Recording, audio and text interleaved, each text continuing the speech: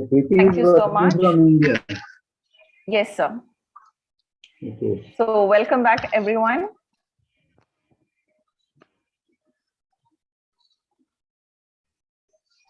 Good morning, all. I welcome you all to the day 2 of the International Conference on Multidisciplinary Approaches in Technology and Social Development, ICMAT-SD 2021, organized by Carlos Hilado Memorial State College, Philippines, in association with Institute for Engineering Research and Publication, IFERP. So before we move on to the technical sessions, I would like to introduce and welcome our honorable dignitaries for the day. Firstly, I would like to welcome our keynote speakers, UNESCO laureate, Professor Sir Bashiro Arimo, the Vice Chancellor and the world-acclaimed Distinguished Professor Emeritus at Crown University International Chartered from USA. Next, I welcome Dr. Andrew Eusebio Estan, VP Research Extension and Intellectual Property, Carlos Hilado Memorial State College from Talisay City, Negros Occidental from Philippines.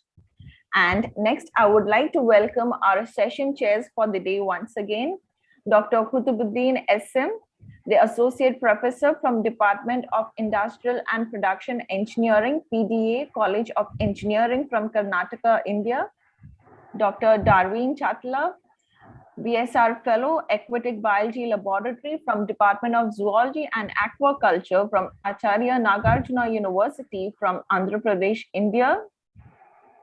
Welcome, sir. And next, I would like to welcome Dr. Yogesh Kumar Jain, Associate Professor from Department of Finance and Economics, Presidency University from Bengaluru, India. And next, I would like to welcome our Director, Dr. Leah L. Fernandez, Director, Research and Development Services from Carlos Hilado Memorial State College from Philippines. Thank you all for joining. And last but not the least, I would like to welcome all our attendees who have joined us today and also the attendees who joined us on day 1 and gave us an amazing presentations. So next we'll be moving on to our technical sessions of day 2. So I request all the session 3A participants to enter the breakout room for your presentations. And the participants for technical session 3 may stay here in the same room. And the session chair evaluating technical session 3 will be Dr. Kutubuddin SM. Welcome, sir, once again.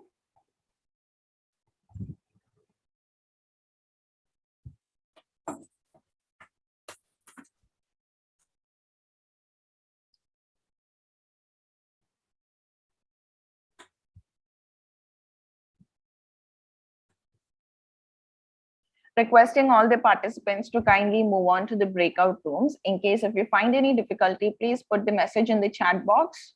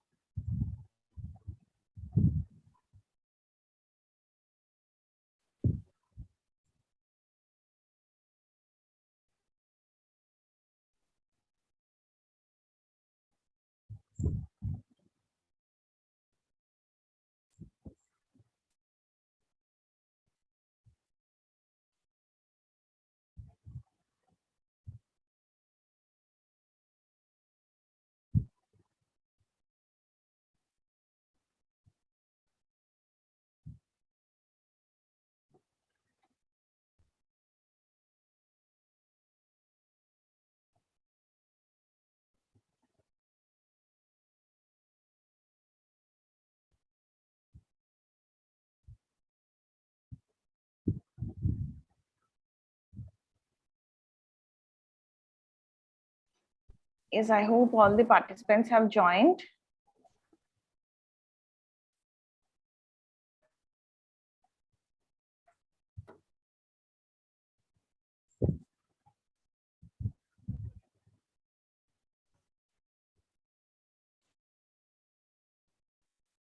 Requesting all the session chairs and participants to kindly move on to your rooms for the presentation.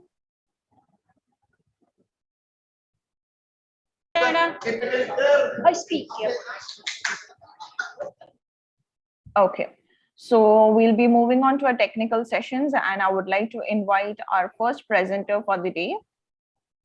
So our first presenter for the day is Musel Sausage. Good morning. Good morning. Good morning.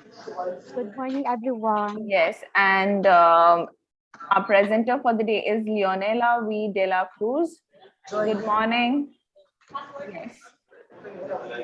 Are you ready for your presentation, Leonela? Yes, ma'am. Yes. Can I share now my screen? Yes, please.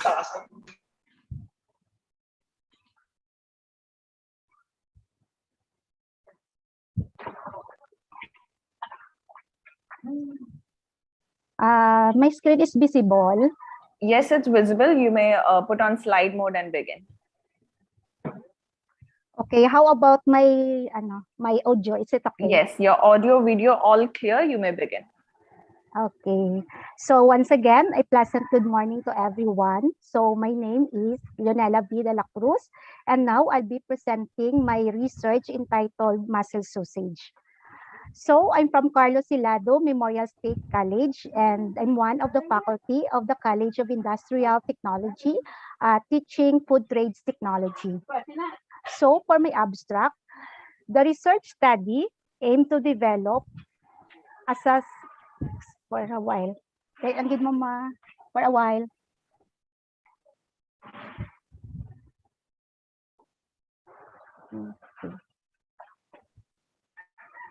Okay, so for my abstract, the research study aimed to develop a muscle sausage as an innovative food product. So specifically, it aimed to formulate a muscle sausage recipe, determine its moisture content, microbial analysis, and proximate analysis.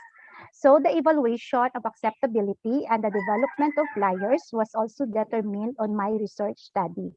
So the hedonic scale of likes and dislikes by Pyriam using the standard sensory evaluation questionnaire was used to evaluate the level of acceptability of the of the formulated recipe in terms of their appearance, smell, taste, and texture. Now, so this standardized evaluation procedure was adopted to ensure that the formulated recipe can be evaluated in the light of its expected output. So there were 15 food experts used as respondents of the study, and they were composed of 5 food trades graduates who are already now in the food industry, then 5 food trades instructors, and 5 selected chefs, chemists, and BSHM instructors. The survey data from the respondents was collated, tallied, and tabulated using the mean and standard deviation to ensure that the development of muscle sausage was acceptable. So this study adopts the developmental and descriptive method of research. The developmental was used to formulate the muscle sausage recipe, and the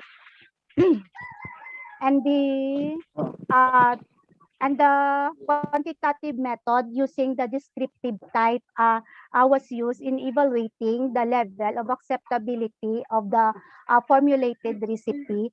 Then for the laboratory testing, we used the gravimetric method, and oven dried was another method used to retain the moisture content of the muscle meat. So on the findings revealed that the muscle sausage recipe was liked very much, and in terms of acceptability was very much acceptable by the expert respondents.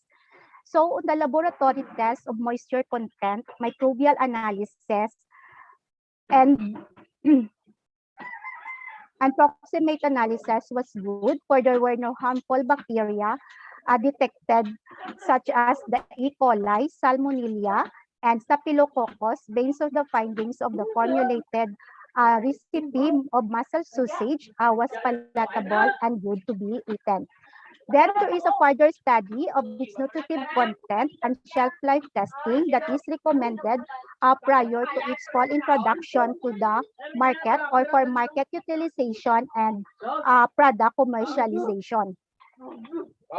So I have here the brief description of my research study. So the mussel sausage is an innovative food product. So this study can be considered to be an upscale in the food industry because of its nutritious and healthy component that is unique to the existing sausage in the market.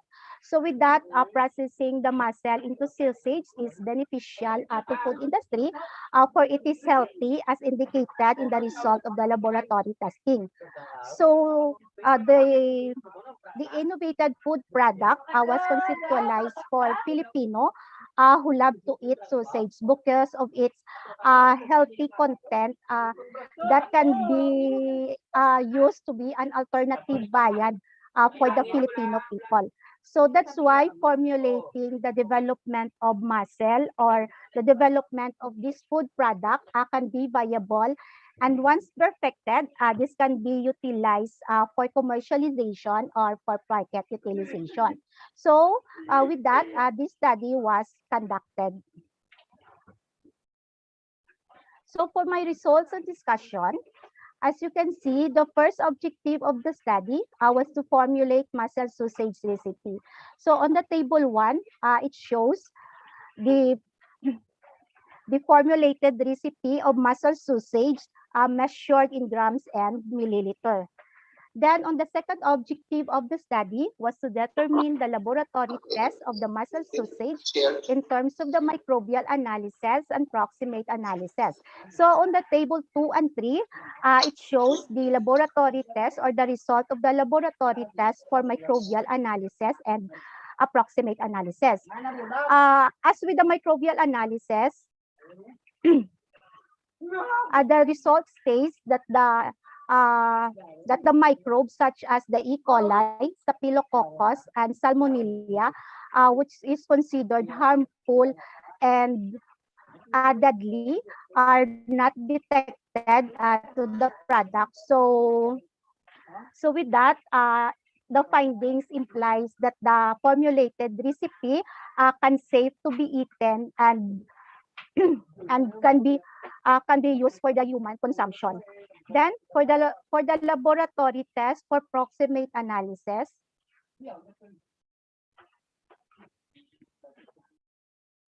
so the result shows that the result for laboratory test for approximate analysis is that is very promising and good, since that the moisture content has got the highest as percentage of 65.57%. So the result implies that the formulated recipe was palatable, since that the moisture content is retained even though that the mussel has been oven dried. So for the third objective of the study was to determine the evaluation of the acceptability of the mussel sausage in terms of their appearance, smell, taste, and texture through the taste test approach on the identified respondents considered experts and experienced in the field of food preparation. So on the table 4 shows the summary of the mean scores on the evaluation of the acceptability of mussel sausage by experts. So the result revealed that the total average mean score of 7.73 was like very much or very much acceptable by the expert respondents. So on the fourth objective of the study was to develop a flyer of mussel sausage for product information. So as you can see on the figure 1, it shows the formulated flyer of the mussel sausage recipe. So as with the conclusion, the mussel sausage formulated recipe can be made as an innovative food product.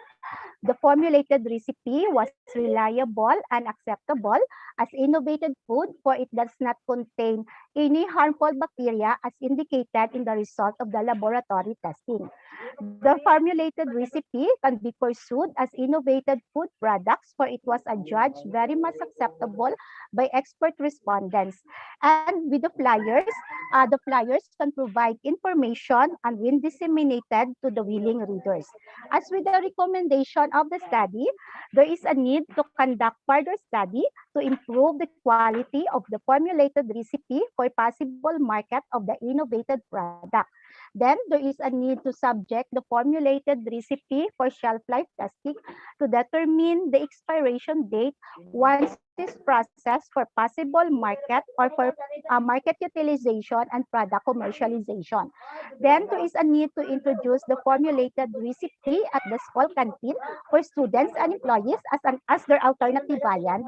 And and for the last recommendation, there is a need to disseminate widely the formulated recipe flyer, not only on local setting, but reaching the farthest part of the province. So as you can see, there are some pictures while working on the formulated muscle sausage recipe. So here are my references for the completion of this research. So thank you and God bless everyone. Thank you so much, Leonla, for your amazing presentation. So, Dr. Khutbuddin, any comments or questions for Leonla? Yeah, it appears to be a very creative and original idea that you have trying to develop an alternative to the existing things. Have you tried it commercially? Still, it is in laboratory. Not yet, sir. So the commercial or the product commercialization of the formulated recipe there is for a further study, sir, to be conducted. Since that the evaluation of the acceptability of the muscle sausage is very much acceptable by the expert respondents. So I think there is a chance or there is a possibility that it will be used for the product commercialization. But of course, we have to conduct a further study for that to improve the formulated recipe, and the same time we can also use this for the transfer of the technology to the beneficiaries or the extension beneficiaries of the Carlos Hilado Memorial State College as for the product, sir, for the mass production of the product. Okay, thank you. Any questions from the audience? Okay. So thank you so much, session chair and Leonela, for your amazing presentations. And participants, if you have any questions, please drop the question in the chat box. So thank you. So moving on to our next presenter. Next, we have Russell M. Della Torre, who will be discussing on the wireless monitoring devices for regulation of vehicular events with IoT. Russell? Any co-author from Russell? I understand many of the participants not join. Yes, yes. Madam, I am still preparing because we have connectivity issue. Okay. Is it okay if I'll given some time? Yeah, I'm using actually the cell phone of another person to inform the body. So are you going to present now? Should we wait for you? Is it possible if I follow after the next presenter? Yeah, sure. We the can next do presenter will present before me. If that. it's okay. Yeah, fine. No problem. And meanwhile, you can check with your internet connection. Okay. Yes. Yeah. Yes, madam. Thank you. Yeah. So our next presenter is Angeli P. Lopez, who will be discussing on the SketchUp plumbing kit. Miss Angeli? Any co-authors from Angeli?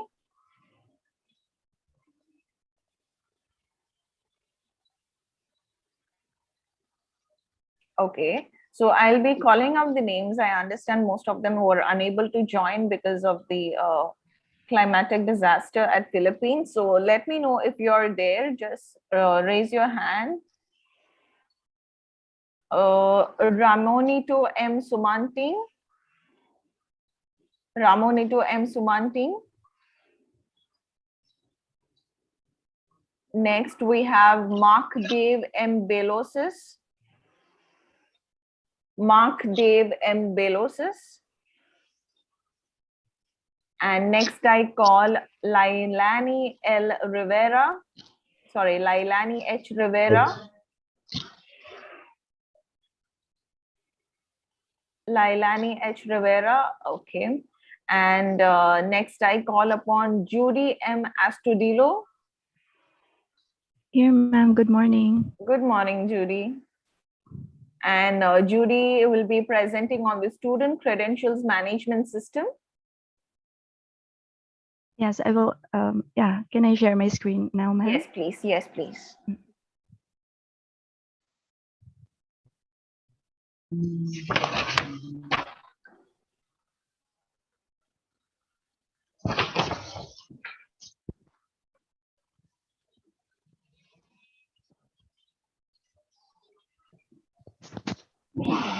So, good morning, everyone. So, despite of the typhoon that hits the Philippines today, so we are still thankful that we are here to continue in presenting in this event. So, good morning, everyone. Again, my name is Ruby May Morante.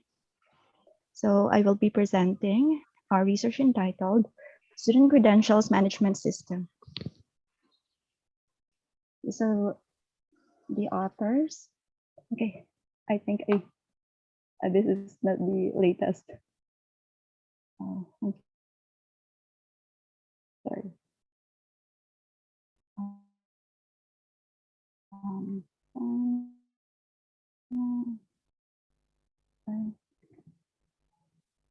okay, so this one.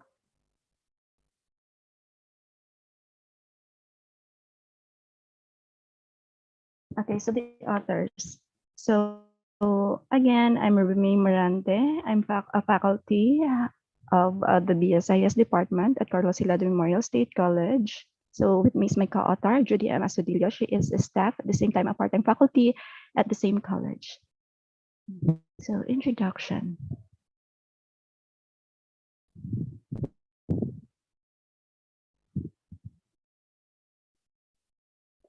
Okay, so over the years, advancements made in technology have encouraged many organizations in recent times to shift their focus towards a paperless working environment, mostly for the reason of sustainability. So in this context, dealing with paper files requires dealing with storage issues like indexing and also difficulty in access. So there is a need to convert paper into digital files and provide a system with backup protection, security features, multiple user access, and a robust search capability. So currently, CAMSI, or Carlos Hilado Memorial State College, is leading to a university, and a standardization of process and documents is a must. So in this connection, the registrar's office, as the repository of records of the students about academic performance and academic requirements in compliance with the requirements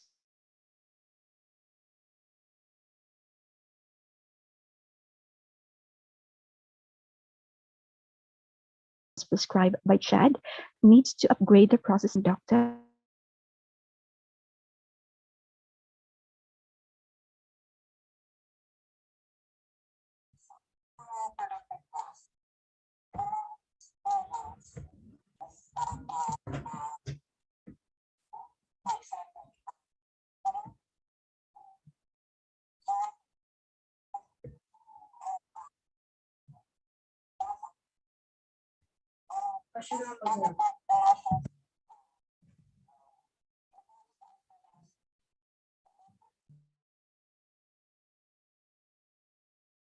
Ms. Ruby, are you there?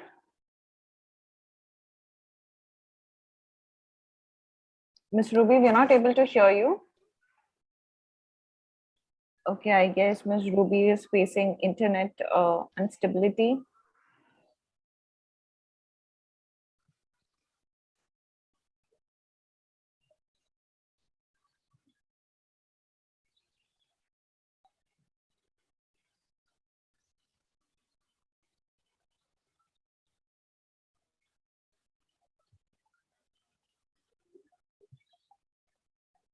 Is there any problem in Philippines, madam? Yes, sir. There was a natural calamity Okay, with heavy downpour and cyclone. okay.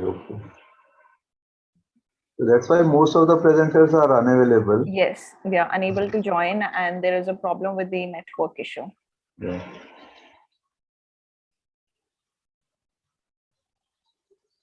Okay, so meanwhile, Ms. Ruby reconnects to us. Let me know if any of the presenters are available.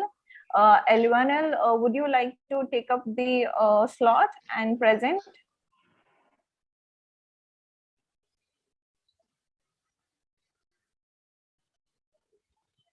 Elinol, can you hear me?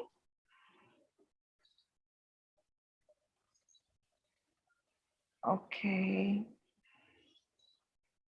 So none of the presenter is available out of Yes. 10. Yes, Ms. Ruby has reconnected. Ruby, can you please continue your presentation? Sorry, I got. Yes, no problem. You may continue. Thank you so much. We really have a trouble internet connectivity Yes, we here right totally now. We don't understand. You even may have. continue. Thank you so No much. problem. Okay, so for the objectives of the study, so the main objective of the study was to develop a student credentials Sorry to management system interrupt. for the office. Sorry to interrupt, Ms. Ruby. Would Yes, you like to ma'am. share your presentation? Share your screen? Okay. Yeah.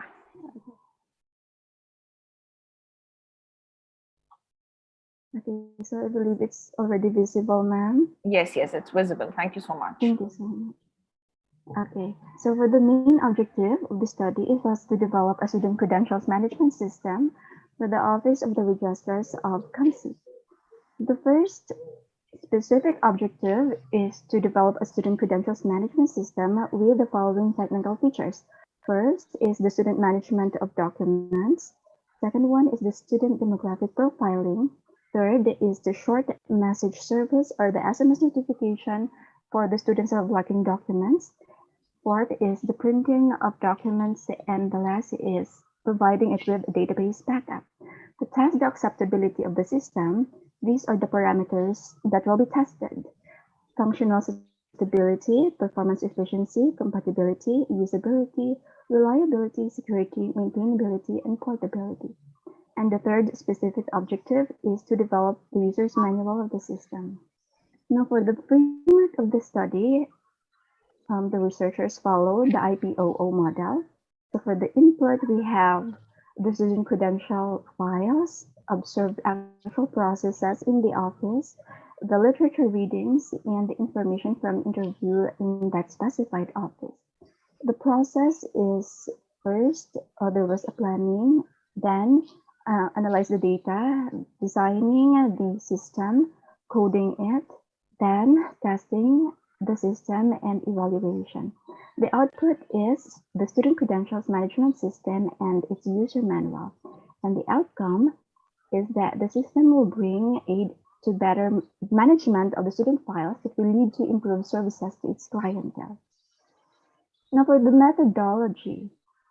So the study utilized the developmental and descriptive methods.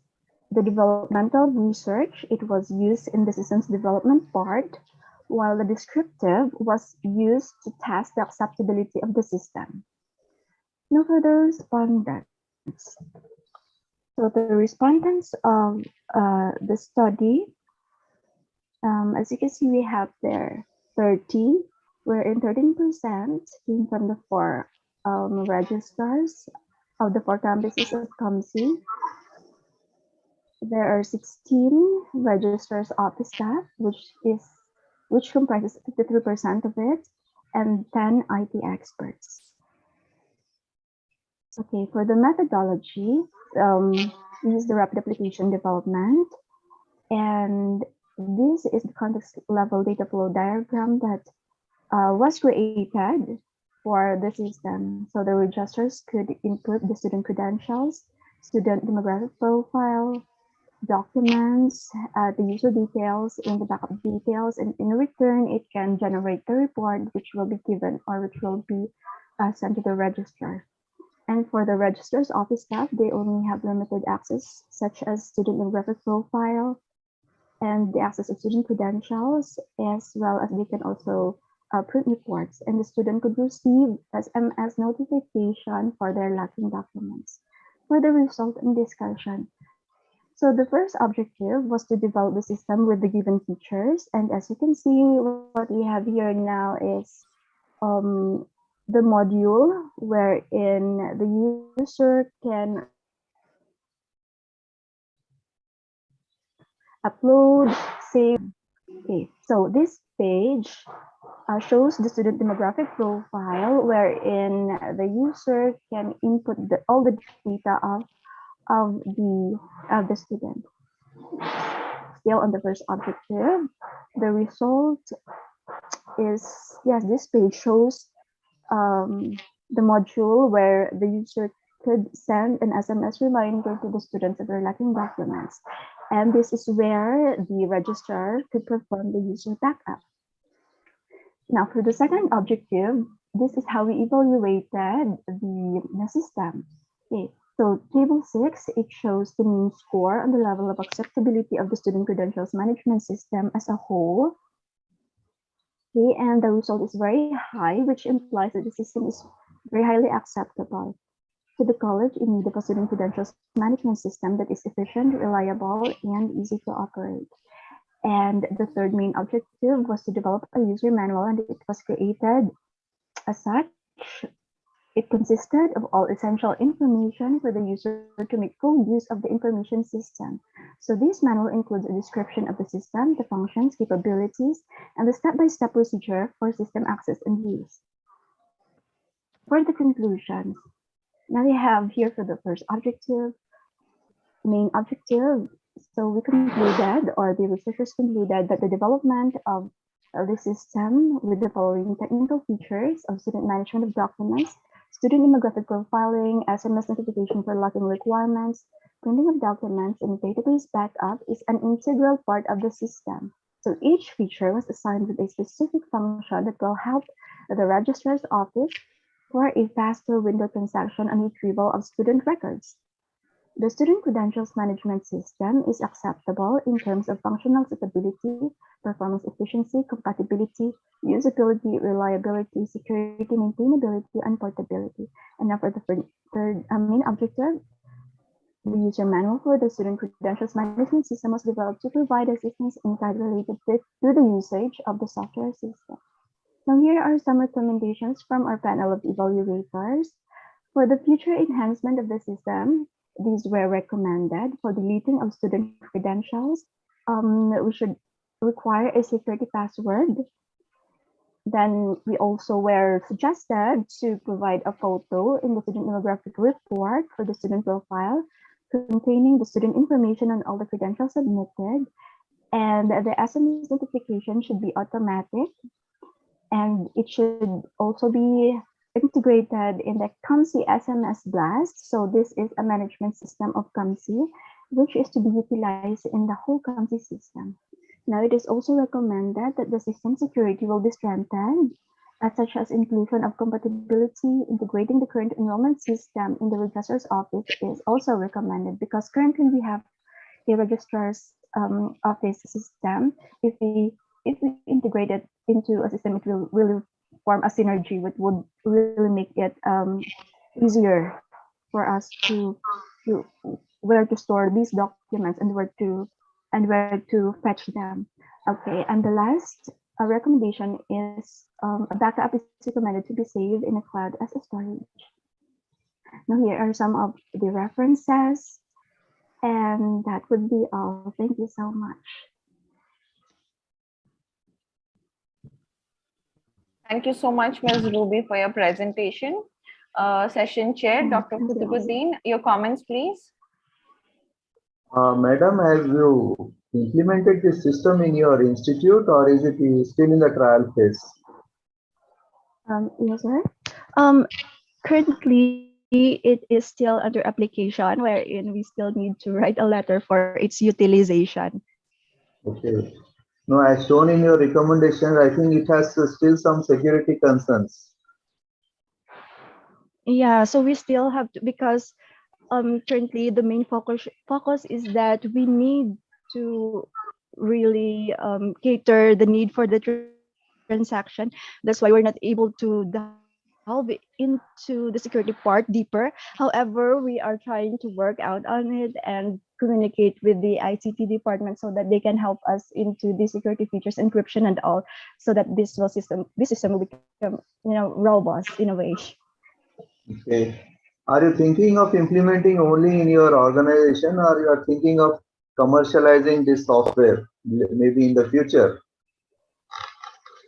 Yeah, that would be a dream, to commercialize also this system, because this would also be applicable, especially in other SUCs or in other, state Yeah. universities and colleges such as like us.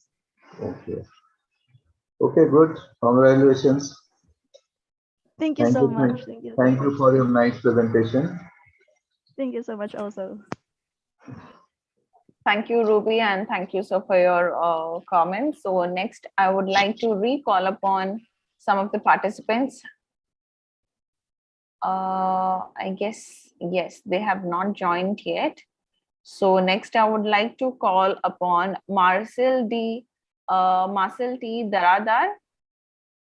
Marcel? Okay. And next, Gina A. Lorenzo.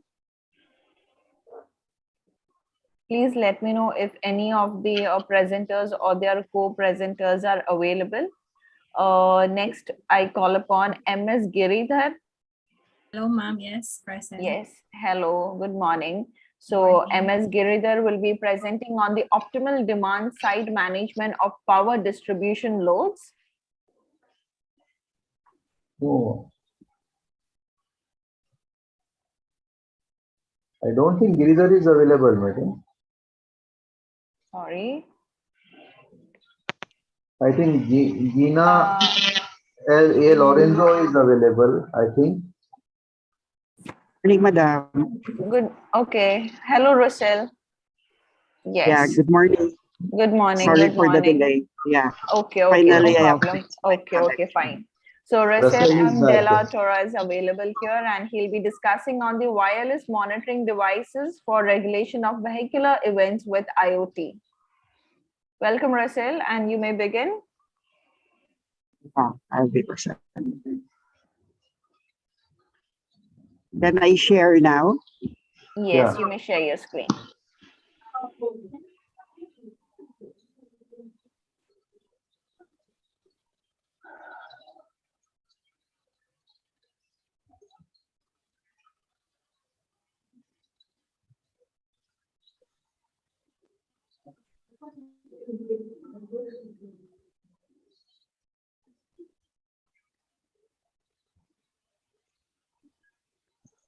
So, good morning, everyone, especially to our distinguished uh, panel, and also for our uh, organizer of this conference. So thank you very much for giving me the opportunity to present my finished presentation or research. So my research is about the wireless monitoring device for regulation of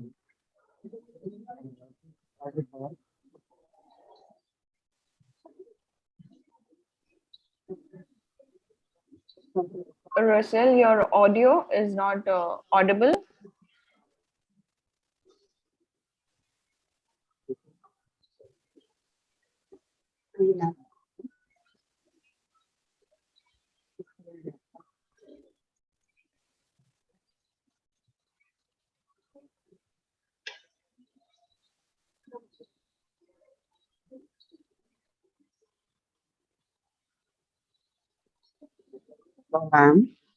Yes, you're audible now. You may continue.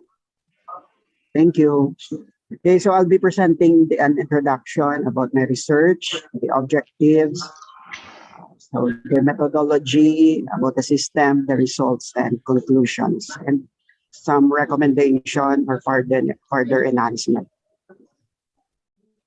So data monitoring and recording of operations are requirements in many safety-oriented applications. So this data acquired is not only useful in determining failure mechanism, but it is also useful for more purposes like maintenance, reliability, safety, and security of automobiles. So automobiles or vehicles like buses, vans, fleet vehicles, or private owned vehicles are examples where data monitoring and recording are of utmost importance. So as the dependency of humans for transportation increases, and incidents of road-related accident rises, the need to develop a system that will track and notify owners of their automobile's vehicular event is very important or apparent. So this study intends to design a compact system which combines data monitoring and logging, security, and regulation system. The device will provide a notification system that will immediately inform the owner of his family members when car crash occurs. So the device will also integrate uh, controls for the car and notify family members if some activities of the cars are violated. So as a short overview, in the Philippines, there are 7.69 million registered vehicles. So that was of 2013 from the Land Transportation Office. And it was recorded that there are 1.25 million deaths per year worldwide and 79 deaths in the Philippines. So that is data from the World Health Organization. So, so there's a need to develop a system that will track and notify owners of their automobiles' vehicular events. So every second waiting for the medical help can cost the victims their lives. So most vehicle monitoring systems use wireless communication network to set up connection and transfer data between the vehicle and wireless base station. So the design system, on the other hand, employ the latest data transfer technology uh, with the use of IoT to send location information, vehicle data, and configuration signal to and from the device and the server. So the developed device will integrate GPS, satellite-based tracking, where it will monitor vehicle location, speed, and heading, and relay this information to the owner's mobile device through GSM network using short message services. So implementation of these technologies will ensure a system that is most economical to set up with efficient and faster data transmission rates. So the system will use sensors that will enable the device to monitor and give reports on the vehicular events. So securing it from thieves by utilizing also geofencing and notifying owners wirelessly on in case the vehicle shows irregularity. Now, the objective of this research or study, so the general objective of this study is to develop a reliable monitoring system that will reduce the gap in the response time in case of car accident through SMS notification. So specifically, this study aims to determine the following.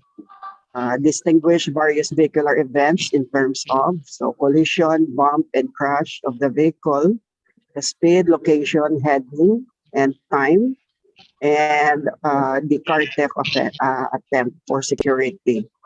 So also, it is aimed to design and develop a system that monitors and notifies the vehicle owner of car accidents and any related vehicular problem. So assess the level of end user satisfaction and evaluate the degree of acceptability for use of the system. So the methodology used in this study is developmental and technology research. So, and among the three developmental and technology research, so this is the issued research standard in PASOK. And among the three design, so this study will use the design and evaluation research design, so purposely intended for the development of new product or process. So this is the research paradigm. Start with the knowledge, input starts with the knowledge requirements, the hardware requirements, and software requirements. So the process in developing or conducting this study will start with planning, the development of the hardware, the software, and it will end with testing and evaluation. So the output of this would be the wireless monitoring device for regulation of vehicle events, and the review of design, function, testing, and evaluation result. And the outcomes would be the accurate monitoring of vehicle speed, location, and heading, improved reporting of driver and vehicle behavior, faster response to vehicular accidents, and better ability of owner to protect vehicle from theft. So testing procedure, so we use the ISO IC 25010 of 2011, the standard systems, software engineering, which this is the user acceptance testing, which will cover functionality testing, usability, and the user satisfaction. So this is the block-up diagram of the component and the conceptual flow, which covers the hardware, the software, and the communication part with this different sensor, getting information from the vehicle and sending them wirelessly to the owners and registered member of the family. So for the summary of functionality tests covering, this is the result and conclusion. So based on the result of the functionality testing, it is evident that all of the tested users strongly agree that all the features tested are functional. So the overall average indicate 85% of the users strongly agree that the whole system is functional and 15% do not. The figure denotes a high level functionality. This is the result of this table of the result of the functionality testing. And for usability, after applying SUS scoring scheme, the user responses will summarize. The system obtained a SUS mean score of 81. So SUS is a standard usability testing tool or instrument. So after normalizing the score and comparing it to the table of curve grading scale interpretation of SUS scores, so this is from Lewis and Salio 2012. This denotes a usability grade of A or a percentile rank of 90 to 95. So industry standard that if a standard system achieve a SUS score above 68, it will be considered above average and recommendable for implementation. So this is the summary of the usability testing. And lastly, we have the end user satisfaction test. So I use the post-study system usability questionnaire. Using the PSSUQ, the system achieved an end user satisfaction level of 1.78, scale of 1 to 7, and 1 being the highest. So this is the data treatment using PSSUQ. So after normalizing the data and comparing the achieved value of the PSSUQ norm, the PSSUQ norm is a database of the PSSUQ mean score compiled from other systems. This norm compares the system under study if their products comparable or better than the rest. So comparing the mean values of each criterion over the mean values of the PSSUQ norm demonstrated that the system achieve a better mean in all criteria. So based on the PSSUQ norm,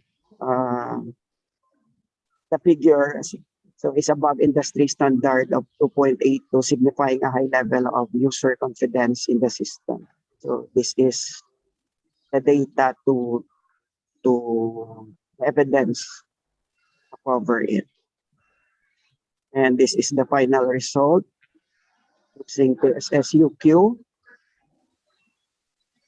And based on the result of the evaluation process, the following conclusions were drawn. So based on high percentage result in functional testing, the developed system can distinguish various vehicular events in terms of collision, bump, and crash of the vehicle, speed, location, heading, and time, and car theft attempt.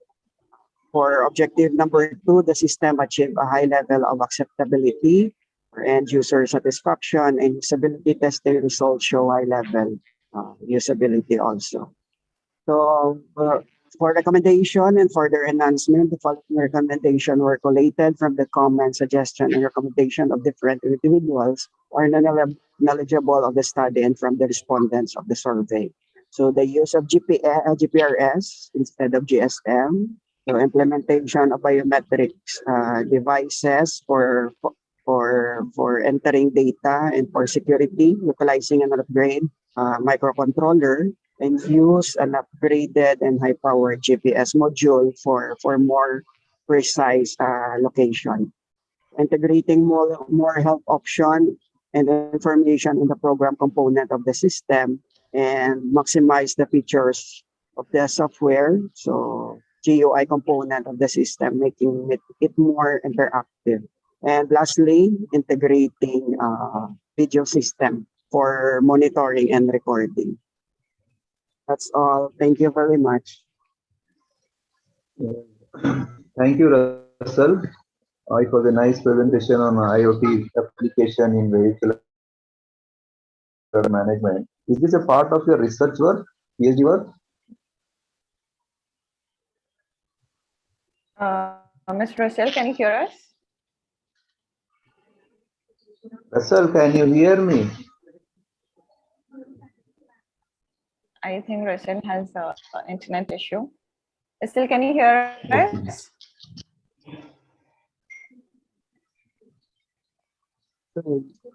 Yes, yes. Yes, did you hear the question? Russell, am I audible to you? Can you hear me?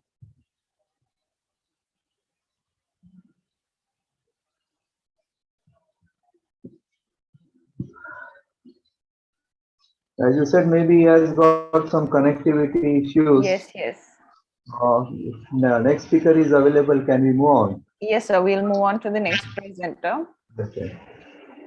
So next, I'll invite Gina A. Lorenzo, who will be discussing on the COVID-19 impacts and challenges in the construction industry. Gina A. Lorenzo. Hello, ma'am. Good morning. Good Am I morning. audible? Yes, Am I you're audible? audible. Yes, yes. Okay, thank you. Allow me to present my screen. Yes, please.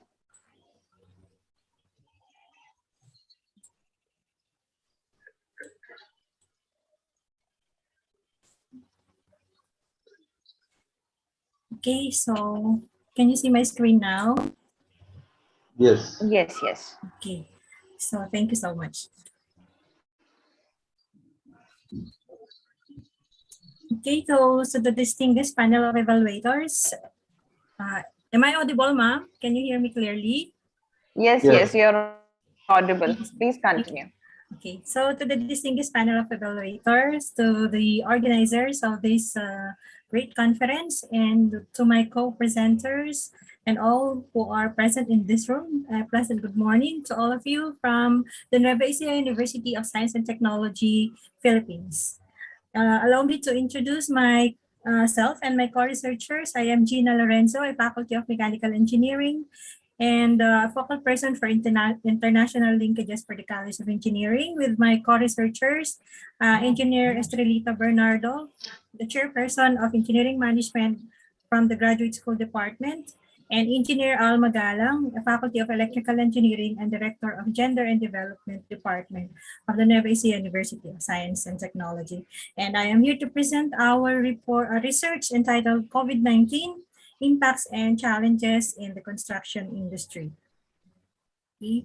So the COVID-19 has shocked the world, and we cannot be it, and its effect and impact is overwhelming. So the members of the construction industry have experienced varying degrees of impact due to the COVID-19 pandemic. And construction activities remain unstable in some provinces and cities, depending on whether construction is an important business. And according to Statistical Research Department, the construction industry is a key sector within the Philippine economy, contributing a gross value added of about 336 billion Philippine pesos during the fourth quarter of 2020. So the construction industry has been forced to adapt to significant challenges and formulate solutions to alleviate delays and other impacts caused by the pandemic.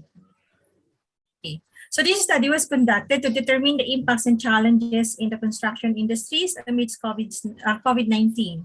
And also the researchers were able to propose a management program for safe work practices. The proposed management program for safe work practices were in terms of engineering controls and administrative controls.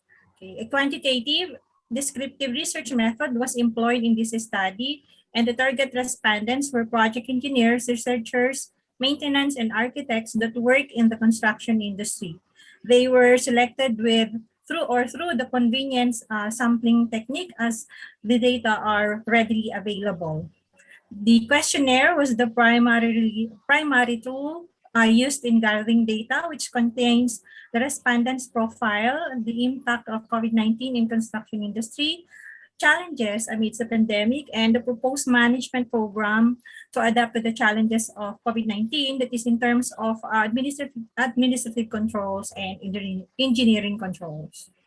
For the statistical treatment of data, the data were gathered or treated using the following tools. Frequency and percentage were used to describe the profile of the respondents. So they were described in terms of age, gender, and position in the company.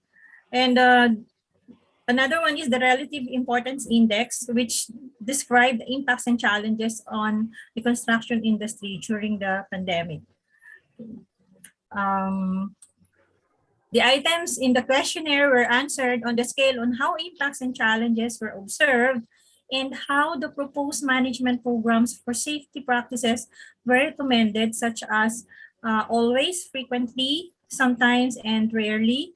And also for the proposed programs, such as strongly agree, disagree, and strongly disagree.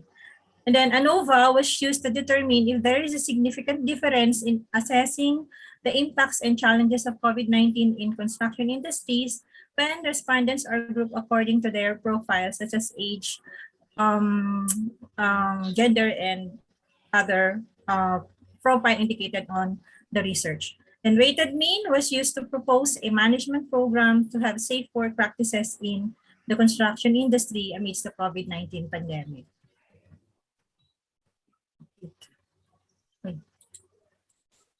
Okay.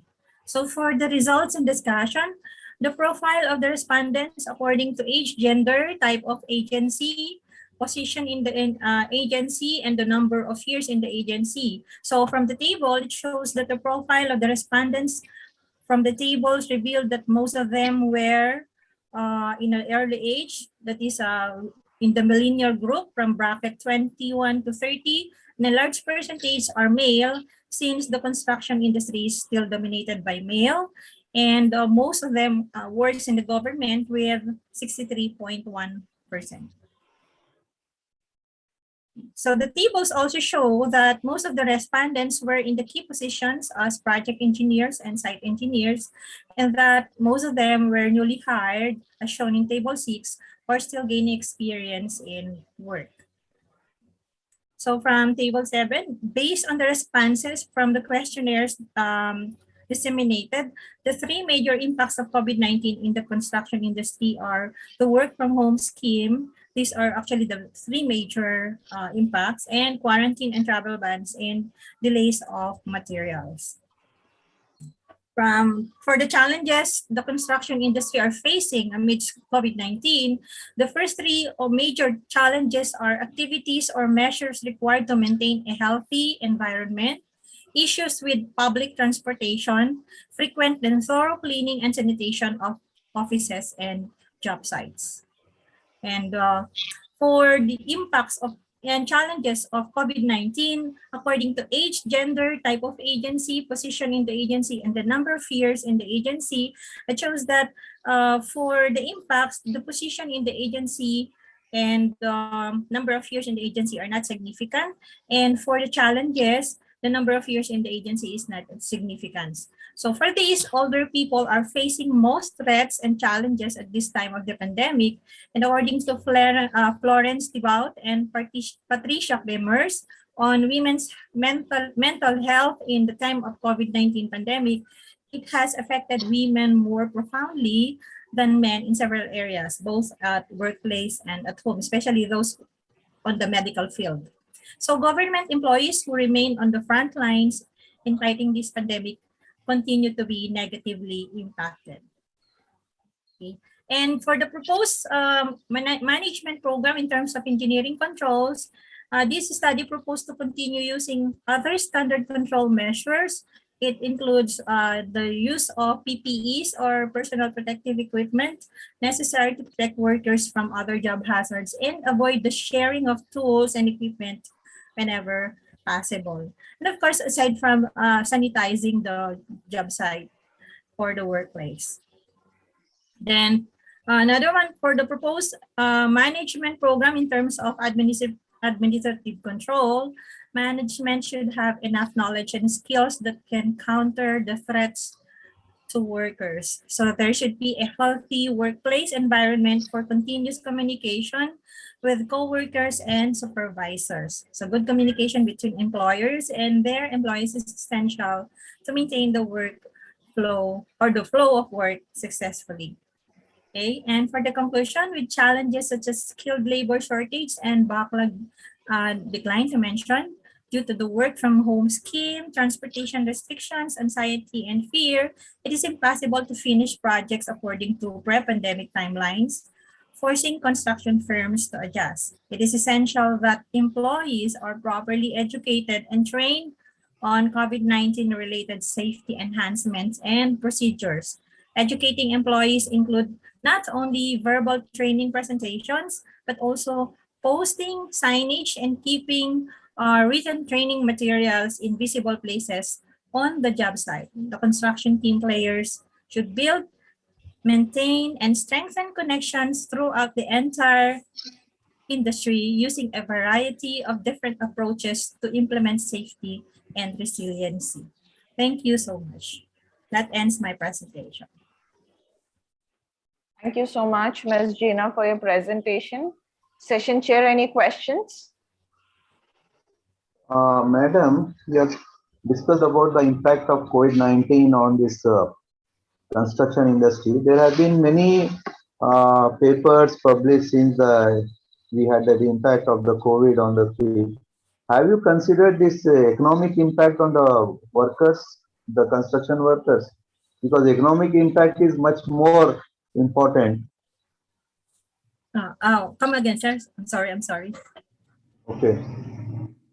Have you considered economic impact of COVID-19 on the lives of the workers in your study? I think there was some response about this economic impact, like the loss of people losing their jobs because of the pandemic. Yes, sir. It was actually included in the responses of the respondents. So that's why we have there on the proposed wait, sir. On our proposed administrative control, management controls, Yeah, you The talked about administrative control, engineering controls, that is yeah. fine. But economic impact had a major bearing on the lives of the workers during COVID. That should have been also included in your study. Yes, sir. That is Noted, my sir. opinion.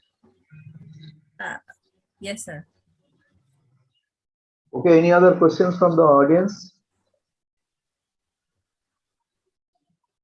Is the next speaker available, madam?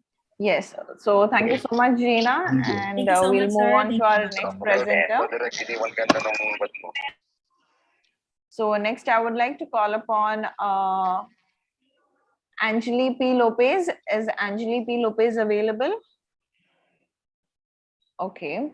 And our next presenter will be Ramonita M. Sumanting. Ramonito M. Sumanting.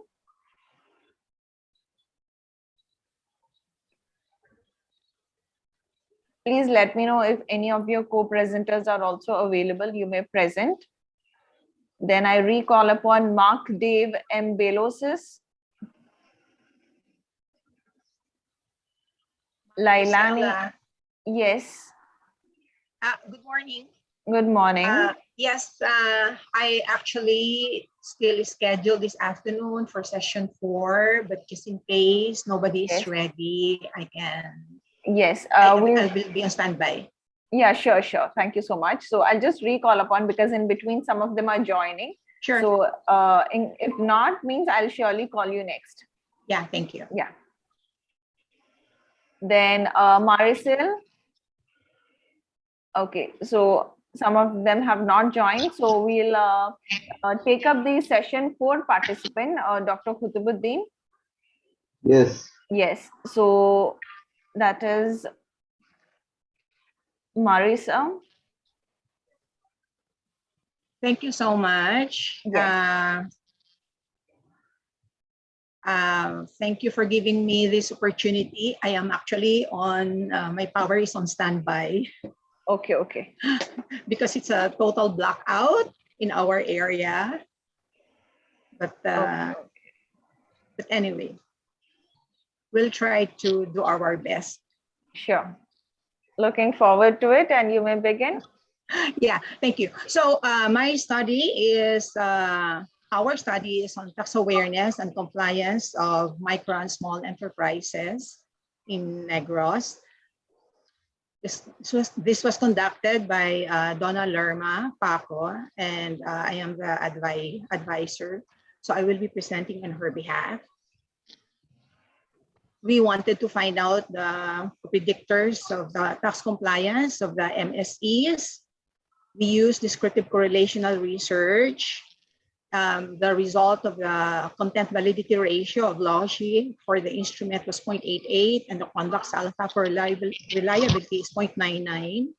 Okay, and it turned out from the study that the MSEs were very aware of the BIR requirements and that they were complying with the BIR requirements to a large extent.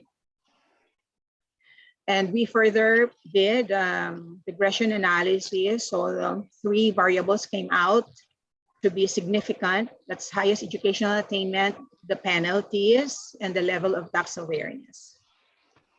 So the study was conducted to the registered micro and small enterprises under the Revenue District Office of the Bureau of Internal Revenue in Bacolod City. Respondents were accountants and bookkeepers of micro and small enterprises, which were registered in BIR before January 1, 2019, because this was conducted for that year. A total of 400 SMEs were taken as sample size. There were 200 micro and 200 small enterprises. Actually, the sample size was computed. It turned out to be 389, and we rounded to 400. So just a short background, 1 out of 10 medium taxpayers have 95 to 100% compliance level rates. 900,000 establishments are operating in the informal economy, and 99% of the businesses in the Philippines are MSEs. This is the profile of the participants. 52% were females, majority of them married. They are in the age bracket of 30 to 39. Most of them were accountants and with 10 to 19 years of service in the establishment. As for the business profile, most of them, 75% were micro businesses, micro, so most of them are into single proprietorship. They were operating for 20 to 29 years. That's 53% of them. They were in the those in the wholesale and retail trade were 37%. And they were subjected to, because they are in this line of business and they're small, so they were subjected to no income tax and are non-VAT taxpayers. That's 34.6%. There's an error here, of another percent. And then most of them, close to 60%, use the BIR forms platform. Okay, results of the study. The participants were very aware of the BIR requirements of the taxes, so like the withholding tax compensation, the withholding tax expanded, the excise tax, and documentary stamp tax. Moderately aware, they were moderately aware of the percentage tax. However, they were extremely aware of the value-added tax. The results, as far as the compliance is concerned, they were very compliant to a large extent with the following mean ratings for the withholding tax compensation, withholding tax expanded, the value-added tax, the percentage tax, excise, and documentary stamp tax. Okay. When they were asked as to the factors affecting their compliance, number one reason was they were afraid of the financial penalty. Second, they were afraid to be audited by the BIR because that means more money on their part to be paid to BIR later if they will be audited. And some of them had or were facing financial constraints to pay for their taxes, considering that they were only small and micro enterprises. When measured whether there was a significant difference in the level of awareness, yes, there was when they were grouped according to age. So the p-value there is 0.021. Also according to sex with the p-value of 0.014. Also, when they were grouped according to the position in the establishment or the company with the following p-value at 0.006. And also so that's it for the awareness. When they were measured, whether there was a significant difference in the level of compliance or extent of compliance according to their business profile, yes, the form of business turned out to be significant. Okay. And the manner of filing also turned out to be significant. There was a significant difference. When the level of tax awareness and the extent of compliance, tax compliance was measured or were measured, there was a significant relationship between the two. But when we measured furthermore using regression analysis, 3 variables came out to be significant, statistically significant, which predicted the tax compliance. And that is for highest educational attainment, the penalties that they were afraid of facing, and the level of tax awareness. So we recommend that for BIR to regularly conduct tax awareness seminars among MSEs, for the Department of Trade and Industry to incorporate topics on BIR tax compliance requirements in every seminar and training that they conduct to micro business entrepreneurs, and for owners of SMEs that they should not solely rely on their staff or bookkeeper, because after all, they are the ones who will face compliance or non-compliance with the BIR. And so these are my appendices. So thank you. I'll stop sharing now. Thank you so much. Yes, thank you so much, Marisa, for your presentation. Session chair, any Thank you. questions? Madam, you have done a study on tax awareness in MSMEs. Did your study and the awareness factor result in increasing the tax collections? Yes, in fact, but I don't have figures to back that up. But Paco, who is actually the main author of this, is working in the BIR, and they have seen that the tax collection has actually been on the rise. Although this is not part of the study, but yes, she was asked that question, and there was a rise. Okay, thank you. Because they were compliant in the first place. Yeah, thank you. Thank you. Okay, thank you so much Thank your you. presentation. Yes. So next, we'll quickly move on to our next presenter. So Ramonito has joined. Ramonito, can you hear me? Ramonito M. Sumanting.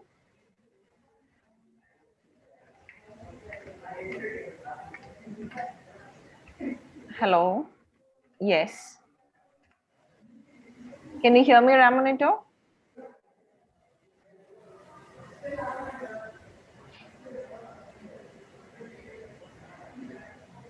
Can you please unmute?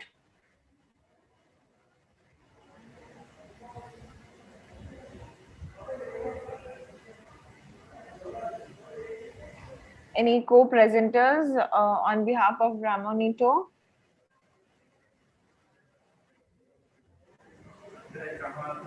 Ramonito, can you hear us? Okay, so I'll quickly move on to our next presenter. So we have here present MS Giridhar, who will be discussing on the optimal demand side management of power distribution.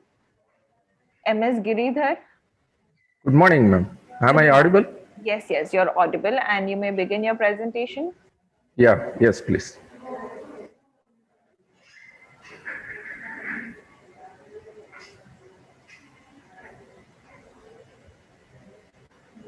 Yeah, 1 second. I am sharing my slide. Sure, sure.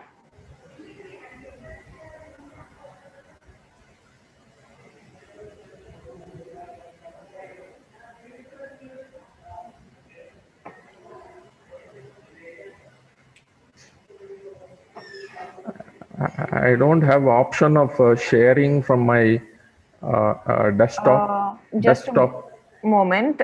Please try now. Yeah.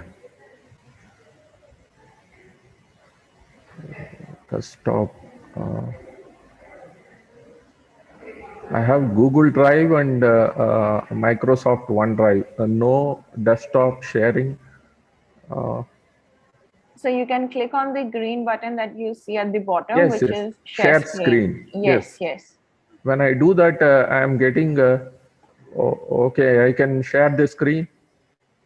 Yes, maybe you will have to, yes. Okay, I am trying to, yeah. Now, are my slide visible? Yeah, I'm opening them. Yeah. Yes, it's visible. You may put it on full screen and begin. Yes, yes, please. Yeah. Yeah. Is it okay visible? Yes, yes. Right. Good morning to one and all. Presently in India, it is 9 o'clock time. Okay. And I'm working in an engineering college. Okay. So I could log in just now. Yeah. Optimal.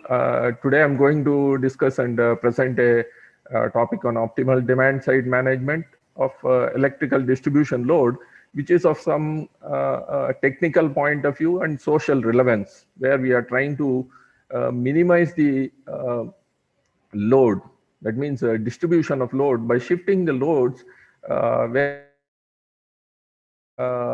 requirement is there. That time we try to schedule the loads in such a way that the peak demand is reduced. Okay, so by which we can also reduce the burden on the main supply. Okay, so let us see. I hope I could make you clear the points. Okay, myself and Dr. Shobharani Menam, Both of us have done this research work. Okay, myself, MS Giridhar. Okay, both of us are professors in the Department of Electrical Engineering, like Red Balredi College. Okay. So the main idea is shifting of load devices. That means when to switch on and switch off the loads based upon a schedule in such a way that we try to manage this demand in such a way that peak load is reduced, and also cost of energy is also minimized. Okay, so let me show how we have done this. Okay, so the main objective is shifting of the load devices with a proposed schedule. That means timing. Okay, the main aim is we have an objective load curve. That means we want to achieve a particular load curve. So based on the reference load curve, we try to schedule the loads in such a way that we try to reduce the burden on the main supply system. Okay, we have developed an algorithm for that. So where currently with the use of many electronic devices, loads, different types of electronic devices, DC loads, there's a lot of peak demand happening. So this is of current requirement. Okay. So the constraints in the problem is number of devices shifted should not be negative. Number of devices shifted based upon the time also. We fix the time. Okay. So maximum permissible delay is also limited. So all these are some of the points. And we have taken 3 types of loads: industrial, commercial, and residential. And we also have the composition of them because it is an algorithm where we are able to study even the composition of different types of loads. We have considered industrial 6 loads and commercial 8 and residential 14 loads. Okay, and forecasted fixed reference demand curve is taken based on that loads are scheduled. I'll just show quickly what are the controllable and uncontrollable loads from which we are able to schedule. Okay, so this is one of the flow chart where we have used one of the latest optimization algorithm, which is called the particle swarm optimization for scheduling purpose. Okay, I'll quickly move on to the main problem. Okay, because this algorithm is available. Many of the engineering technological people are using. Okay, right. So implementation steps, this is what in the step 1 we mainly consider one fixed objective curve. Okay, so that is called a reference curve which we want to achieve, load curve. So based on that we schedule our loads. We give scheduling to our loads in such a way that the peak load is reduced. Okay, so that's what we do connection and disconnection in the 4th step, where it's a part of algorithm where we give scheduling. And in practical point of view, in a distribution system, we have relays and breakers where reclosures, where you can switch on and switch off the devices in such a way that they become controllable devices. Okay. So that's where we have computed the load factor, and cost is also reduced. I'll show how we are able to. This is one of the typical scheduling table. That is the logical connections, how we connect the devices. Okay. So I have shown you for one particular case where a DS is called the device schedule. Okay, you can see for a particular device, if it is 0, it is switched off. If it is 1, it is switched on. So that is how we have scheduled for a 12-hour duration. Okay, 12 time steps we have taken, and we have done it. Okay, and the number of devices are also considered, which I was telling, right? So finally, we were able to achieve the operational cost reduction, peak demand reduction, and we have considered demand side management with the individual type of load as well as multiple, that is industrial, commercial, all together. Okay, so this is one of the, yeah, I'll try to finalize and sum up. Okay, So you can see the red curve is the objective load curve, which we have considered. It looks almost like a flat one, okay?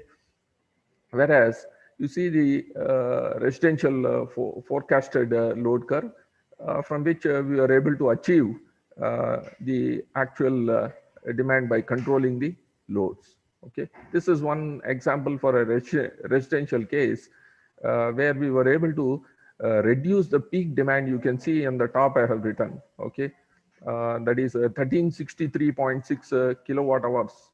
1 kilowatt hour is 1 unit. Okay, so the number of units have been reduced by properly scheduling and managing, switching on and off the loads. Okay. So similarly, we have done the analysis for residential, commercial, and industrial loads, where we were trying to reduce the peak demand. Okay.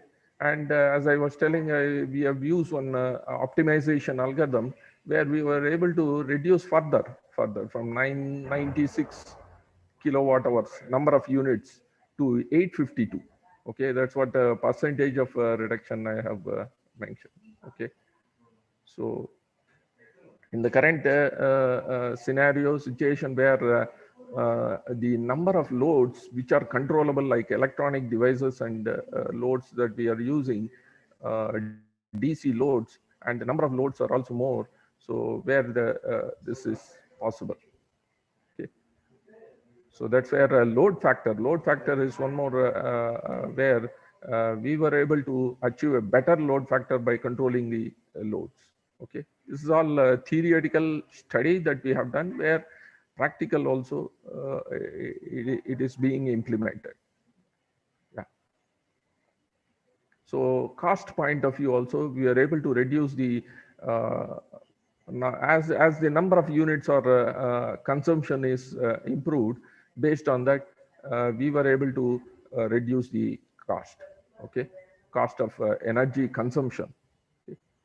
So that's what is shown here for different types of loads: residential, commercial, and industrial.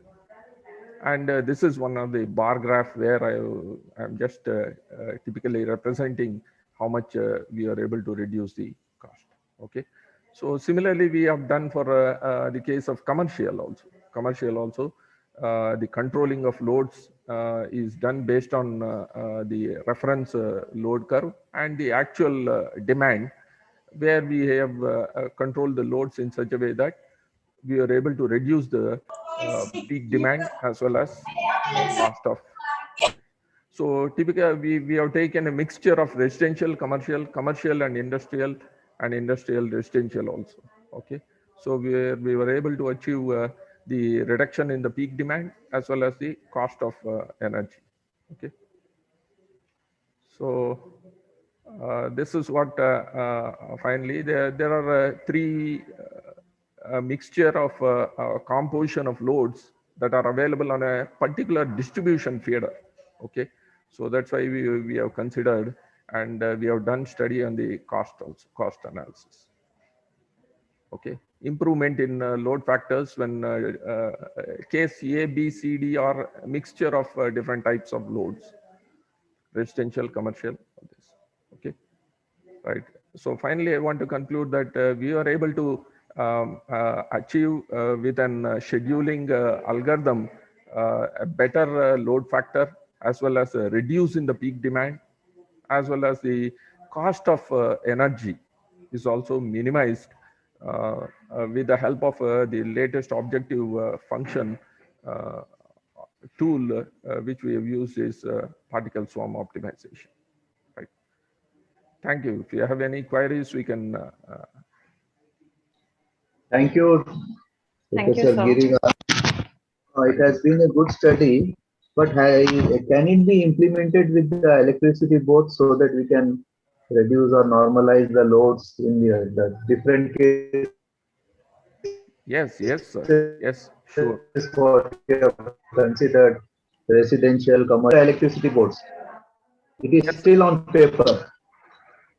To some extent, with the lighting load and all, we can definitely do. And in our campus and all, we are also doing for a lighting load system on a feeder. we are trying to control. It is almost like 10 to 20 kilowatts of power, where we are trying to control with the help of switches in each phase. We are trying to manage and implement. Okay. Yes, sir. Okay, thank you. Thank you, sir. Thank you. Thank you very Yes, much. thank you so much, sir. Right. Thank you. So next, I would like to call upon our next presenter. Please let me know if Mr. Nikhil R. Wag is available.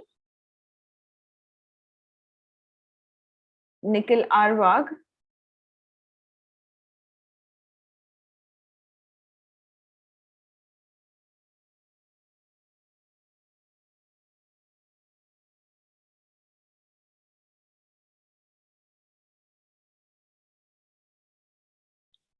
And also if Ms. Ramonito M. Swanting is available, yes. Yes, sir. My name is Nikhil Wang. I'm available to ready. Yes, yes. Okay, thank you represent so my- much. So you may begin. So Yes, Mr. ma'am. Nikhil will be discussing on the FEM simulation of microcombustor based thermoelectric generator by using CFD fluent.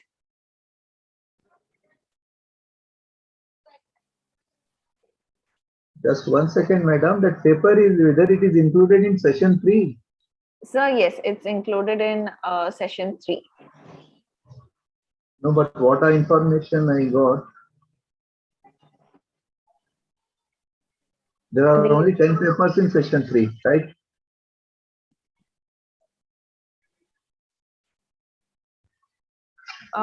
There are a few more papers added. Okay. Okay, let him continue. We'll stick to the Yes. time. No Yeah, problem. sure. Thank you. Yes, Thank you, sir. Mr. Nikhil, you may continue.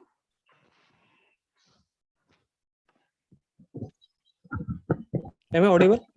Yes, yes.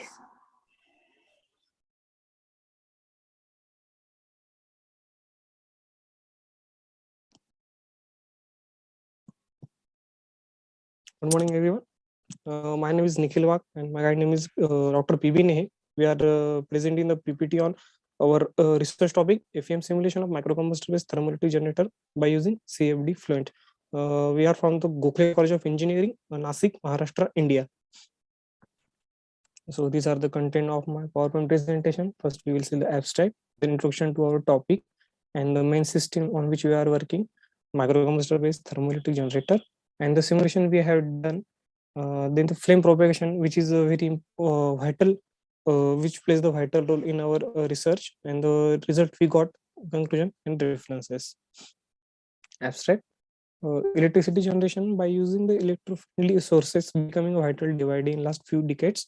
Thermoelectric generator is the new alternative because it has no moving parts, and thermoelectric generators converts the thermal energy from heat into electricity directly.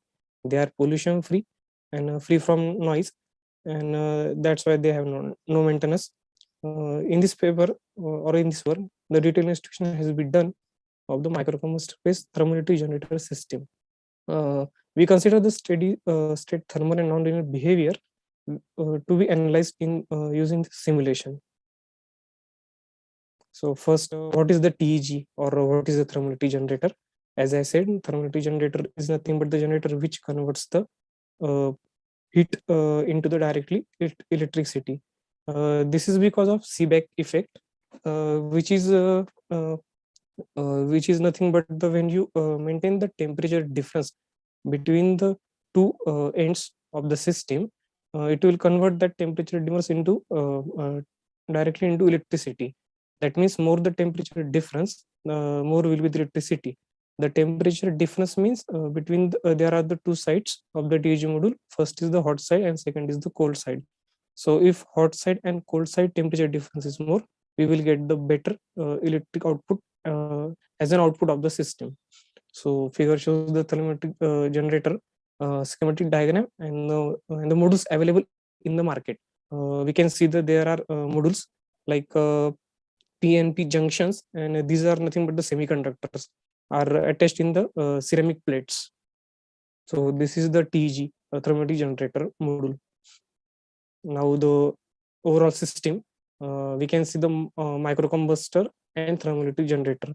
We are keeping the thermoelectric module or the TG above and below the microcombustor. This is why the microcombustor acts as a heat source for the thermoelectric generator, which will provide the heat to the hot side of the TG module. So the more to getting the more temperature difference, we will provide the cooling jacket at the cold side of the TEG. So this will gives us the more temperature difference. And to getting the more output from the microcombustor, we are placing the TEG on both sides, that is top and bottom.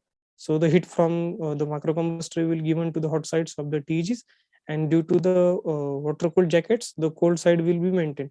And in this way, we will get the more temperature difference and the more hence more the output. So simulation we have done. We have done the simulation in the ANSYS CFD Fluent. Excuse me, Nikhil, sorry to interrupt. Your slides are not moving.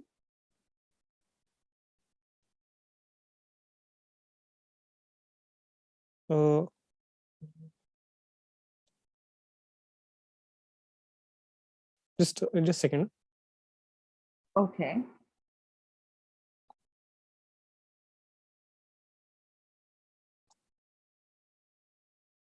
Can you tell me on which slide I'm now? You're in the first one.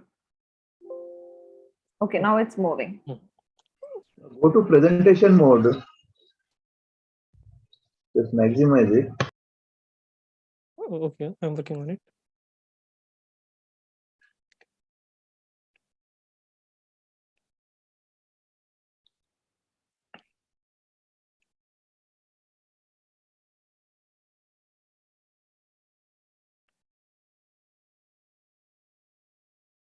Is it moving now? Slides are moving? No. Okay, you may continue. Again, you maximize the slide also. Can you put Go on to slide presentation mode? Okay, wait now.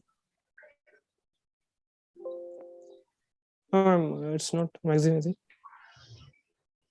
Okay.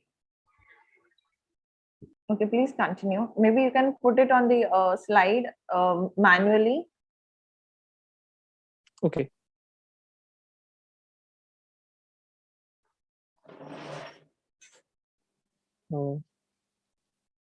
Are they moving now? Yes, yes.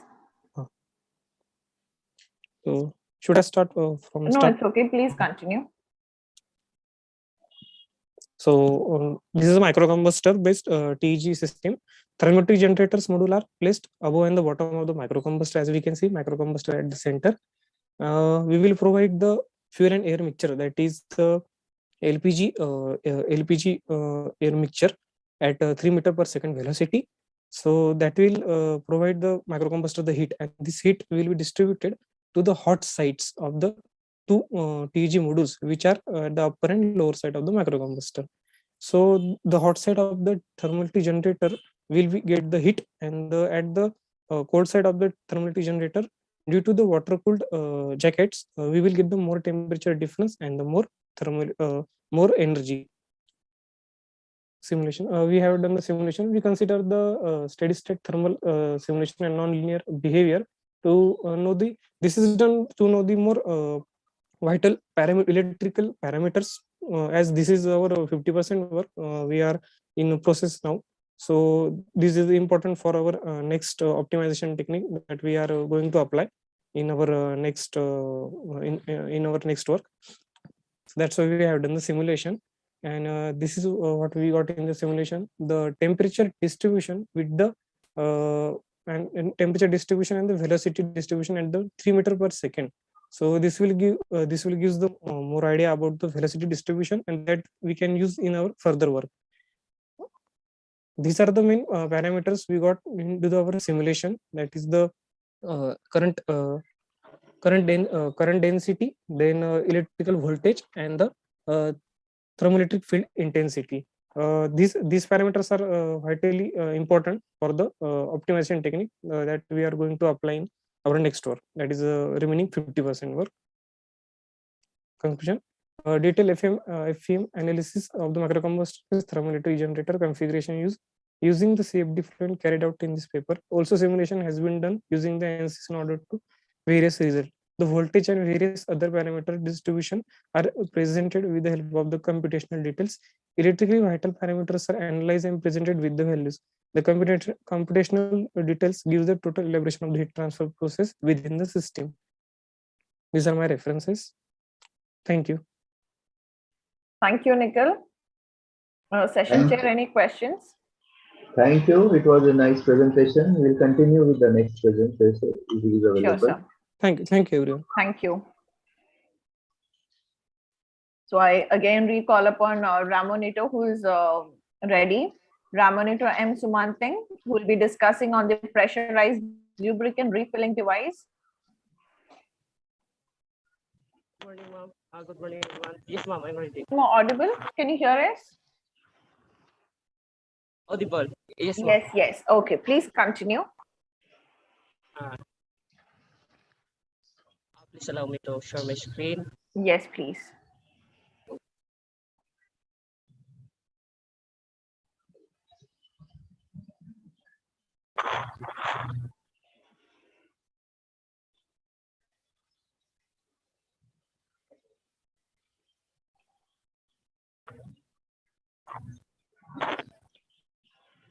Excuse me, my screen is visible. Yes, it's visible. You can put on slide mode and begin. Excuse me, my screen is visible.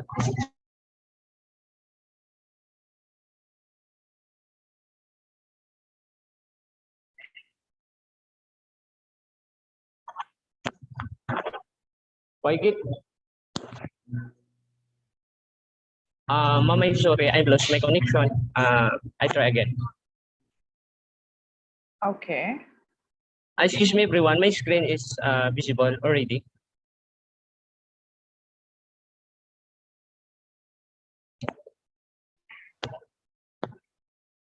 Yes. Your screen.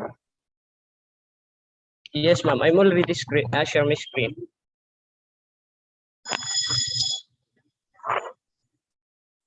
Sir.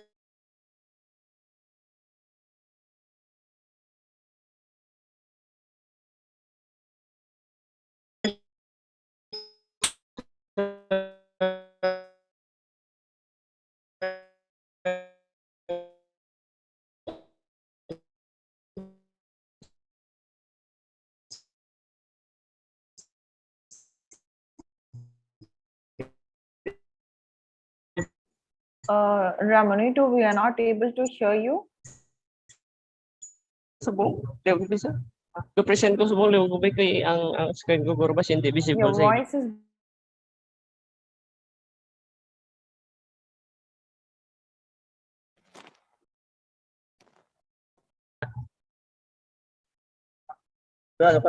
Reloading.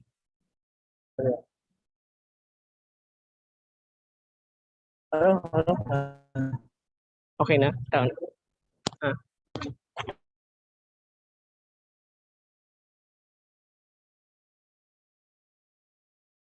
Yes, please continue.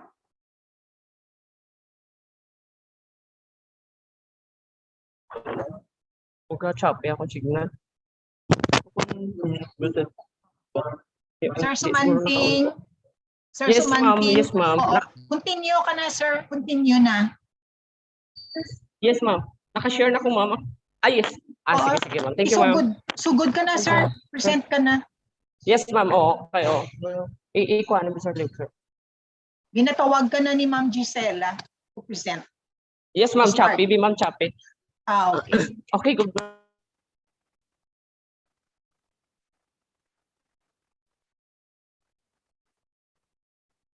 Technology, Pasilado Memorial State College. My study is all about pressurized lubricant repairing device, a device that would help any technician in automotive industries to make their work easier and faster. Okay, introduction. Technology creates an abrupt change in human enjoyment and accuracy of work. People should cope with improving demands of skills, techniques, and knowledge. Since some modern automotive tools are expensive and they need a lot of care during repair and servicing, the industries and repair shops cannot afford to buy expensive special tools and equipment that have similar uses to its commercial counterpart. The researcher designed a tool that could compete. A pressurized lubricant refilling device is designed for easy, safety, accurate process of bleeding and repair. This allowed the technician to work without any other support person during a bleeding to its commercial counterpart by utilizing locally available materials. The idea of development that could help the mechanics, especially in automotive service, technician come into extents.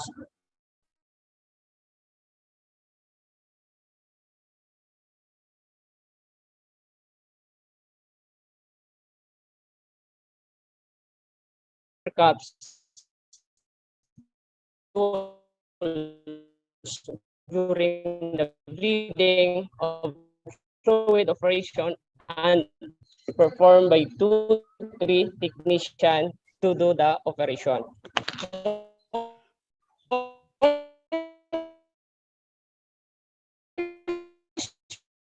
Specific, more specifically, Your audio is not clear.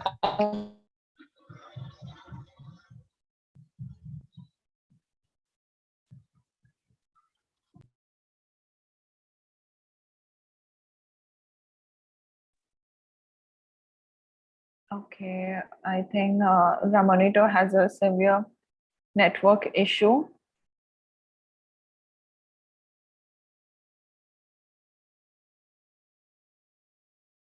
So we have another presenter available from technical session 4.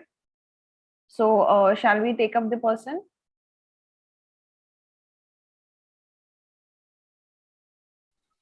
All this technical session 3 are exhausted, or somebody is available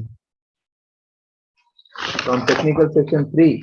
Session 3, I mean, they have not joined yet, sir. No, it's already, we are nearing the schedule, so they may not join. If they were ready, they could have joined earlier only.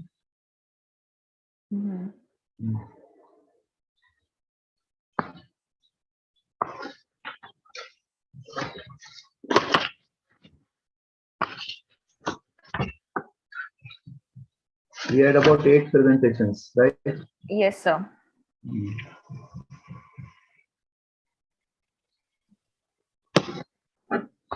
We have another 15-20 minutes. Sorry, admin, I encountered a very poor signal. Okay. Continue. Okay, please continue. Yes, ma'am. Thank you. Yeah.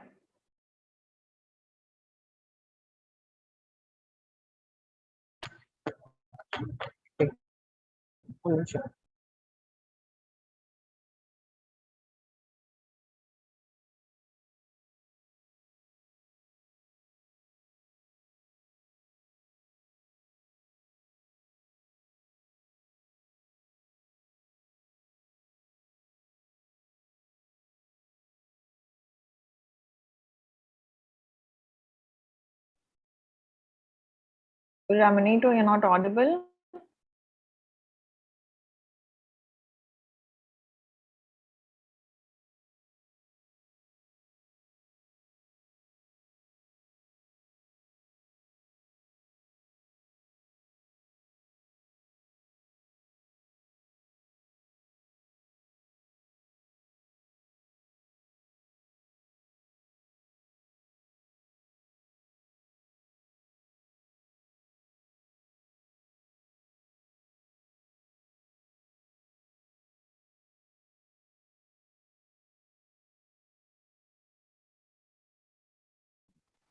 Ma'am Gisela, yeah. Yes. Yeah, I just would like to give you the background of what is really happening in here right now.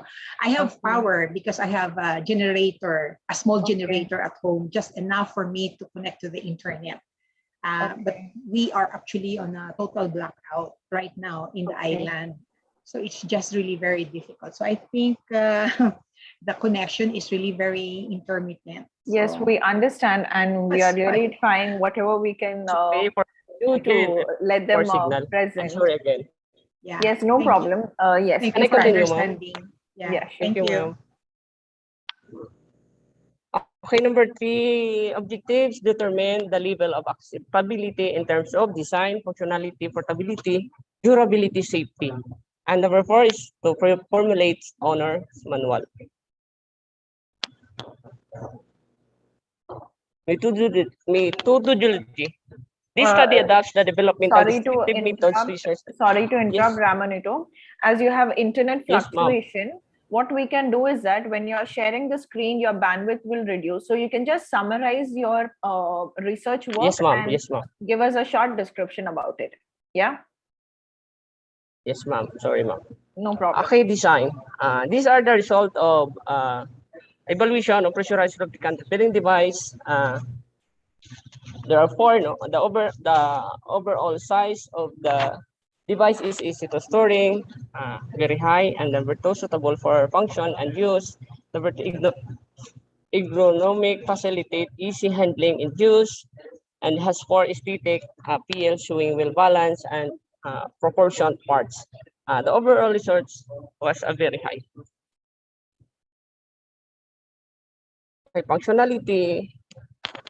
Next is the functionality. The fast and perform accurate process, performs well doing in automotive repairs and services, perform the same function compared to commercial parts, reflects and ultimate use in the function, and is quick and easy refill fluids and lubricant.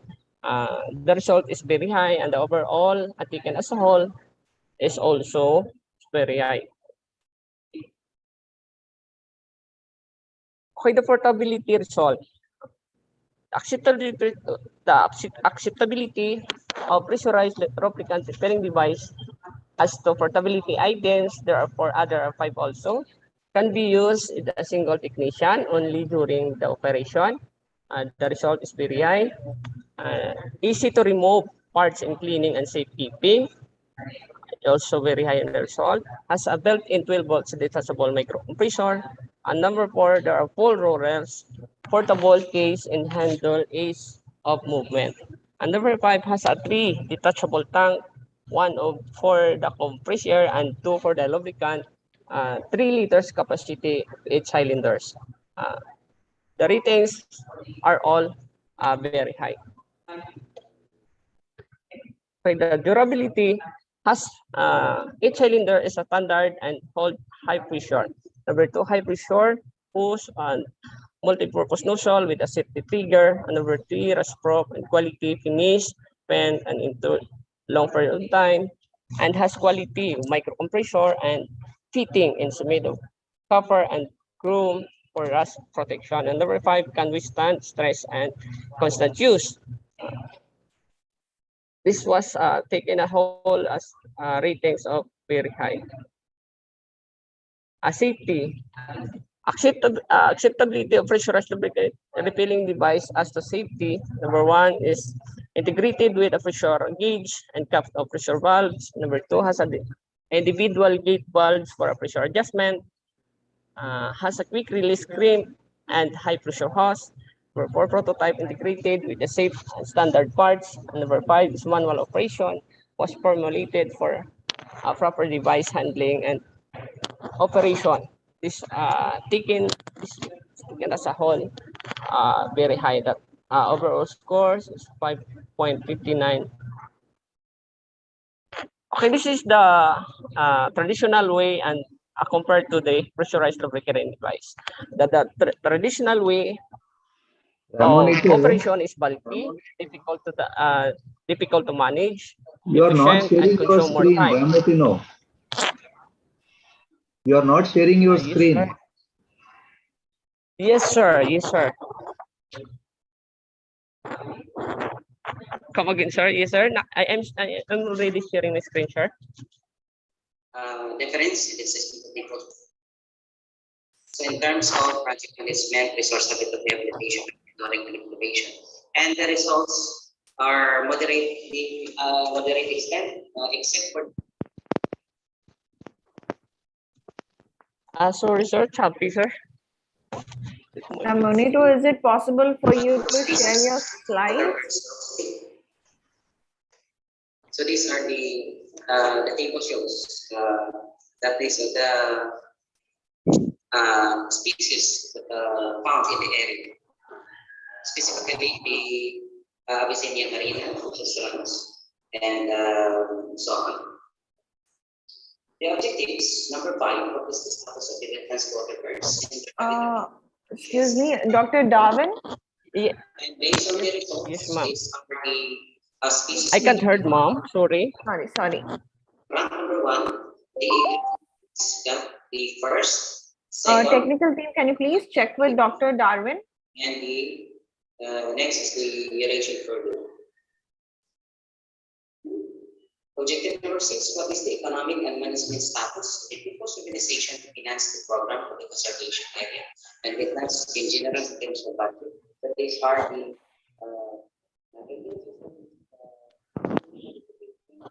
Excuse me, ma'am. I'm sorry, I can't heard the question of sir of Dr.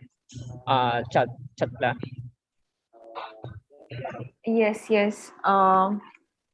Yes, Ramonito, you may continue. Your screens are not visible, I think, because of the poor internet connection. So Yes, maybe ma'am. Yes, ma'am. I'm Yeah. very sorry, ma'am. I'm using only data, ma'am. Data. Yes. Yes. Okay, fine. you have alliance. So the conclusion, the participants are protected in mangroves in particular in terms of Just a activities moment. they want to participate. And the participants shows moderate extent of the participation in the establishing the 7 Ramsar conservation areas regardless of the variables being stated. Only the age and the people's organization affiliation have affected the extent of participation in the of the participants in establishing these conservation areas regarding the habitat rehabilitation and monitoring and evaluation. And also the most number of water birds cited in the areas is the egret. This is common.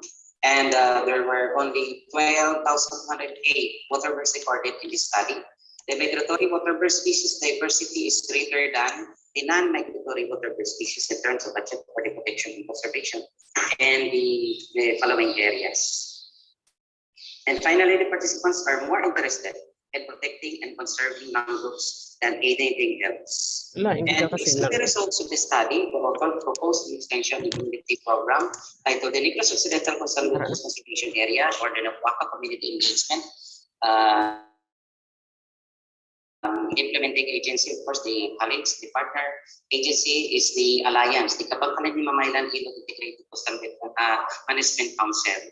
And identified operating agencies also is the PEMO, which is the Provincial Environment and Management Office, the DENR, the Philippine Biodiversity Conservation Foundation, or the PBCFI, and the Negros Occidental Defense Area Management Alliance. And these are the approved budget for implementation in 2022, that is next year. So the project composed of capability building skills training. Dr. Darwin, do you hear me? 14,000. We will establish the demo farm or the demonstration. Dr. Darwin? Yeah. I'm unable to move to breakout room.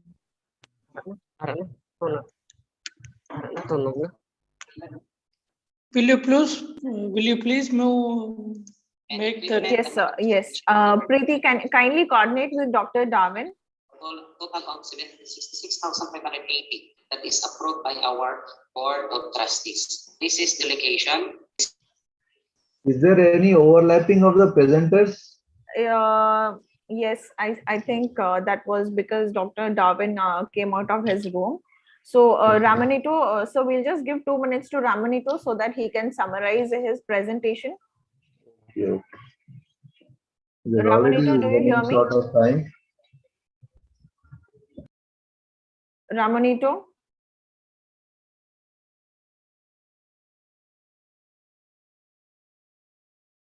Yes, ma'am. Yes, ma'am. Okay. So please summarize your presentation because of the network glitches we understand. You can just summarize what your research work was on in just 2 minutes. Yes, ma'am. Yes, ma'am. Okay, I can continue, ma'am. Okay, traditional way, bulky and difficult to manage, inefficient, consume more time. Unlike a pressurized lubricant refilling device, there are a lot of advantage. Portable, easy to manage, can only one person can operate, efficient, uh, reduces time to perform in the process, safe, and more savings and less messy. Okay, summary of findings. The following summary of findings of the study, the pressurized lubricant refilling device consists of the three main features, namely easy to use, user-friendly, and can perform various functions. And number two, the pressurized lubricant refilling device functionality in all dimensions, namely bleeding, operation on oil refilling, removing air obstruction, was very high. Okay, number four, the development of pressurized lubricant refilling device was very highly acceptable, rated by the industry's respondent in all areas. And the last is the user's manuals was formulated as output of the study. The conclusion. With the foregoing findings, the following conclusion are drawn, and the design of the pressurized lubricant refilling device was based accurately on the specification in terms of design and plan. The design of fabrication process were followed correctly using construction, flow charts, and work procedures. And number three, the pressurized lubricant refilling device is functional and operational in terms of bleeding, operation, oil refilling, and removing air obstruction in the pipelines. The pressurized lubricant refilling device was well accepted, having a very good, positive, and from participants highlighting the project's designs, functionality, portability, durability, and safety. And the last is user's manuals for the use of the pressurized lubricant refilling device was developed, maximize the utilization and maintaining its good working condition to prevent accident or injury. Okay, recommendation. Okay, based on the findings and conclusion of the study, the following recommendations were formulated. The pressurized lubricant refilling device is recommended to be used for various automotive servicing and repair.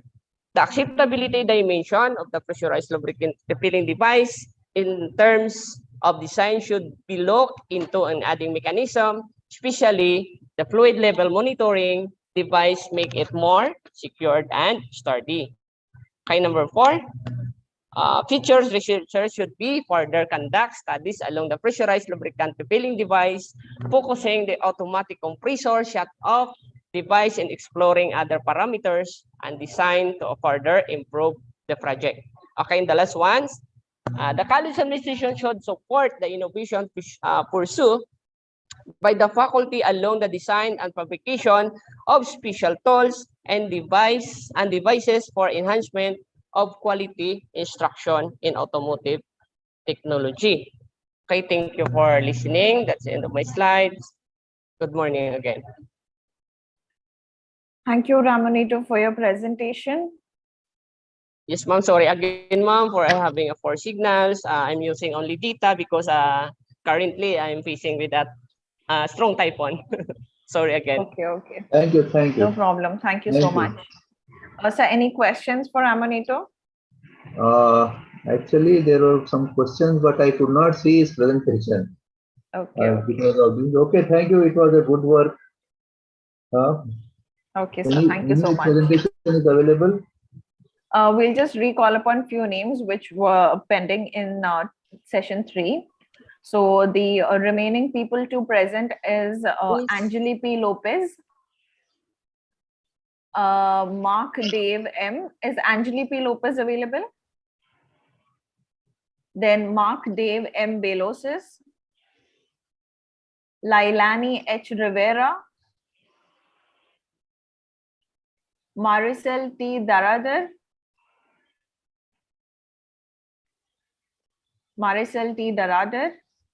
and Professor Dr. Yosir Gado.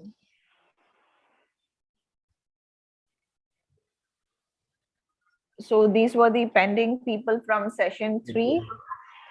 If any of their quotas available, you may present. Yes, so with this, we come to the end of session 3. Okay. So maybe we can call upon the technical session 4 participant who has joined here. And the session chair for technical session 4, Dr. Yogesh Kumar Jain, Associate Professor from Finance and Economics Department from Presidency University from Bengaluru, India. Okay, thank you, madam. I'll make my exit. Okay, Because so the thank you session so 3 much. is over. Thank you for evaluating the presenters. Thank you so much. Thank you. Thank you.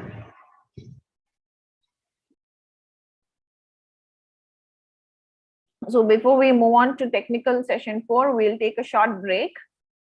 So requesting everyone to be back after 10 minutes of break.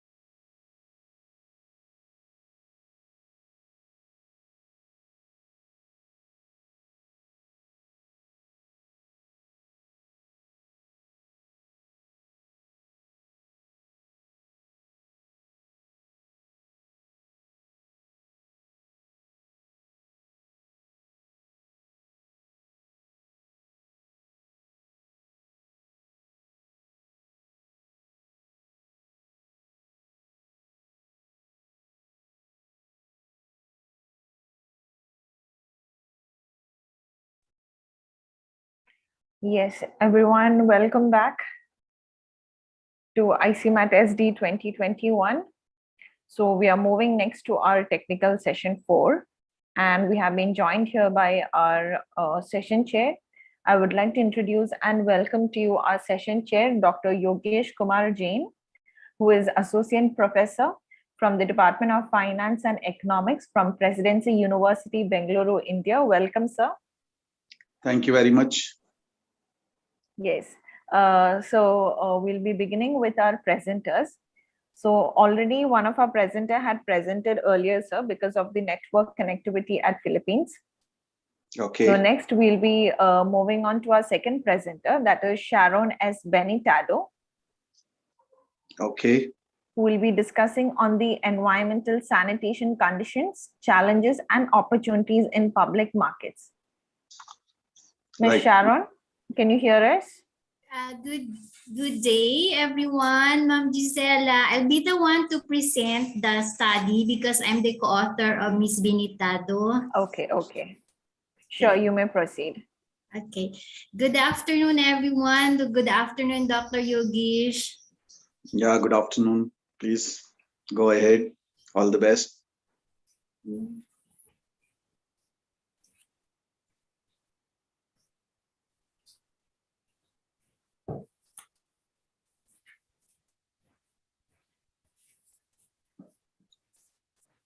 So I'd like to present our study entitled Environmental Sanitation Conditions and Challenges in Public Markets. So the main author of this study is Sharon Benitado, and yours truly as the co-author.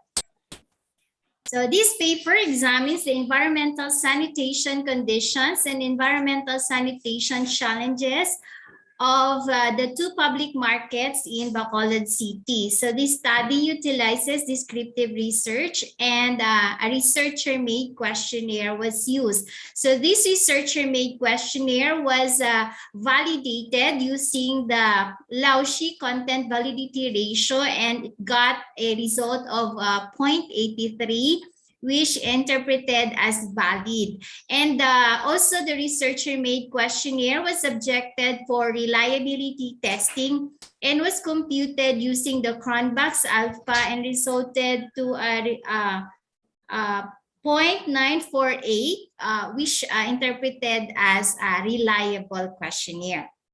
So the quota and convenience sampling techniques were used to determine the 362 participants in two public markets. These participants include the market goers, the market employees, and the vendors.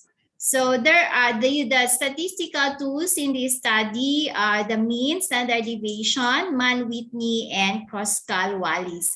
So I'd like to proceed now to the background of the study. So according to authors, in the international, the common feature of markets is the gross inadequacy of sanitary facilities, such as clean water, supply of clean water, bathrooms, and garbage disposals. In the Philippines, the public markets involve selling and buying of vegetables, meat, fishes, and other which generates large quantities of solid and water waste and resulted in a poor environmental sanitation. So in Bacolod City, the two public markets are actually facing issues such as maintenance of market facilities, congestion, and handling of food products. So I'd like to present now the results of the study. In terms of the environmental sanitation conditions, the results revealed the following. Poor water supply, which includes poor accessibility, potability of the water. And another one is poor air ventilation, which means limited mechanical ventilation inside the market buildings, as well as the poor distribution and flow of natural air inside the building of the markets. And also poor waste collection and disposal. If you can see there in the pictures that validated the results of the study, that's the actual scenario in the 2 public markets in Bacolod City. As well as presence of physical contaminants. This includes broken glasses and plastics, which are considered harmful to the consumable products, and presence of chemical contaminants like pesticides and insecticides, which are also harmful to consumable products, and also presence of biological contaminants such as insects, and other organisms that can damage and contaminate consumable products in the market. These are also actual scenario in the 2 public markets of Bacolod City. Okay. For the environmental sanitation challenges, there are 4 challenges identified. One is the flooding market, during especially now on heavy rains. So it results to flooded market. Then solid waste, water waste, and air pollution. So a water waste usually caused by stagnant water because of the poor drainage system in the market. So, and because of the congested market, it resulted to a problem on air pollution. For this difference in the level of environmental sanitation conditions, the study revealed that significant difference in the sanitation conditions only occurred in the location, because one public market is actually accommodating large volume of agricultural products, and also accommodating a large number of market goers that make it more congested compared with other market.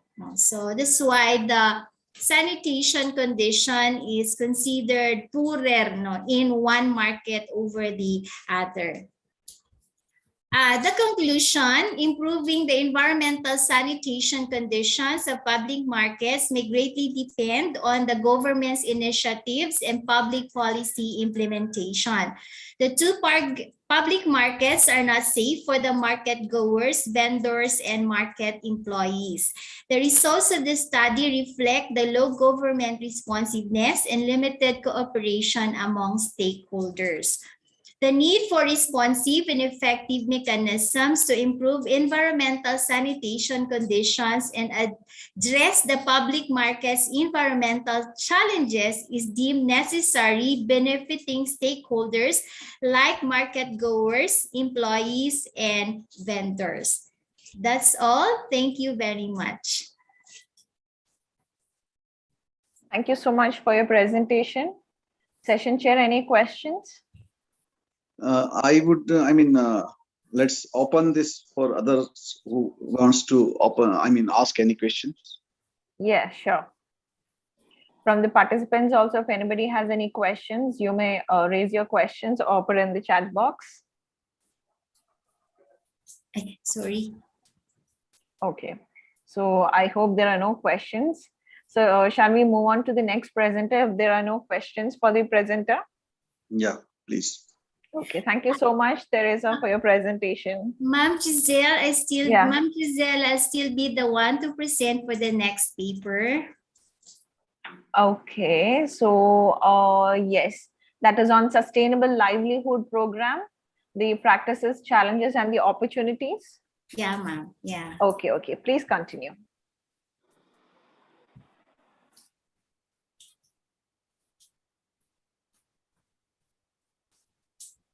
Okay, so again, this is another study entitled Sustainable Livelihood Program, Practices, Challenges, and Opportunities. So the main author of this study is Teresita Lopez, and yours truly as the co-author of this study. Okay, so this study aims to assess the sustainable livelihood program practices and examine the challenges encountered and opportunities perceived by the association's members and officers. So this study employs a descriptive research design, and respondents were chosen using the stratified random methods. No? So, and also used the researcher-made questionnaire. It was subjected for validity testing with the result of using the Laushi content validity ratio with a result of 0.80, consider the questionnaire as valid. And also a reliability testing was conducted using the Convex alpha method and generated a result of 0.95, considered the questionnaire as reliable. So it also used the statistical tools such as frequency, mean, standard deviation, Mann-Whitney, and Kroskal-Wallis. So I'd like to proceed to the background of the study. A sustainable livelihood program, it aims to reduce poverty and inequality by generating livelihood and employment among poor households and attain economic stability. That's according to World Bank. In the Philippines, the SLP is a capacity building program for poor, vulnerable, and marginalized households and communities to help improve their socio-economic conditions. So there are 830,638 four-piece families have been served through the micro enterprise development track, and 133,340 four-piece families have been served through the employment facilitation track. So the 4Ps is actually the human development measure of the national government that provides conditional cash grants to the poorest of the poor Filipino families. And these 4Ps beneficiaries are also the beneficiaries of the SLP program, particularly on the micro enterprise development track. So here are the results. So the intention of this study is actually to ensure that livelihood projects provided to the beneficiaries can be sustainable. So the results of the study are actually used to formulate interventions to improve the practices to ensure sustainability of the livelihood programs. So the extent of the sustainable livelihood program in terms of the micro enterprise development practices, first, fund utilization guidelines and requirements were often practiced. Infrastructure guidelines and requirements were sometimes practiced. Manpower guidelines and requirements were often practiced, and project implementation guidelines and requirements were sometimes practiced. So out of the four practices, the infrastructure and the project implementation guidelines and requirements that should be improved in terms of their practices. The challenges encountered in implementing the SLP micro enterprise development projects. So out of the 5 factors identified, the topmost challenges encountered by the associations are the financial factors, such as depleted cash, minimal rollback in capital, long-standing accounts receivables and from members and non-members. For the social factors, limited support for continuing training, seminars for products and services improvement, and low market product demand. For human factors, low commitment, low financial literacy, low education of the members. So these are challenges that need to be addressed so that sustainability in the micro enterprise development projects will be attained. For livelihood opportunities available to the members of the association, so the members perceive that these are the opportunities in the SLP. Improve members' relationship, avail of skills training seminars to develop enterprise skills. They also perceive employment opportunities in SLP, capital assistance for micro enterprise, and enhanced livelihood. So those are the opportunities they perceive by the members. While opportunities available to the associations who manage the micro enterprise projects, one, accredits associations as legal entity, allows provision of dividend sharing to members, helps association in securing accreditation from government agencies, provides financial assistance to associations, and helps accredit associations' products to public and private partners. So I'd like to also to mention that the implementing arm of the government for the Sustainable Livelihood project is the Department of Social Welfare and Development. So another results revealed that a difference in the extent of SLP practices only existed in the age of the respondents. So conclusion, the SLP in the micro-enterprise development implementation, particularly in Silay City, Negros Occidental, has a long way to realize its objectives to reduce poverty and inequality. The financial support in establishing of micro-enterprise development projects through the SLP more likely viewed by the beneficiaries as a government dole-out funds instead of utilizing the fund for moving them into sustainable livelihoods and towards economic stability. So the requirements set in the SLP were not fully satisfied, and that associations may formulate and implement appropriate interventions to improve the practices, particularly in the infrastructure and systems on the project implementation. For the participants to improve their socioeconomic conditions, financial challenges may be addressed accordingly and take advantage of the opportunities available in SLP. So thank you very much. That's all.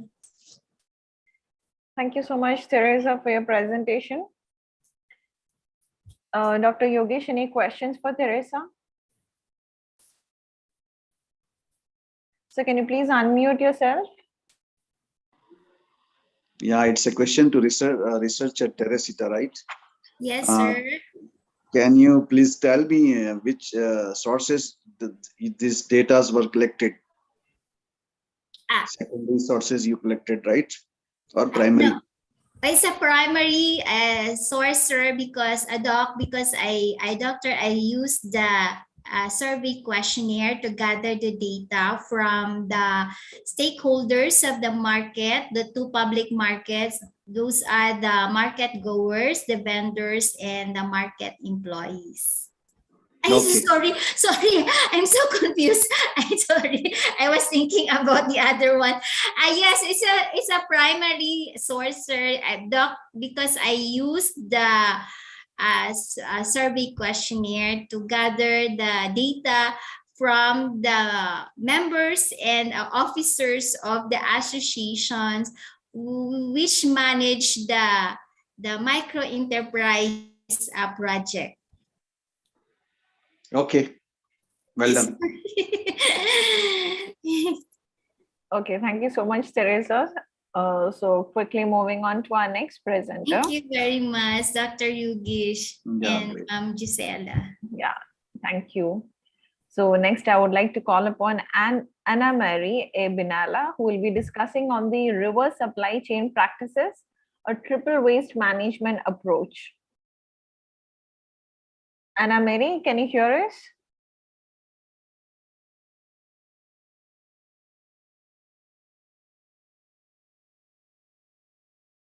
Anna, can you please unmute yourself? She's not there. She has joined here, but her mic is muted. Okay.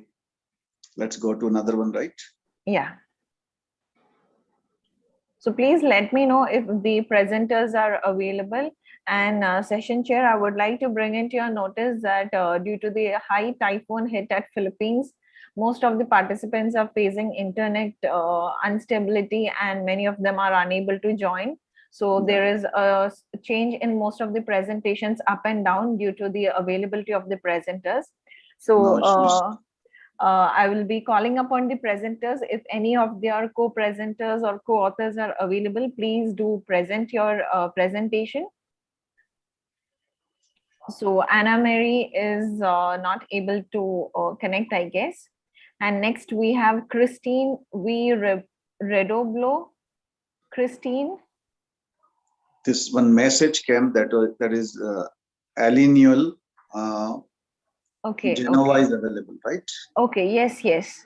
Yes, sir. Eleanor T. Genova, yes, you may present. And I guess you have 4 presentations. Okay. And the first one is on pre-marital sex experiences among anonymous female college students.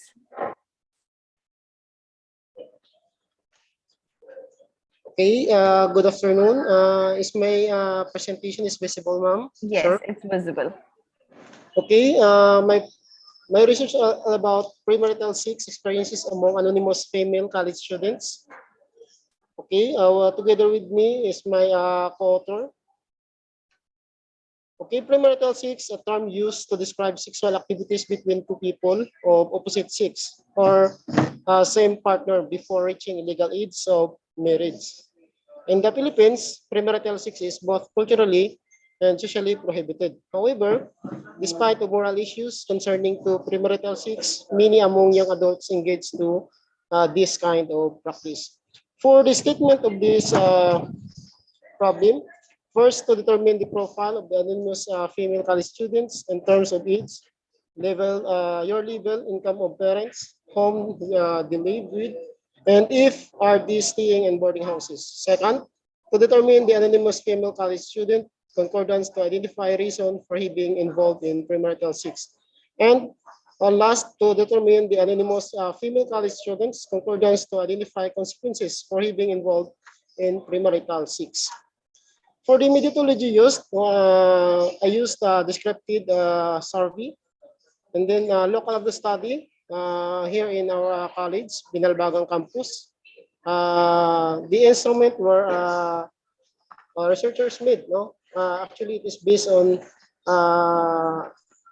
literature review. No, primarily taken from the study of Kumar, Tiwari, Fauno and Ogunkan, Yawoni and Ochi. Also, we undergo validity and reliability with the result value of 4.27 and a cronback alpha of 0.83 to establish this sampling and data gathering procedure was proposed. We use the mean and percent distribution and weighted mean and standard deviation.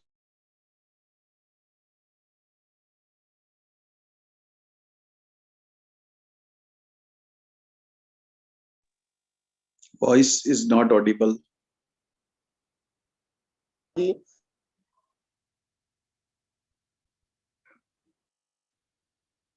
And among of these 863 respondents, only 50 responded the questionnaires. The mean age of the most female college students were recorded to be 21 years old, and then the lowest was 18 years old. At the as to their your level, 27 of the female college students were under second year of college life, followed by the 9 who were their first year in their college life, and 7 were third year, and 7 on their fourth year in college. Majority of the female college students responded their family income at below of 10,000 per month. As the data shown, most of the involved in premarital sex were living in their parents, while 29 of them responded that they were not staying at boarding houses, and 21 of them are said that they stay at their boarding houses. Next, for the love reason, or for the reason of being involved, in premarital 6, the table shows that the anonymous college female students agree to the statement that 6 is their only way to show their love to their boyfriend. According to Musa and Sindo, reported that female students, particularly those newly admitted in the university, engaged in a 6 as a sign of trite love. As to peer influence, a mean value of 3.66 shows that they agree to the statement that their classmates, roommates, or peer received them to have a 6. These findings concur in the reports of Musa, Ibrahim, and Okunko, Fotosi, and Ileka, that students engage in one form of premarital 6 because of a peer pressure. Next, the table shows on the consequences for being involved in premarital 6. The anonymous female college students' opinion were not sure on their responses to all consequences of being involved in premarital 6. Their overall responses were either agree or disagree with the overall results of the grand mean of 2.82. This implies that female college students from the Carlos Hilado Merced College, Binalbangan campus, were not aware of the responsibility to suffer of all the consequences of being involved in premarital 6. According to Wildright, Wilsonson, and Henderson, it's inferred that the lack of satisfactory information on sexuality was grossly responsible for the teenage pregnancy. As to the conclusions and recommendations of the study, based on the result, first, even though small in numbers, anonymous female students who responded in the survey concur that they were an occurrence of premarital 6 activities among anonymous female college students in the campus. Second, 6 of the 6 as their only way to show their love to their boyfriend and being deceived by classmates or their roommates or peer to have 6 were the compelling and normative social factor that led anonymous female college students to engage premarital 6. And last, anonymous female college students were not sure that they will possibly suffer biological, psychological, social, and emotional consequences for having involved in premarital 6 in the future. Based on this result, we have drawn the following recommendations. First, the college as an institution for the higher learning should develop and strengthen the sex education curriculum, enabling students to understand the danger associated with early 6 and prepare them on how to manage sexual urges. Second, the college authority should step up to its responsibility as a custodian of the students under their care and monitor activities of campus social clubs and review the policies regulating the conduct of the campus social clubs. The college should also encourage students' organization to organize seminars, debates, symposiums, and other related activities which will help them build academic potentials and resist deviant activities. And last, for the parents, as a matter of responsibility, should monitor and pay regular visits to their children in the college and provide them with the basic materials that will make their stay comfortable. This is our literature review, and that's also thank you. Okay, so if there are no further questions, we may move to Elniol's next presentation. Yeah, please. Yes, that's on police officers' attitude of body-worn camera.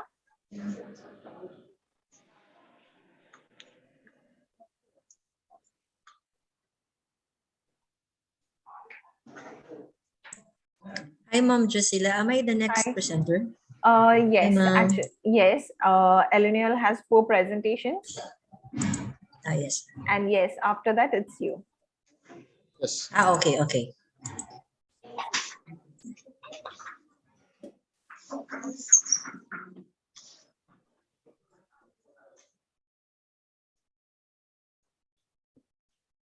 Okay, body worn camera for police officers' attitudes should be presented by my co-researcher, Mr. Sarimo. Sir.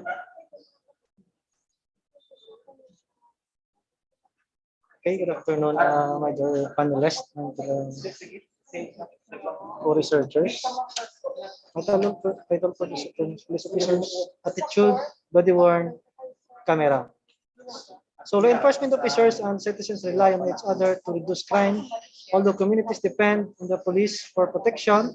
The police's ability to effectively fight and solve crimes depends on the relationship with the communities they serve. This relationship requires voluntary cooperation from within the community. In this study, the perception of police officers and the use of body-worn cameras is highlighted. Studies about acceptance of body-worn cameras resulted in a model that is frequently used to look at various adaptation measures to combine ease of use and the useful of new technology to give an overall degree of acceptance. Statement of the problem. What is the demographic profile of those respondents in terms of gender, age, and length of service? What is the attitude of the Mamamaylan City police officers on body-worn cameras? Group according to age of use, scale, and usefulness scale. What is the attitude of the Mamamaylan City police officers on policy issues that needs to be addressed when police officers will be equipped with body-worn camera? Methodology, research design, and descriptive research. Participants sampling the 24 police officers stationed in Mamamaylan City where the participants of the study and the researchers made use of the purposive convenient sampling techniques to gather data. Data gathering instrument, the anecdotal conversation, and the conduct of literature review form the basis for the researchers to develop the instrument. Statistical treatment, data analysis primarily employed frequency counts, percentage, distribution, and mean. So the result and discussion, the Himamaylan City police officers responding to the survey were mostly male, 70.83%, and whose age were mostly below 30 years old. As to the length of service, 58.33% of them indicated they stayed in the service for more than 5 years. When asked if they look forward to the issue of body-worn cameras, the 70.83 noted yes during the survey. However, when asked if they personally purchased body-worn camera for use on duty, the 79.79% of them noted they haven't purchased on. Somehow, of the 5, or the 29.78% of them who indicated yes, the 3 noted they used to purchase body-worn cameras at less than once a week. Also indicated they used to purchase body-worn cameras at least once a day.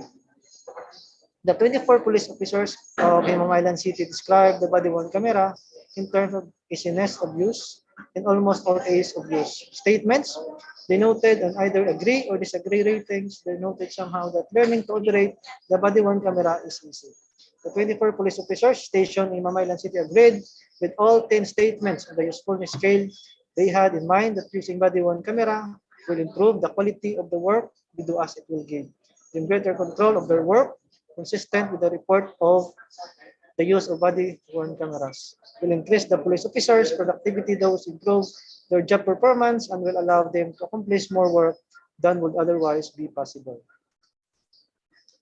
The policy issues in equipping the Himamaylan City police officers with body-worn cameras is based on the comprehensiveness of the policy, and it is not prescriptive. However, the policy brief presented here may help decision makers in crafting possible policy when the police officers will be equipped with body-worn cameras in the future. For this study, the 24 Himamaylan City police officers agreed with 6 policy brief statements presented to them. We had in mind that the privacy policy needs to be in place before officers began using body-worn camera. Policy that will discuss the impact of body-worn cameras on prosecutorial and defense resources may as well be considered. Other policies to be considered might be the following: quick release policy of body-worn camera, footage after an incident, need cybersecurity plans for digital evidence storage, accessibility of body-worn camera, policy to public, and officer review policy on video footage captured by body-worn camera. So conclusion and recommendation. Overall, the officer's attitude toward the body-worn camera was positive despite their reservation about some of the specific items in some of the subscale.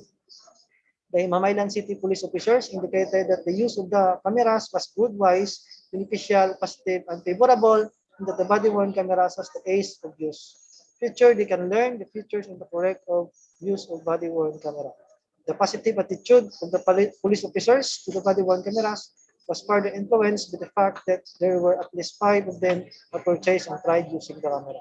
So recommendation, should the police officers be issued and equipped with the body-worn cameras, recommendation for the purchasing officers are for them to consider the attributes of this instrument for the police officers to fully maximize its benefits. The officers may have greater understanding on its use, particularly on its simplicity of specification. Further recommendation will pay attention to the use and the usefulness scale for future research to be undertaken. Measures on the user's internal psychological variables such as attitude, beliefs, and behavioral intentions may be investigated.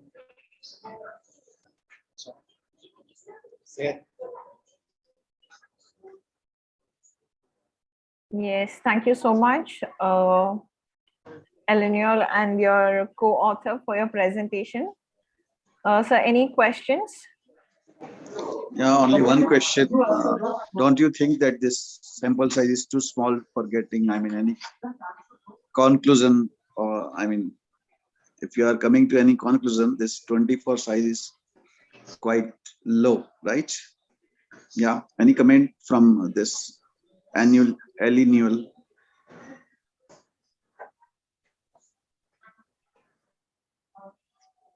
Have you got my question? Anyway, let's go ahead. Could you please repeat your question, sir? Sir? My question, I mean, this sample size is quite low, and 24 you took the size, right? Sample size is 24, right? Are you hearing me? Yes, sir. 24 respondents, sir. Yeah, so I mean, based on 24 respondents, it's not, we cannot justify your conclusion. That's what I want to say. Anyway, it's a good study. Because purpose of sampling, sir. Sample size is low. That's what actually I want to say. Yes, sir. Anyway, the study is good. Okay.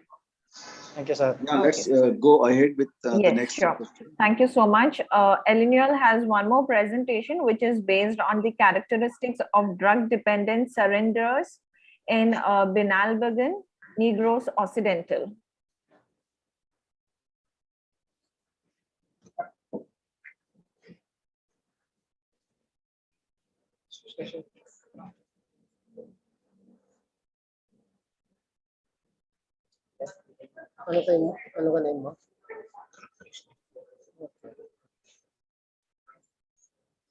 Yes, you may begin, please. Kindly share your screen.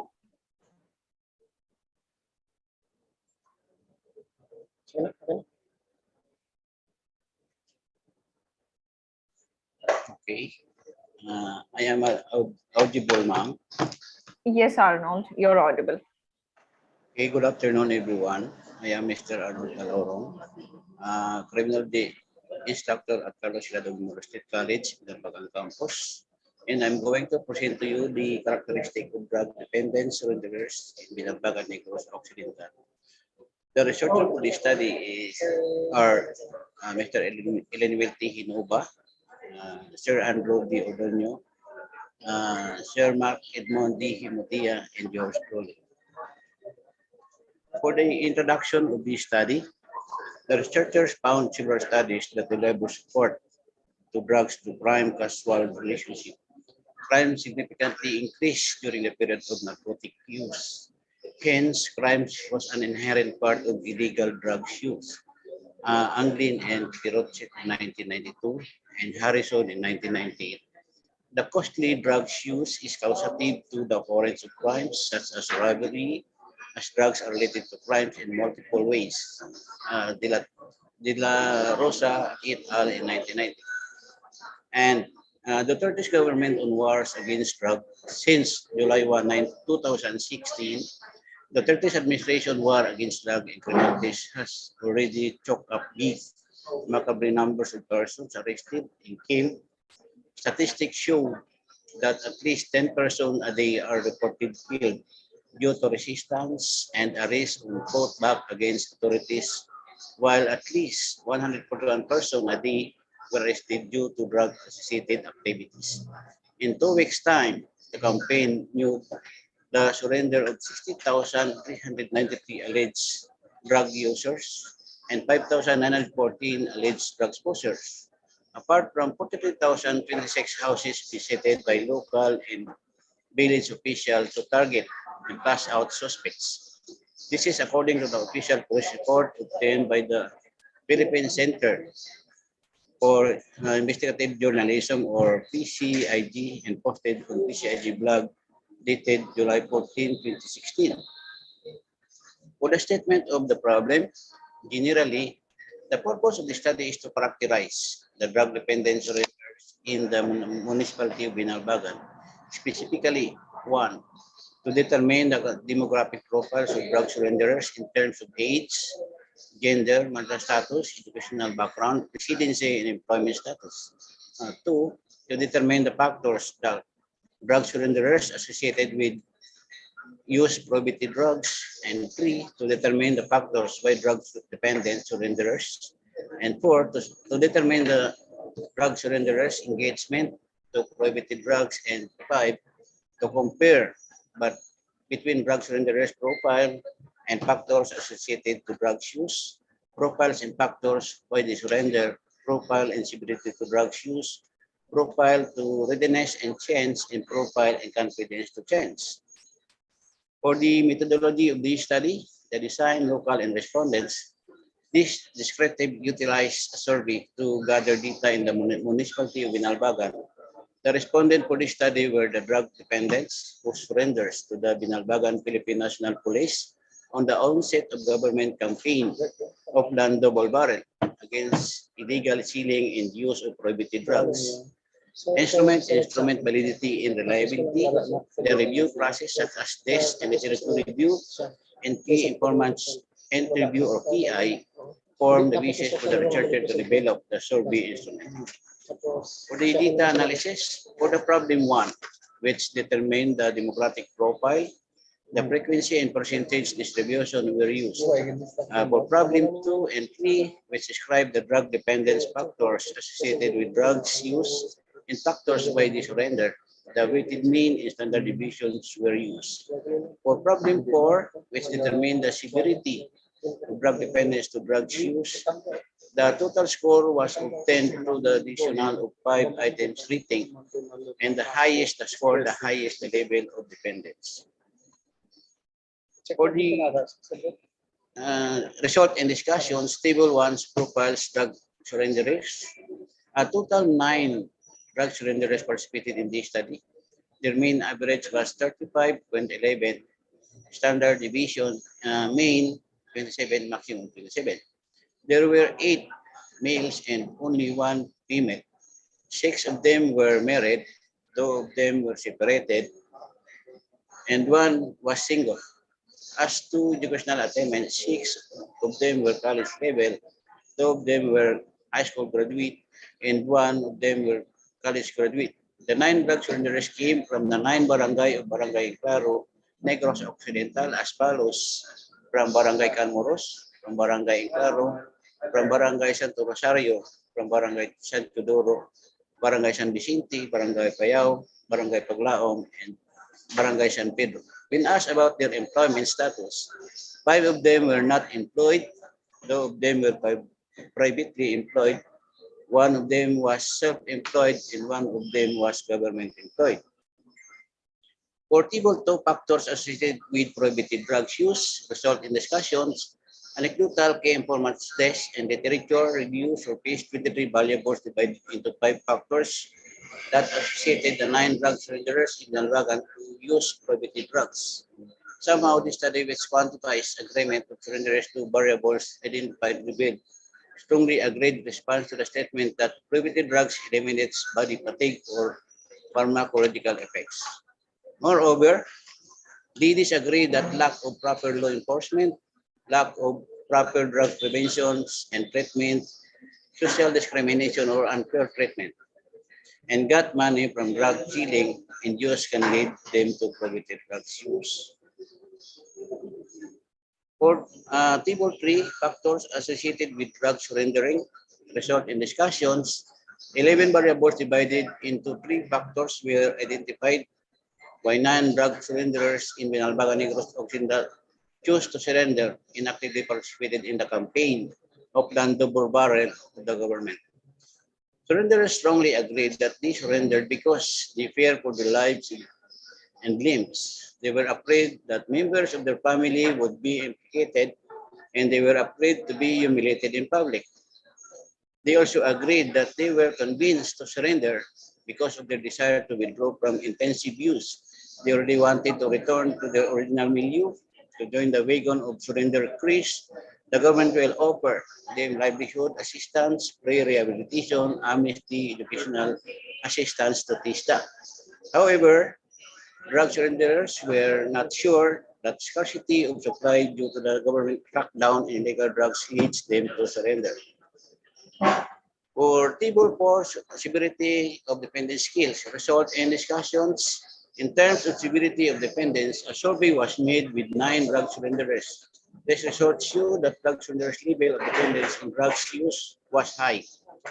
Drug surrenderers were asked how ready they were to change. 8 of them responded they were unsure, while 1 of them responded probably not. When asked again how confident they were to change, 4 of them responded they could probably change. Another 4 responded they were unsure, while 1 of them responded that he could definitely change. For Table 7, on the significant difference between respondents' profiles and factors associated to drug use, factors why they surrender, severity to drug use, readiness, and change in confidence to change. Result in discussions, Van Whitney and Cross-Calwallis tests show that there is a significant difference in the educational attainment, residency, and employment status of drug surrenderers to factors why they were associated to drug use. Factors why they surrender, the severity of drug use, and readiness to change. Most of our respondents were college level with their residence near the source of prohibited drugs, and most of them were unemployed. Hence, this could be reasons for their engagement to prohibited drug use. However, the same factors seem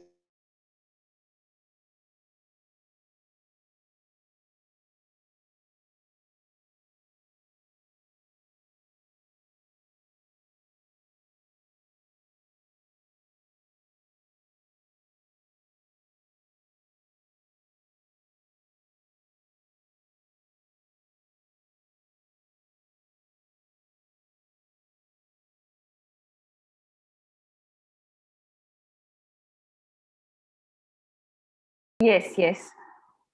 Probably some internet issue. Okay. Has he completed? Yes, sir. He's towards the conclusion. Okay. Yeah, please go ahead. Yes, Eleanor, can you hear us? Can you please unmute?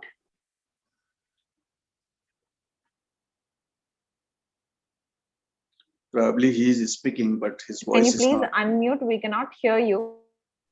Please unmute your mic.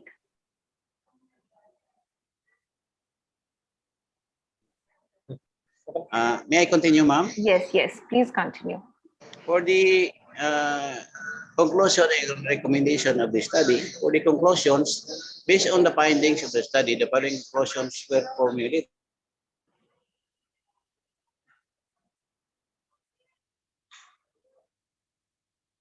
I think internet again lost. For me, voice is not coming. Anyway, Yes, sir. please continue. Okay. So any questions or comments on the presentation? No, it's a good study. Only my concern with this study, the sample size again is very small.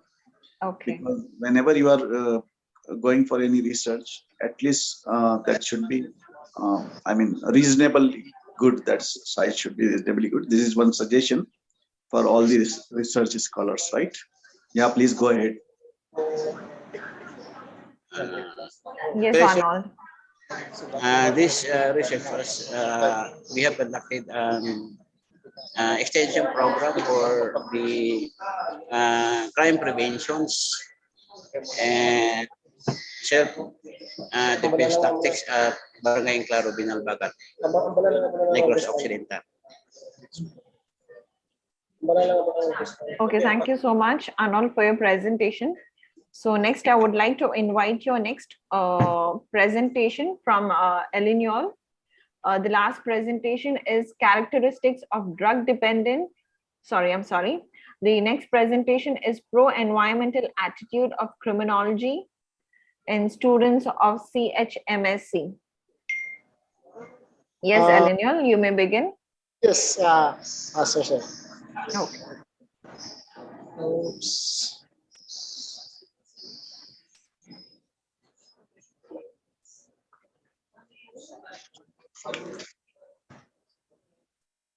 Okay, is my screen, ma'am, is visible, ma'am?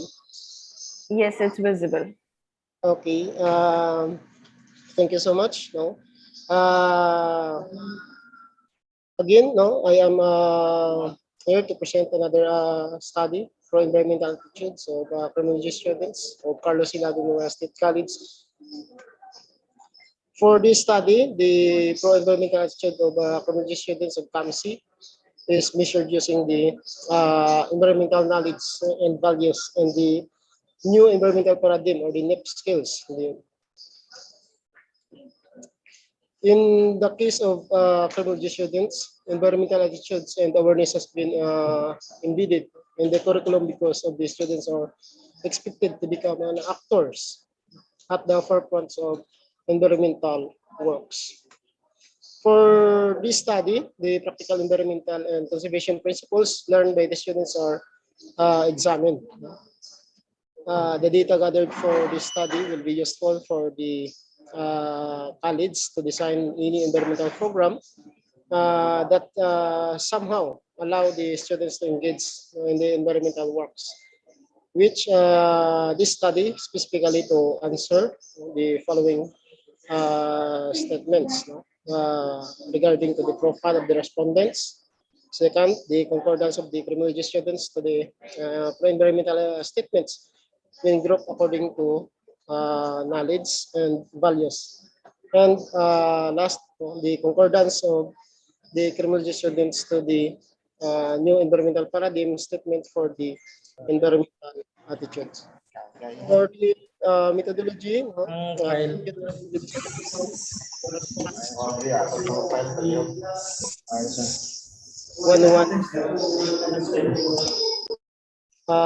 their senior level or something.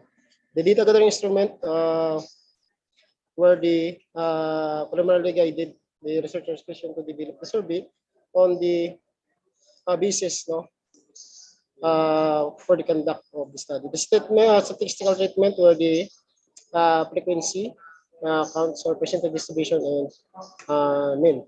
For the results, out of 179 total number of the criminology student plus 101, only 142 participated in the survey, wherein majority of the senior student belong to 19 to 21 years old. When asked the type of school they graduated, their secondary education, the respondents, almost 83.10% of them indicated that they came from public school. The demographic data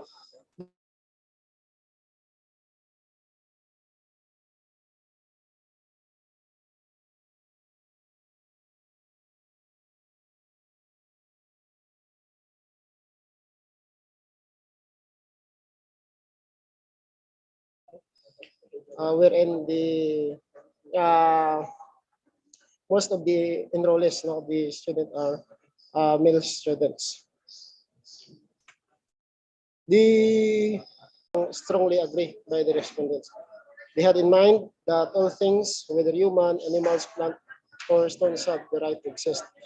That animals should have legal rights, that all organisms' lives are precious and worth preserving, and that nature must be preserved because God or another supernatural force is a part of it, even in its non-living aspects. For the environmental attitude skills or NIP statements, out of 15 NIP statements indicated in the survey, 14 statements were rated strongly agree by the respondent. No? These are rather termed as environmental crisis statement. This statement explains the worldview about the environmental attitudes of the respondents. For the conclusion and implications, class 1 macrobiology students in their senior level, standing whose agree was between 9 and 21. Mostly they are males and coming from the public school. They also noted a strongly agree rating on the pro-environmental attitude indicated in the survey. The result of the present study has implication to the planning to implement of any environmental programs to design by the College of Criminology. Based on the study of Abdullah, Behira, and Samal, denoted that both knowledge and the values on environmental care is necessary to be understood by the program planners and implementers. Somehow, environmental attitude measured using the NIP skills is another important factor in determining the response of the program participant in the environmental crisis. In this case, the College of Criminology, where seniority is emphasized, their environmental attitude could be to catalyze the implementation of the program. Students on their senior level trained as leaders will influence others.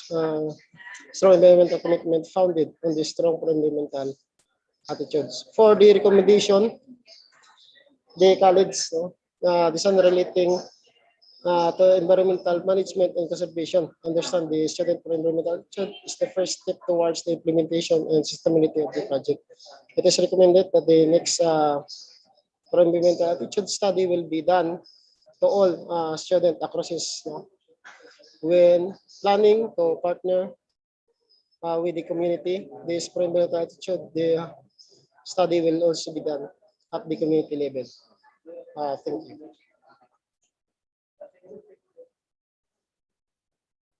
Thank you, Elniol, for your presentations. Session Chair, any questions? No, it's a good history. Please go ahead. Thank you so much. Presenters, if you have any questions, kindly put in the chat box. And next, I would like to call upon Anna Mary. Anna Mary, can you hear us? Who will be discussing on the reverse supply chain practices, a triple waste management approach. Yes, ma'am. Okay, so let me share my screen. Yes, please.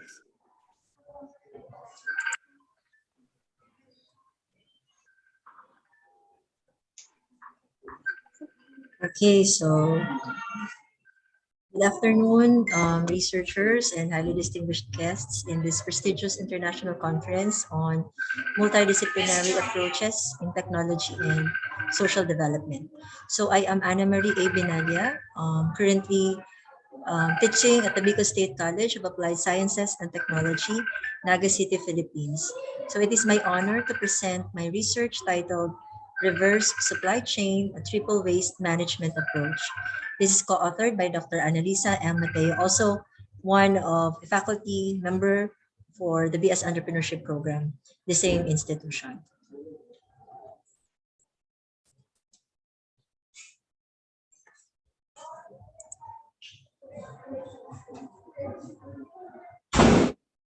Okay.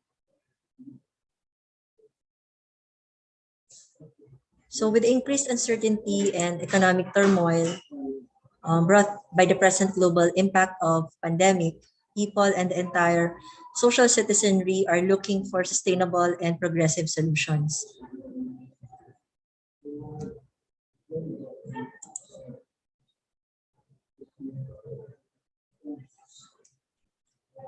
So the United Nations 12 Sustainable Development Goal is to ensure sustainable consumption and production patterns that works on decreasing material footprint, responsible disposal of electronic waste, support developing countries for potential renewable energy, and eradication of fossil fuel subsidies.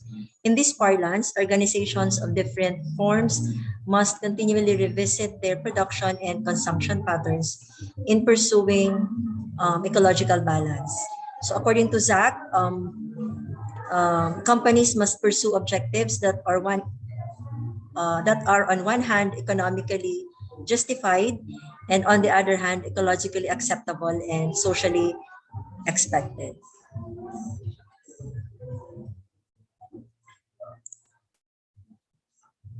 I am sorry.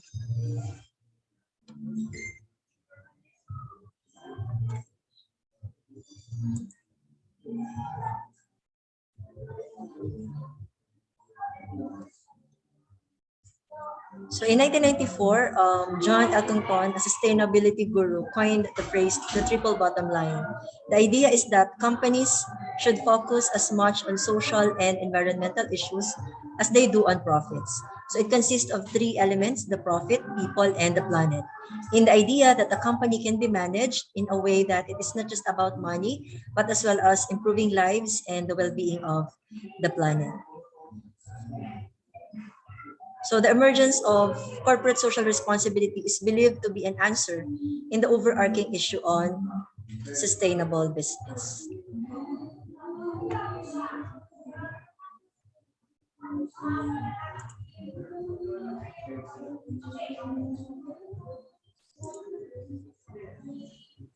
I request all the participants kindly mute yourself because some noise are coming, which is disturbing the scholar who is presenting the paper, right?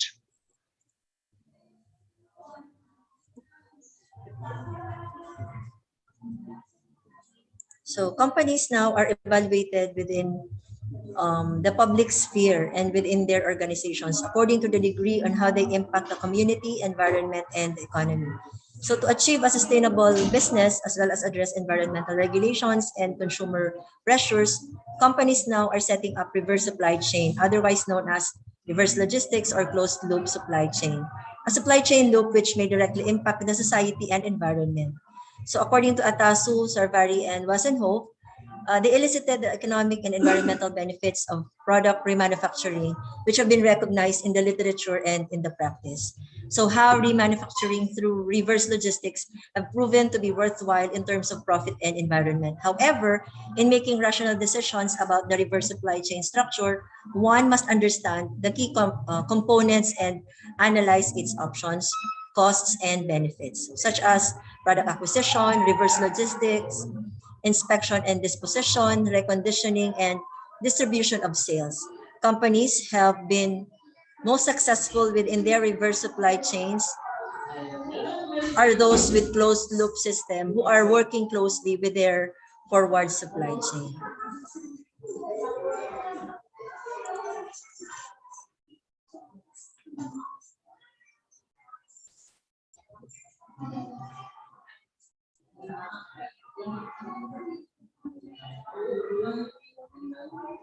So Michael Porter pays high attention to the issues of corporate social responsibility and the process of building relationships with stakeholders.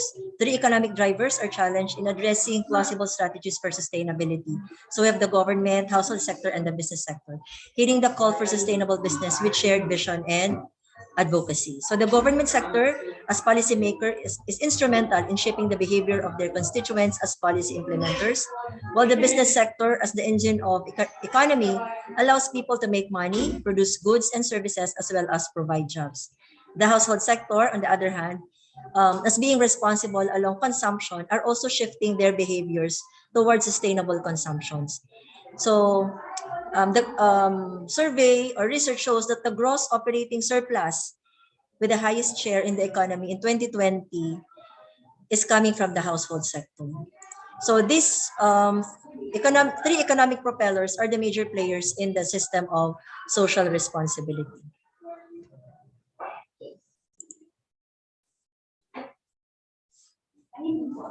Okay, so for the objectives of the study,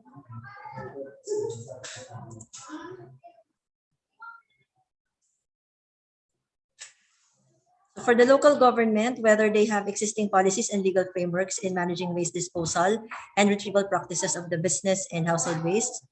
For the business sector, whether there are existing practices on reverse supply chain and its benefits and challenges. For the household sector, whether waste disposal and retrieval practices are observed and whether there are initiatives linking the business sector to household waste management practices. For the methodology,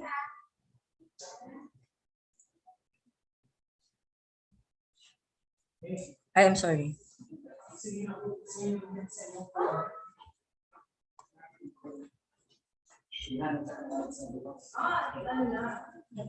Regina, what is the time limit given to the scholar?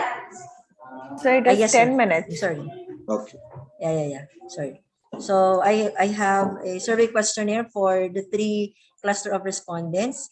So for the business sector, it was contextualized coming from the relevant constructs of reverse supply chain practices. And for the government, it is a proponent-made questionnaire, which was guided by experts coming from the environment sector of the local government. So to capture important information called for this undertaking, a key informant interview was conducted to validate sensitive and crucial information. So the survey tool was formally administered for the government and business sector, while a Google Form survey questionnaire was sent to a household member via social media chat platform. So data for the study were collected from 3 local government units, 1,132 households using the raw soft sample, and 8 business establishments were the main respondents.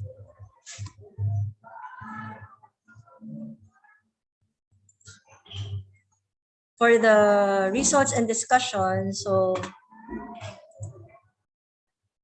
results of the study shows that LGU has budget appropriation intended for solid waste management, but not sufficient for small municipalities. And then there are strategies and activities of LGUs on solid waste management, which are different from one another. So there are activities or strategies which are more extensive coming from the Center of Commerce.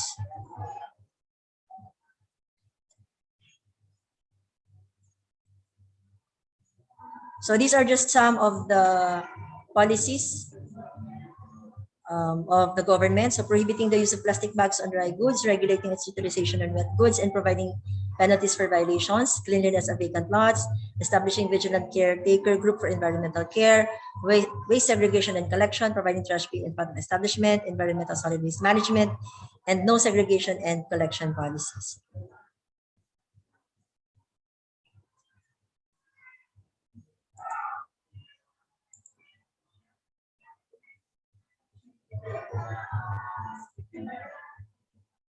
So in terms of the level of implementation and practices of business sector in reverse supply chain, it is actually generally high with indicators.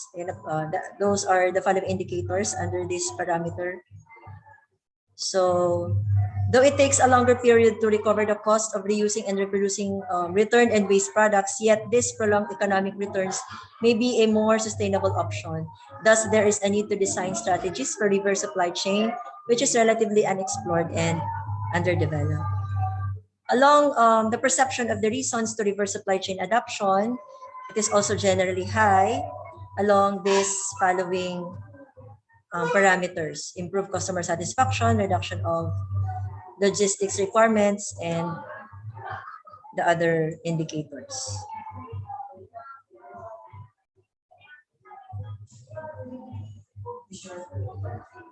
As to the level and practices of business sector in reverse supply chain, so it is highly perceived that lack sorry of to strategic interrupt, planning. Jenna. You have another 2 minutes to conclude. Okay, ma'am. Yeah. So I'm going to expedite. So I shall now move to the results and conclusions and recommendations. I am sorry.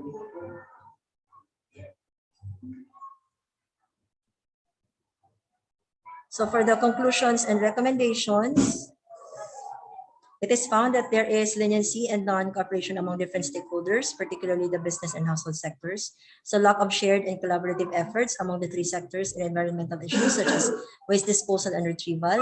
There is a misunderstood concept of waste segregation and retrieval in the barangay levels. Households are not well educated and informed of existing business practices such as reverse supply chain. And with a glaring impact of recurring solid waste issues among different units and communities, it is highly recommended to produce plausible solutions with solid representation among the three sectors, including the private benefactors, to develop a cohesive framework to address these pressing issues. So the study further recommends conduct of in-depth qualitative research with participation from different groups and organizations with complementing goals along solid waste management. So that is all for my presentation. Thank you very much. Thank you so much, Anna, for your presentation. Session chair, any questions for Anna? Yeah, no question. Please go ahead. Good study. Thank you so much, Anna. So next, I would like to call upon our next presenter. That is Christine Redobulo. Christine, are you available? Ma'am, sorry, ma'am. Ma'am, Kristen is not available. Okay, fine. Okay, no problem. So our next presenter is Aniolo. Ma'am Vanessa, ma'am, can we proceed to Ma'am Yes, Vanessa will be presenting on behalf of Aniolo, and the topic is brownies enriched with aratilis. Am I right? Ma'am, the connection, the internet connectivity of Ma'am is not good. Can we proceed first, Ma'am Vanessa? Yeah, sure. Hi. Thank you, ma'am. So, good afternoon, everyone. Good afternoon, Vanessa. Tapos ni Miss Judith ako. Can you see my screen? Yes. Yeah, I got Okay. it. Requesting all the other presenters to kindly mute.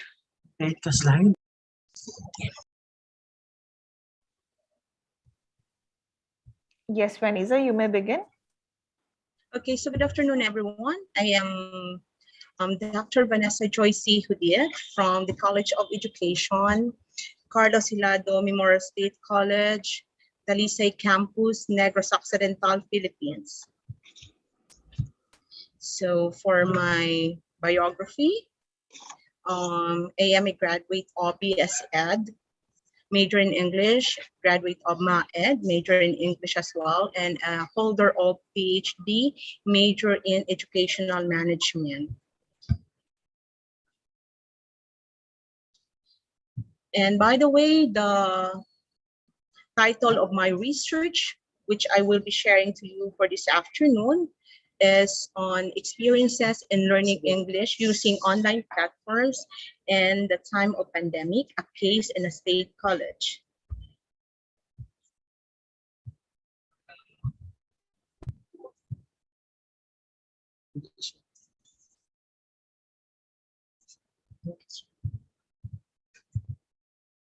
Go ahead. Vanessa, please go ahead first. For the abstract, this study was conducted to determine the experiences encountered by the students in their English classes using online platforms for the first semester of 2019-2020. This qualitative narrative inquiry would like to gather data through an in-depth interview. An open-ended guide question was used to gather data, and this was validated by the experts in this field of study. The participants of the study were possibly identified, and in dealing with qualitative questions, themes across data sets were identified, analyzed to provide a clearer description of the experiences shared by the participants.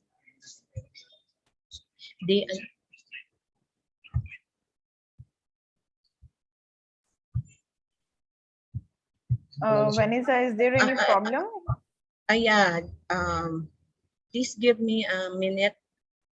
Thank you. I'm so sorry for the technical problem. Okay. Okay. To continue, the analysis observed the application introduced by Brian and Clark. It covers familiarization with data, coding, searching for themes, reviewing themes, defining and naming themes, and writing up. The study's findings reveal that in the course of learning English online, the students encounter different experiences. These include the financial concerns, ability to manage the time with flexible learning autonomy, teacher factors, accessibility to to the technology and connectivity, self-motivation, learning styles, coping mechanism, strategies, and the recommendation for online learning.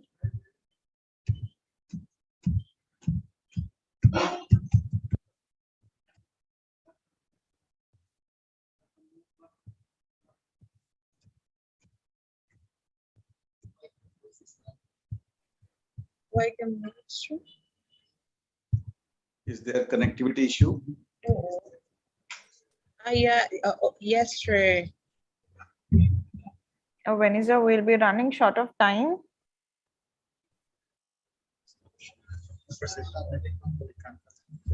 Hindi ko na lang pag-slideshow. Okay, for the rationale of the study. Directly you can come to research methodology part. Okay, thank you, sir. Methodology. For the research methodology, this research made use of qualitative type of research. For the sources of data, the data for the study was obtained through interviews. The researcher identified 6 students who were possibly chosen. The participants shared similar characteristics in terms of role, qualification, and experiences. And of course, the paper observed the purposive homogeneous sampling method in the selection of the interviewees. For the data gathering procedure, I have it here. I observed protocol in the conduct of the study, like before the conduct of the study, the during the conduct of the study, and of course, after the conduct of the study. For the data analysis procedure, it covers the following: familiarization of the data, coding, searching for themes, reviewing themes, defining and naming themes, and of course, the writing up. For the result and discussions, these were the themes that emerged in the conduct of the study: on financial concerns, on the ability to manage time with flexible learning, on teacher factor, on the accessibility to the technology and connectivity, on self-motivation, on the learning styles, on the coping strategies, and of course, on the recommendation for the online classes. For the summary of the findings, in the course of the learning through English through online, the students encounter different experiences. This includes the financial concerns, ability to manage the time with flexible learning autonomy, teacher factors, accessibility to the technology and connectivity, self-motivation, learning styles, coping mechanism strategies, and the recommendation to improve the learning styles. For the conclusion, financial concern, ability to manage the time with flexible learning autonomy, accessibility to technology, connectivity, self-motivation, learning styles, coping mechanism, and recommendation to improve the online learning are the essential factors to influence the success and the failure of the conduct of the online classes. And of course, since technical problems and individual problems that students encountered were some of the challenges in the online learning, helping students to overcome these 2 challenges with increased satisfaction with the new mode of learning and promote online learning motivation to solve technological problems, sufficient and effective access to the internet, and the 24-hour connectivity of the internet are also needed. Students may be provided by internet load for free.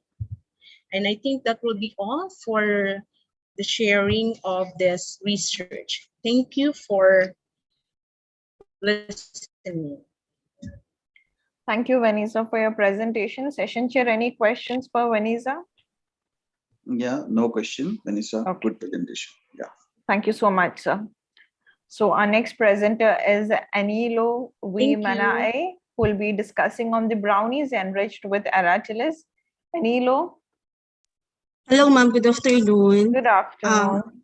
Yes, ma'am. I will be sharing my screen now. Okay. Yes, please. Is my screen already visible? Yes, it's visible. You may begin. Yeah. So, good afternoon once again, panel of juries. Please put on slide mode. Can you please put on slide mode and begin? Okay. So is it okay now? Yes. So the title of my study is Brownies Enriched with Aratilis. So this is by Anilo V. Manaay, yours truly. So I am a faculty member of the Bachelor of Science in Hospitality Management program of under the College of Industrial Technology from Carlos Hilado Memorial State College. So the abstract of my study. So the main objective of the study is to produce brownies enriched with anaratilis as one of the main ingredients. So this study aims to develop the best ratio of ingredients of brownies enriched with anaratilis and to find out the acceptability and sensory properties of brownies enriched with anaratilis in terms of appearance, taste, and texture. So this is a developmental type of research which was replicated 3 times and evaluated by experts. So to determine the quality of acceptability of the product, the researcher identified the respondents as follows. So 24 sensory property evaluation, which is composed of the 5 BSHM faculty members and 15 BSHM students, and 10 individuals which were not connected to the institution but have food-related experience for the 9-point hedonic scale. So the research applies a 5-point sensory evaluation card, which aims to critique the brownies enriched with anaratilis in terms of appearance, taste, and texture. So likewise, the 9-point hedonic scale to test the acceptability of the products. So based on the results, the third replication received the highest mean scores in terms of appearance, which is 4.05, taste and texture at 4.15, which are all interpreted as very good. So moreover, in the level of acceptability, replication number 3 received the highest mean score of 8.50, which is interpreted as like extremely by the respondents. So here are the conclusions that I had drawn from the study. So the third replication of brownies enriched with anaratilis is widely acceptable to the respondents in terms of appearance, taste, and textures. So this was composed of I had put an overripe brownies, which is measured in 1/4 cup, and I also added 1 cup sugar for the ingredients. So the third replication of brownies enriched with anaratilis, which is consist of 1/4 cup, as I have mentioned a while ago, of overripe anaratilis and 1 cup sugar, was liked extremely by the respondents. So here are my recommendations. So replace the quantity of sugar as one of the ingredients in making the brownies by increasing the quantity of anaratilis juice. Further research on the different ways to use anaratilis as one of the ingredients in making brownie should also be explored. So for example, we can use the dried or fresh anaratilis. Since in my study, I just used the overripe anaratilis, so I have not yet tried the dried and the fresh anaratilis as one of the ingredients. So further laboratory tests should be conducted to assess the level of microbes and nutrients present in the products. And also, we need to provide packaging, because I have not yet tested this one, in order to attract prospective buyers of the product. So informations like nutritive value of the product should also be given emphasis. So here are my references or bibliography. And thank you very much, sir and ma'am, for giving me an opportunity to present my study. Thank you so much, Anilo, for your presentation. Dr. Yogesh, any questions or comments? Yeah, good presentation. Okay, sir. Thank you so much. So next we have Ronald B. Chavez, who will be presenting next. Ronald, are you ready? Good afternoon, I am. Yes, good afternoon. And Ronald will be discussing on a feasibility study on Doctor of Philosophy majors in Science, Technology, Engineering, and Mathematics in a state college in Bicol. Request all participants kindly mute yourself except presenter, please. Can I share my screen now? Yes, please. Thank you.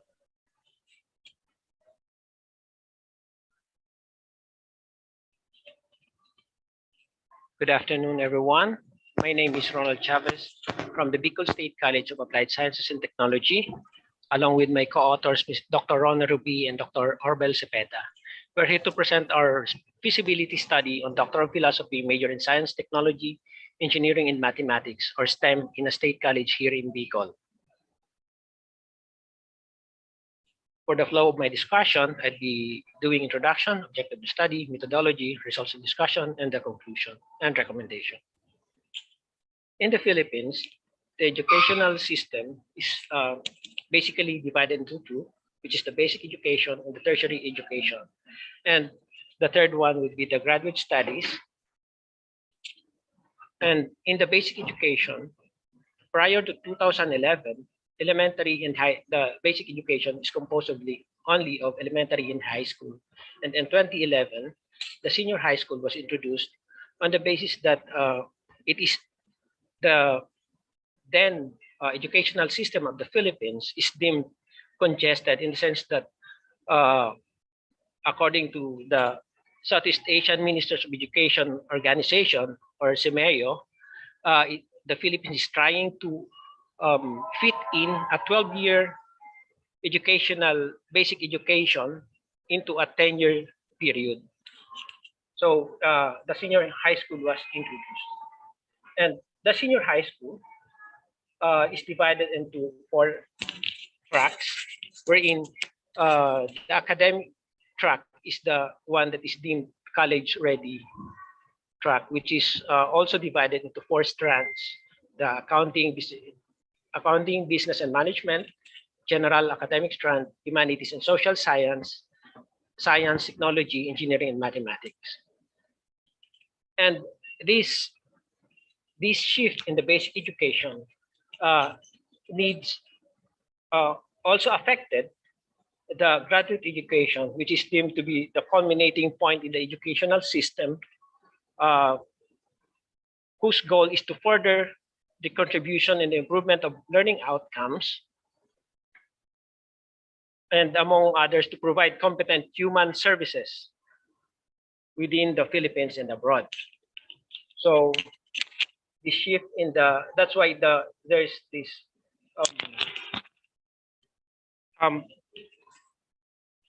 act or deemed to present or to offer the Doctor of Philosophy in Science, Technology, Engineering, and Mathematics. So the objective of the study is to know whether offering of the new program in PhD STEM is feasible, and specifically it tries to know the viability of offering the PhD STEMs in terms of market demand, financial viability, management viability, and operational viability of the college. So for the methodology, it used a descriptive method with 103 respondents composed of 61 teachers, 23 engineers, and 19 from various disciplines. It utilized a researcher-made instrument employing a 4-point Likert scale and used only on the statistical analysis, weighted mean, and percentage. On the side, the 3 tables were used to interpret the numerical value with its corresponding descriptive rating. So for the results of discussion, table 4 shows the interpretation of the participants' interest if ever the program is offered, which shows that with the weighted mean to enroll in the program of 3.59 shows very interested, and to recommend and maybe to let others enroll in the program also shows very interested. On the market viability, overall, there's the average mean of 3.3, which is very high in terms of looking forward on the demand of the program 5 years forward, employment opportunities, career advancement, and even the local graduate, the internal graduates of the Masters of Arts in Teaching to pursue the PhD STEM in the college. And for the financial viability, total average also shows 3.3, which is very high in terms of affordability of the graduate course and the programs towards faculty capability enhancement. For the management viability of the program, shows also a very high, the participants strongly agree that the management has the capability to offer the program in terms of the adequate numbers of the qualified faculty, the management support, the extensive experience of the college to run the program, and also the international exposure of the faculty and their capability to invite experts through their linkages. And for the operational capability, also shows very high in terms of the accessibility of the graduate school, the availability of adequate facilities, and state-of-the-art laboratories, and the adequate resources in the library. Therefore, overall, with the 4 indicators, the market demand, the financial viability, the management viability, and operational capability, which shows the strength of the college. Therefore, there is enough basis for the college to offer the Doctor of Philosophy major in Science, Technology, Engineering, and Mathematics, which may strengthen its adherence to the mandate to primarily provide advanced education and higher technological, professional, educational instruction and training in the sciences, arts education, engineering, and other related courses. And for our recommendation, we recommend, the authors recommend that the college may include the Doctor of Philosophy in STEM and the continuous enhancement of facilities, both laboratories and the physical facilities, continuous faculty development and hiring of additional faculty, regular conduct of research studies. And here are the list of my references, and along with my co-authors, Dr. Cepeda, Dr. Ruby, and myself, we thank you for this opportunity. Thank you, Mr. Ronald, for your presentation. Dr. Yogesh, any comments or questions? Yeah, good study. Just one question from the researcher. Out of these all variables which you just discussed, like financial, management variable, operational, and market demand, which one is the most influencing you found? Come again, sir? Which of these out of all these 4 variables you discussed, which one is the highly influential variable? Highly encouraging variable? Influential, I mean, which is dominating out of this? Okay, so we think that it is on the market demand and of course on the operational capability of the college. It should be if I have to how you call that, classify them in terms of degree of importance, I would go for the market viability, and then followed by the operational capability and the management, and the other one is the financial. Of course, that will go with the management capability. Okay. Okay, thank you, sir. And thank you, Ronald, once again for presenting. So with this, we come to the end of technical session 4. I hope I haven't missed any presenters and everyone has given an amazing presentations. So next we'll be going on for a break and we'll be coming back after a short break, and we'll continue with the keynote presentations and the validatory session. So thank you so much, everyone. See you back after the short break. Thank you. Thanks, everyone. Thank you.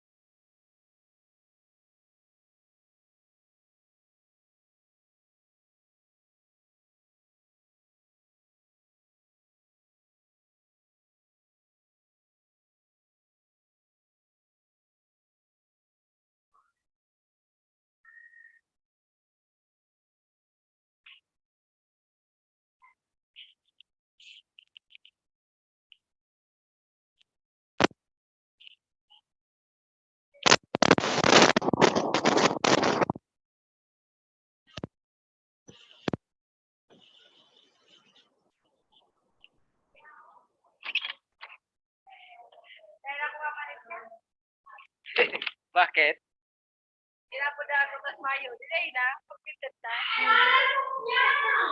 May importanteng ginagawa.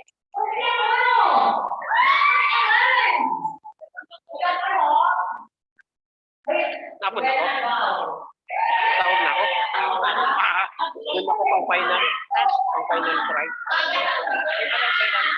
Wala akong lugar. Right.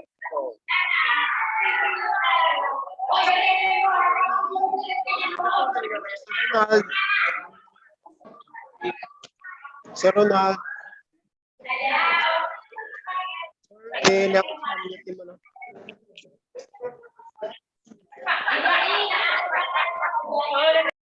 Sir Ronald. Well, please mute your mic, sir. Thank you. Bation ang sininggit sa background. Thank you. Kay Sir Ronald, ma'am, ano ko lang sa, message, kinano ko sa, bala. Sige, sir. Thank you. Salamat, ma'am.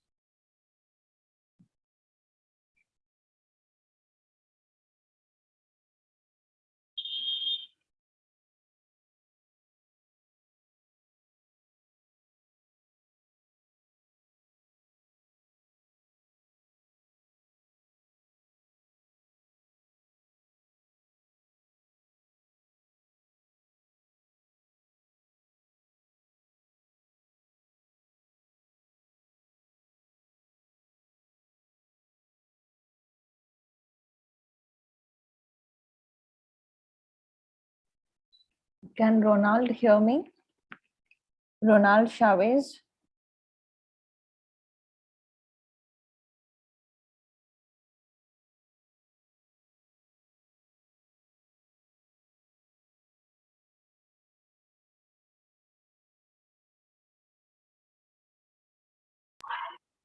Yes, good afternoon, ma'am.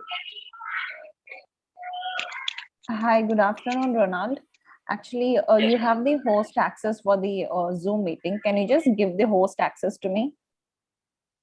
Come again? You have the I'm host sorry? access. You have the host access for the Zoom meeting. So can you just pass on to my name? Please hold on. Yeah.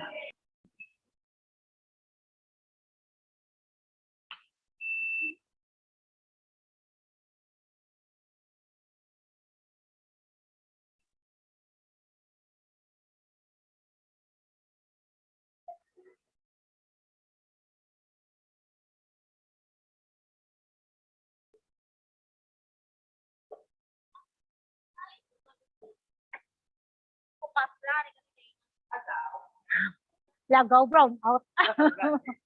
Kita kami di ba si pwede ka charge oh. This is about? Dan. No, we got third so. Wala. Mute, please.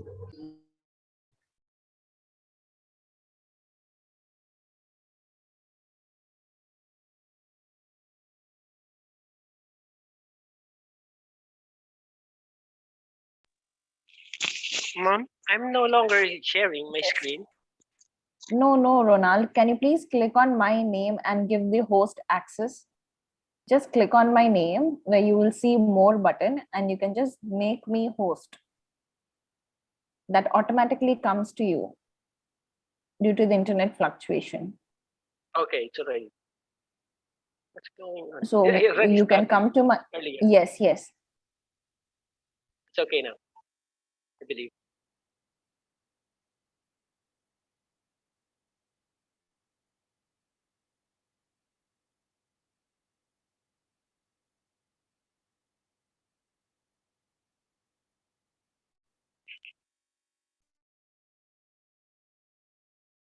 Can you just click on my name and give me a host access?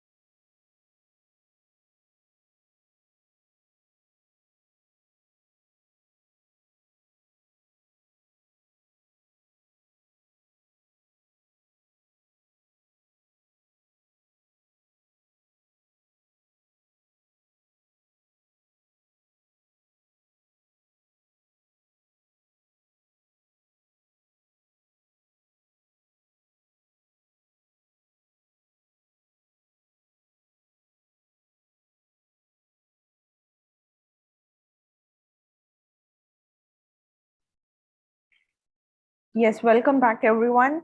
Good afternoon and welcome back to IC Math 2021.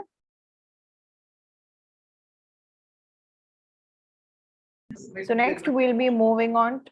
Next we'll be moving on to our keynote presentations. And our first keynote speaker who has joined here today is Dr. Andrew Eusebio Esta. And I would like to invite him. Welcome, sir. He is VP Research Extension and Intellectual Property from Carlos Hilado Memorial State College from Talisay City, Negros, from Philippines. Welcome, sir. Thank you. Okay. Yes, sir. Looking forward to your keynote presentation. Shall I start now? Yes, please. Okay.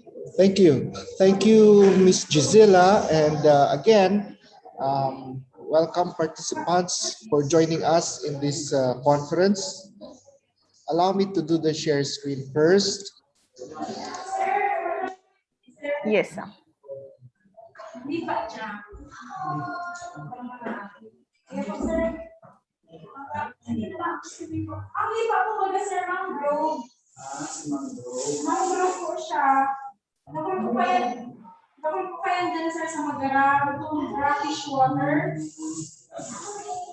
Okay.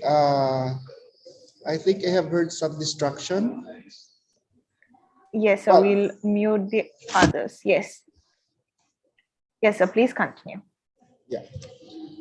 I will be presenting the thrust, especially on the theme of this conference, more focus on innovation and social development, the Carlos Hilado Memorial State College experience.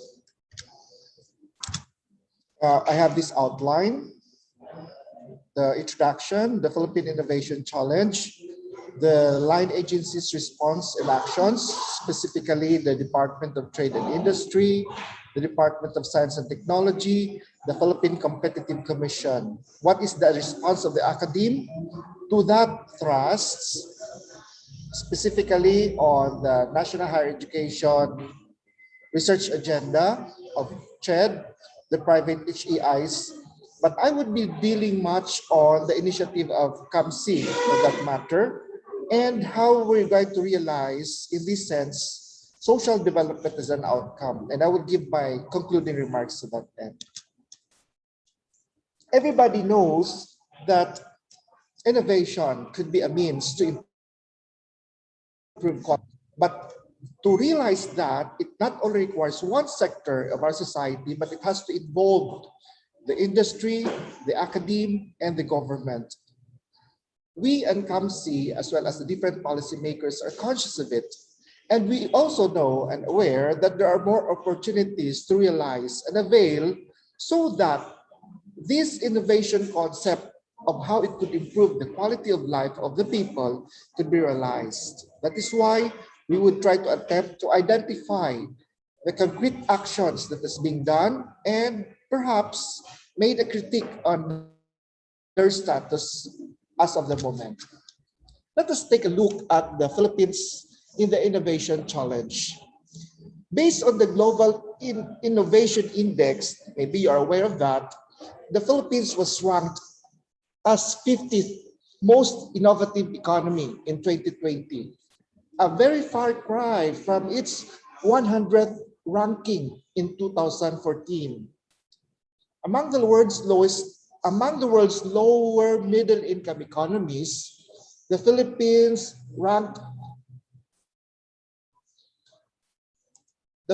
ranks fourth behind Vietnam, Ukraine, India, with the above average performance in business sophistication, in knowledge, and in technology outputs. But again, superior economic performance and development outcomes is still to be achieved. Even we would be moving almost 50th notch higher from our previous ranking. Why is this so? Because Philippines perennially stuck in the middle income trap. As what our economists would be telling us, facing some of the worst poverty and inequality in the region. Worst poverty and inequality in the region. If you compare it with other ASEAN neighbors, this is very glaring. The limitations of domestic production and innovation capabilities to generate higher value-added goods and services could be attributed as the culprit. In contrast, economies like South Korea had a build-up of innovative capabilities in latecomer firms and has been credited with leading successful cases of catch-up and development. But again, we are aware, as I've been telling you from the very beginning, so our Congress enacted the Philippine Innovation Act. Very new law. I think it's just 2 or 3 years ago, and this present Congress, and it was signed in 2019 with the objective that innovation should be institutionalized at the heart of the country's development strategy. Driving this strategy is the newly formed, we have this National Innovation Council, another critical innovation system component. So with that scenario or situation, what are the response of the different government agencies? Allow me to enumerate them, although they have more or very different actions, but I will just be citing some for our audience consumption. The Department of Science and Technology, this is the government arm implementing policies related to science and technology, and it has, I think, 8 bureaus, 7 or 8 bureaus, all with a different mandate in science and technology. But collectively, this department implements programs and policies geared toward innovation, in which they primarily cater to academic institutions through their funding support. They have different programs, for example, the Science for Change, which aims to supply innovation system components like the public research and development organizations, the fabrication labs, the incubators, among others. Our institution, as an academic institution, is one of the benefactors wherein we collaborate much with the DOST in regards to our research activities. Another government agencies, which is the Department of Trade and Industry, or the DTI, market and commercialize output of innovative technocrats. In other words, any innovations that is created by the sector in the society, most of this, if they find it feasible, supported by this agency. So they have this what we call regional inclusive innovation centers, in which they identify regions that has a lot of some innovation for possible funding, support, and promotion. But their main thrust in one of its bureau is the aggressive campaign for registration of intellectual property through the Intellectual Property Office Philippines, which is directly under this agency. The DTI is one of the agencies which support startups. Another, not necessarily government agency, but it was created by law 7 or 8 years ago, the Philippine Competitive Commission.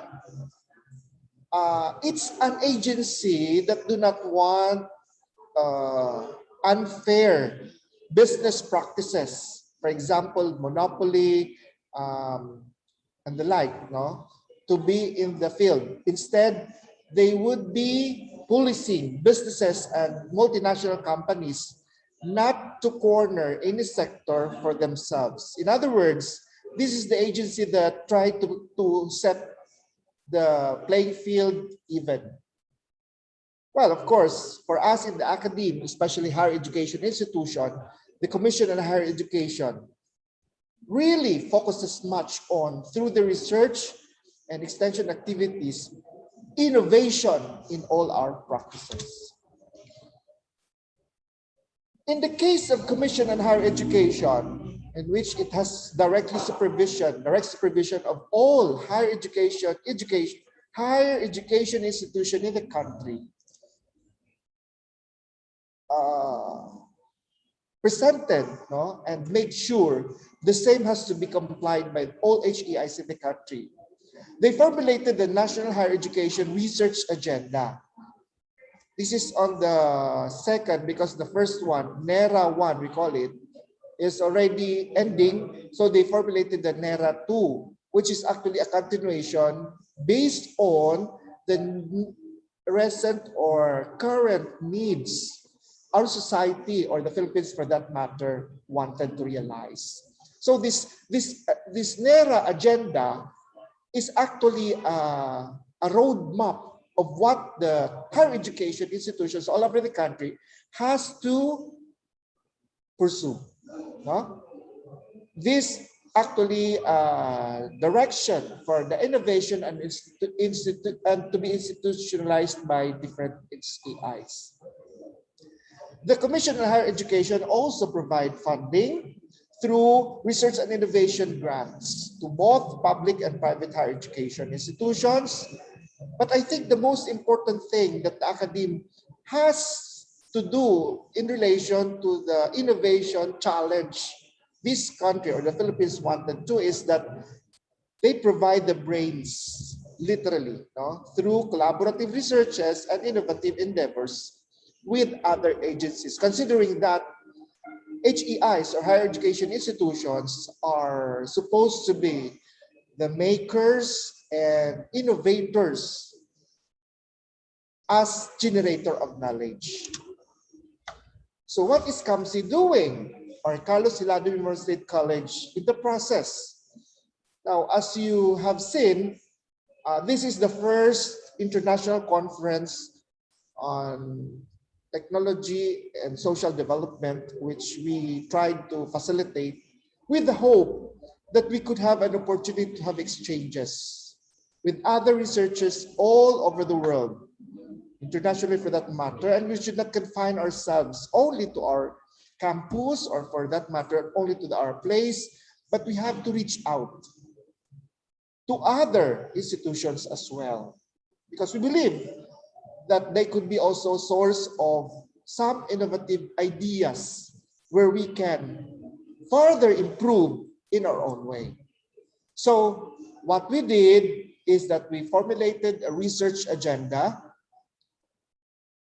directing based on the needs of our country as well as the region in coming up with what we wanted to realize. And this has been regularly updated and reviewed, whether the same could be still applicable in this current time or what would be in the future. As a state college, we invested a lot in capability building of our innovators and researchers, meaning a big chunk of our budget, no, would be spent in how we could train, how we could equip ourselves on what we really wanted to in relation to the different innovations we dreamed of. Of course, the dictum, you could not have what you don't have. You could not share what you don't have. In other words, the basic skills development, the expertise has to be nurtured, has to be provided right from the very beginning here in the institution itself. So we invested in that. Third, we support registration of patents, utility models, and the like of these different knowledge generators in our midst. It's not only from the college itself, but even in the private sector who wanted to ask for help on how they would be able to undergo the process of patent search and the like, so that it could be accepted by the Intellectual Property Office as an innovation, as a utility models, or as an invention, so that the same could be protected.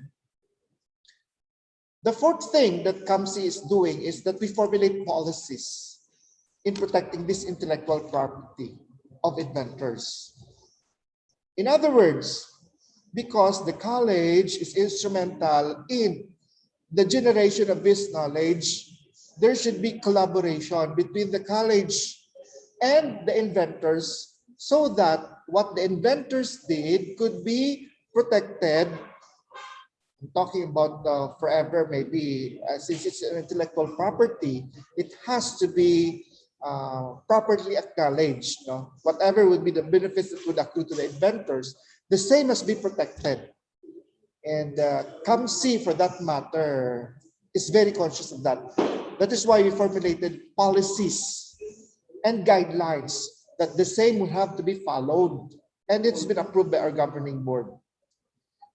The fifth, I would like to emphasize on what COMC has been doing is that from 2015 to the present, the Intellectual Property Office of the Philippines reported that there are 135 patents and models that has been registered, credited to Carlos Hilado Memorial State College inventors and innovators. And based on the latest fora that they have the other day, it reveals that in this region, we got the second highest number of these registered patents and utility models with the Intellectual Property Office among the different higher education institutions in the region. So what is the implication of all of this in social development? To exact change for the better requires focus, clear policies, and definable outcomes anchored in deliberate efforts and actions. Social development are articulated in terms of impact after an intervention. Innovation as a means proved to be beneficial in creating desired changes in the status and progress of a certain country, Philippines included. That is why technology as an output of innovation can be harnessed and directed to create efficiency in operation, increase in production, and effective delivery of services. That is why, again, researchers must come up with regular and feasible innovation to address the changing realities of the future. This conference is an initial attempt to concretize our action of engaging with global researchers.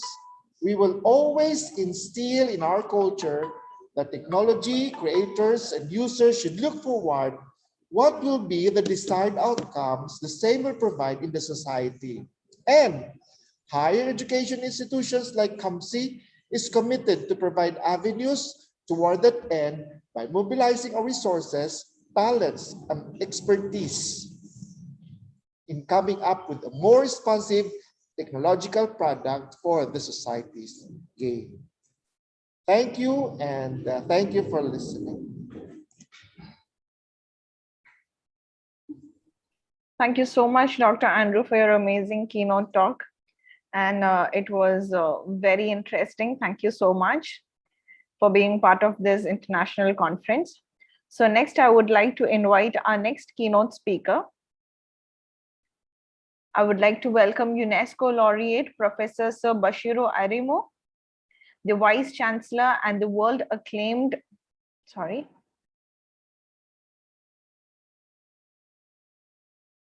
the world acclaimed distinguished professor emeritus at Crown University International, chartered from USA. So before the keynote presentation, I would like to introduce or give a short biography about our keynote presenter, who is the Vice Chancellor of the Crown University International, chartered and affiliates worldwide in Africa. Following good research, he was appointed to hold the institution's various positions as follows: Board of Trustees, Chartered International Da Vinci University, the Vice Chancellor and the Vice Chairman, International Affairs of Board of Trustees, West Coast University at the United States of America and partner campuses worldwide, Vice President of International Affairs of Board of Trustees, Sastra Angkor University, Kingdom of Cambodia at Asia and partner campuses worldwide. He has also been the Deputy Director General for Africa and Research Professor at International Biographical Center at Cambridge, England at Europe.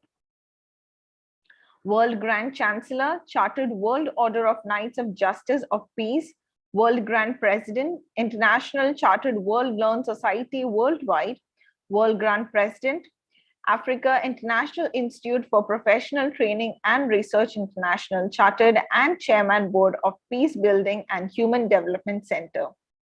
Thank you so much, Dr. Bashiru, for being part of our international event.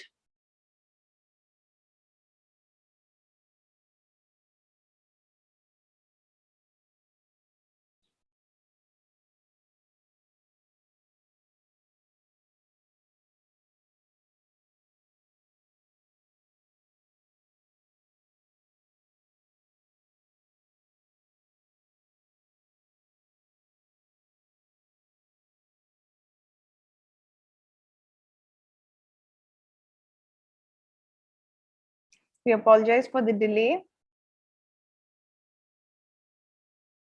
The keynote speaker will joining us in a minute.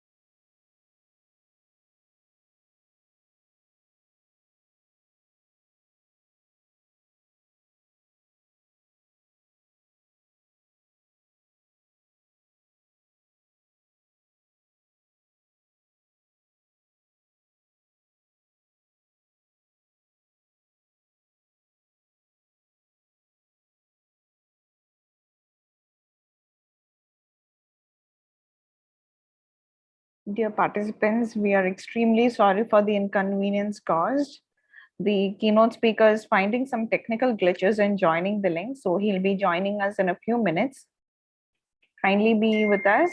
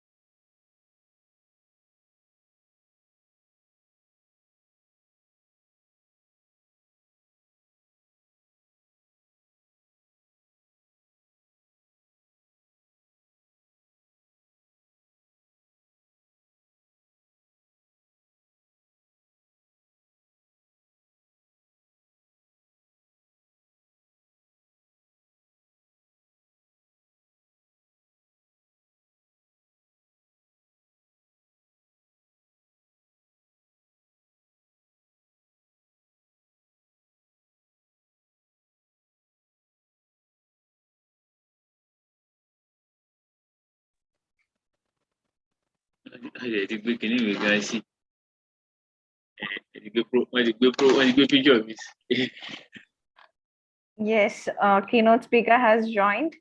Welcome, Hello. sir, once again. UNESCO Yeah, laureate welcome, my Professor sister. Bashir Arimo. How are Yeah. you? I'm good. I'm good. Yes, Yes, we are Sila eagerly looking Mustafa. forward to, yes, for your keynote You're talk. highly welcome. Please text me your phone number and WhatsApp number. I will send my own as well. Assalamu alaikum. Alaikum assalam. Thank you, sir. You may begin your keynote talk. Yeah, I'm coming just a minute.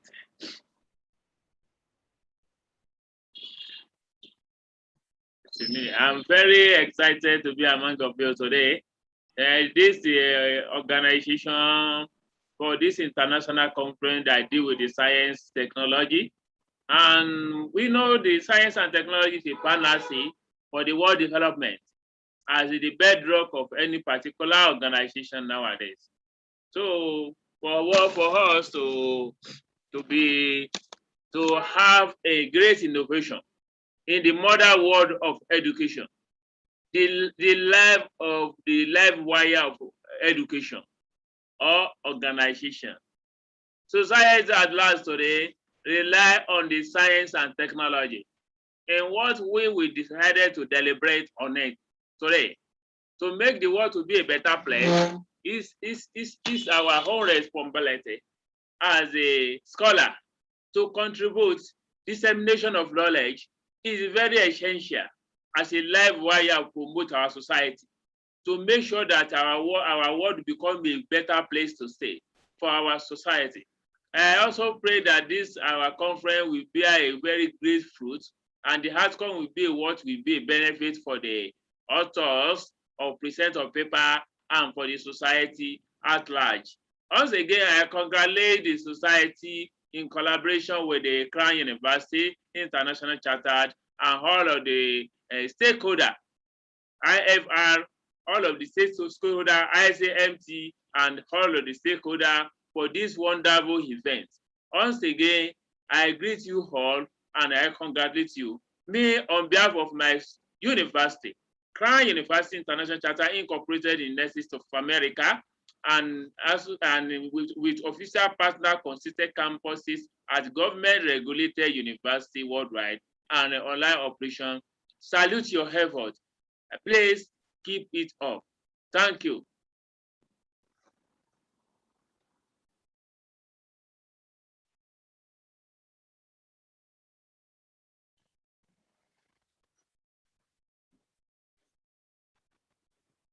Hello. Yes, sir. Thank you.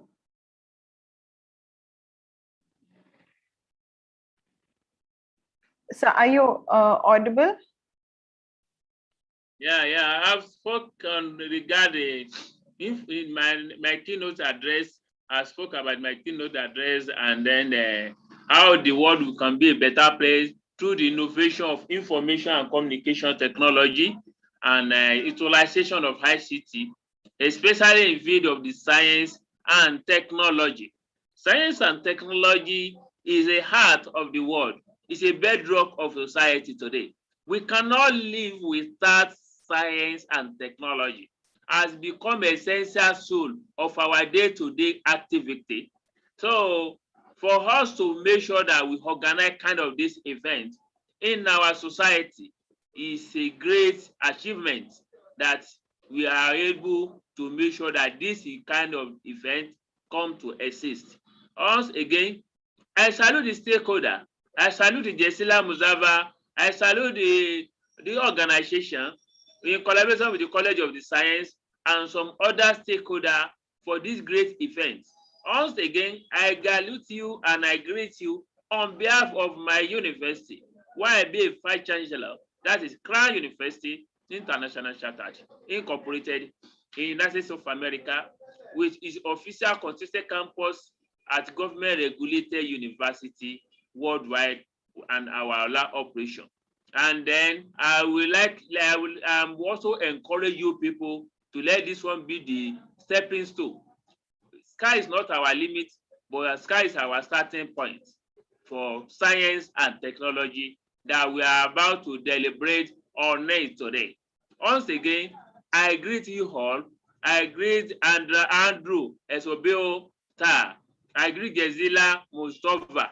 I greet the Antazodo Olamendo. My friend, I salute you people. I salute Mount Teresa Marisa Kosi. Elanono Gonova, I salute you all. I salute TV. I salute Ronaldi. I salute Enoho. And I salute Ronaldi Kazaviri. I salute Elohe Genova and all the other people that participate. And least as I'm still on my screen here now, you people are almost going to the 17. We are also all of the participants, we are now 18 in number for this great event. Once again, I greet you all for good deliberation or promote of the science and technology. Thanks again. On behalf of my university worldwide, I salute you all and I commend your efforts. Thank you very much. Thank you. Thank you so much, sir, for your valuable and amazing keynote talk. Thank you so much. So it was an absolute honor to have you and be part of ICMAT SD 2021. Thank you so much to all the eminent keynote speakers and our honorable delegates who had joined us in the past 2 days event of ICMAT SD 2021. And a great thank you to the Carlos University from Philippines who made it successful despite the typhoon that hit us. So thank you so much for your great efforts and your faculty and students who have supportedly been part of this event. So with this, we come to the end. And next, I would like to invite Dr. Leah L. Fernandez, the Director of Research and Development Services from Carlos Hillard Memorial State College, to deliver the vote of thanks.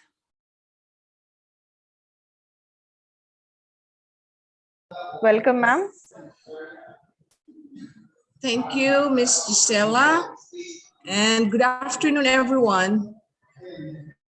As we celebrate our Kamsi Prime Fiesta with the theme Escaparati, or showcasing excellence in research, extension, and innovation for sustainable development amidst pandemic.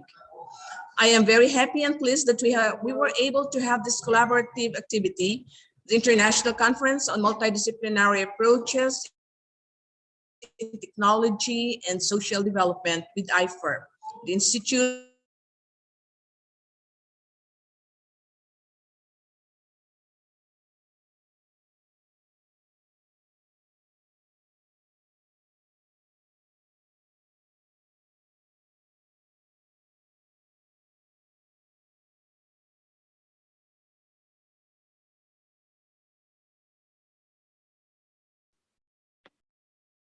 Dr. Leah? Sorry, I lost connection, but I'm back. Yes. I'm transferring to another computer. No problem, you may continue.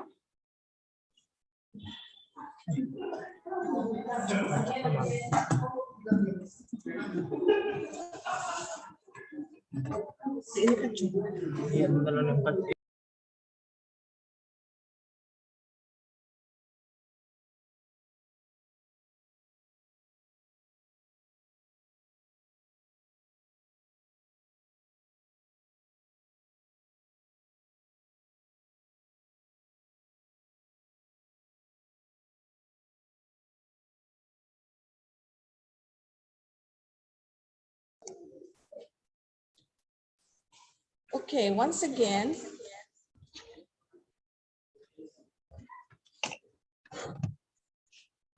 as we celebrate our Kamsi Prime Fiesta with the theme Escaparate or showcasing excellence in research, extension, and innovation for sustainable development, I am very happy and pleased that we were able to have this collaborative activity with the International Conference on Multidisciplinary Approaches in Technology and Social Development with IFERP, the Institute for Engineering, Research, and Publication.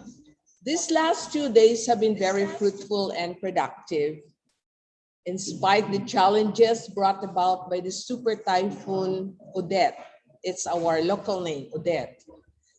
Such as the issue of blackouts, and of course, this relates to interconnectivity. They were not able to connect. Some of us were not able to connect effectively.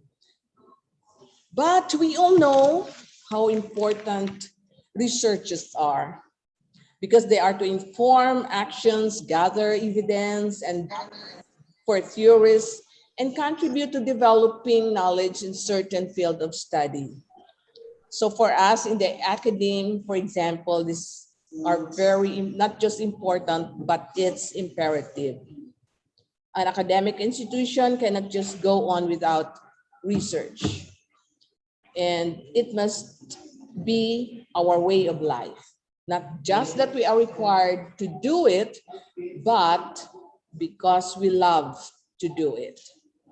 But research is not enough after you get the results and the findings. They have to be disseminated. That should not be left on the shelves or at the library. So this exercise is one of the ways of research dissemination.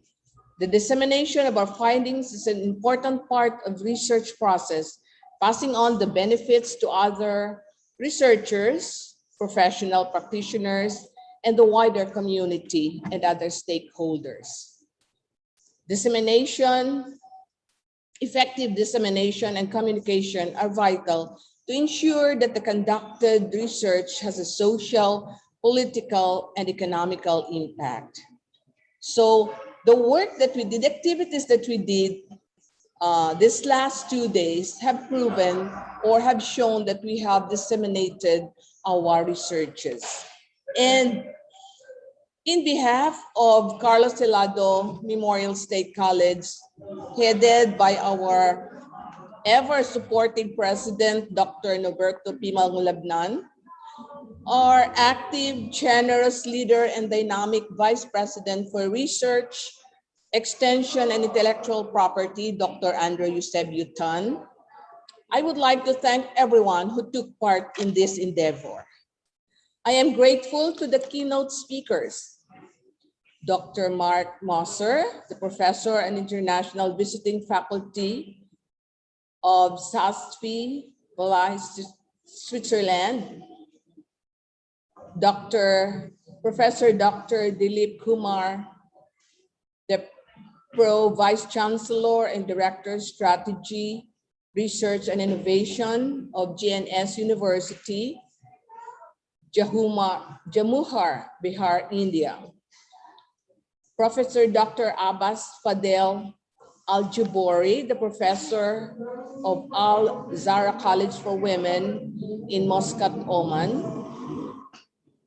Just a while ago, our keynote speaker, UNESCO laureate Professor Sir Bashiro Arimo, the Vice Chancellor and world-acclaimed Distinguished Professor Emeritus at Crown University International Chartered in USA, and our very own Dr. Andre Eusebio Tan, our Vice President for Research, Extension, and Intellectual Property.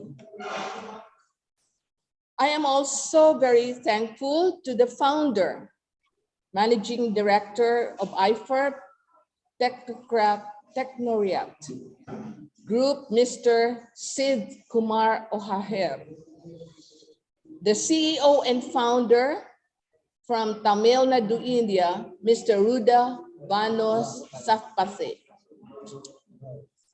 And also, I am very grateful and thankful to the following session chairs for their patience because of connectivity issues and for their comments and commendations. They are Dr. Shaikh Altaf Huzan Basaha, the professor of the Department of CSE, Krishna Chaitanya Institute of Technology and Sciences in Andhra Pradesh, India. Dr. Sharif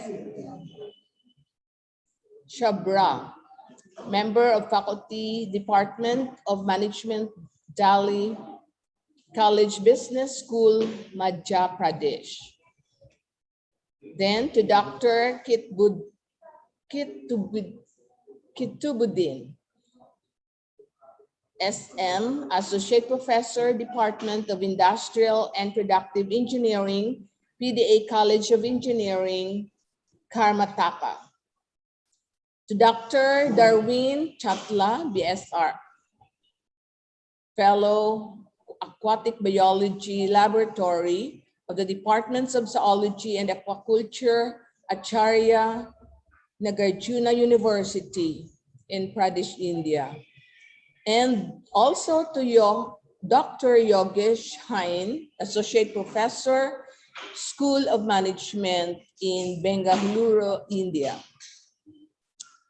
And we cannot forget to thank our conveners, Dr. Andrew Ordonio, Dr. Jennifer Juanesa, who worked very hard day and night to connect with our partners in India and have this activity go through. I am very much grateful to all the office staff and technical assistants who in one way or another have done so much in this endeavor. To our host for the last 2 days, I am grateful. You have been also patient with connectivity issues. If I missed anyone, my apology, but God knows what you did for the international conference. To everyone, good afternoon and be safe always. Thank you. Thank you so much. Thank you so much, Dr. Leah Fernandez, for your kind words and message. So before we move on to the announcement of the winners, I would request everyone to kindly enable your camera so that we can capture a group photo of day 2.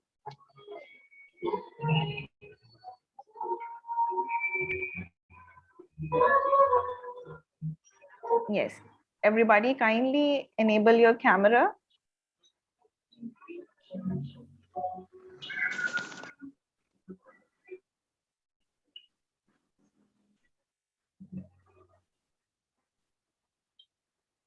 Okay, Ms. Vanessa and Gina, I guess they would not be interested in enabling your camera. Okay, if then means we will click. So in 1, 2, and 3.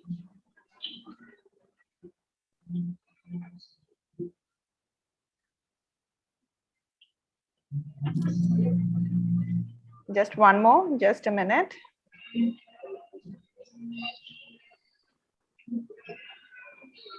Yes, smile.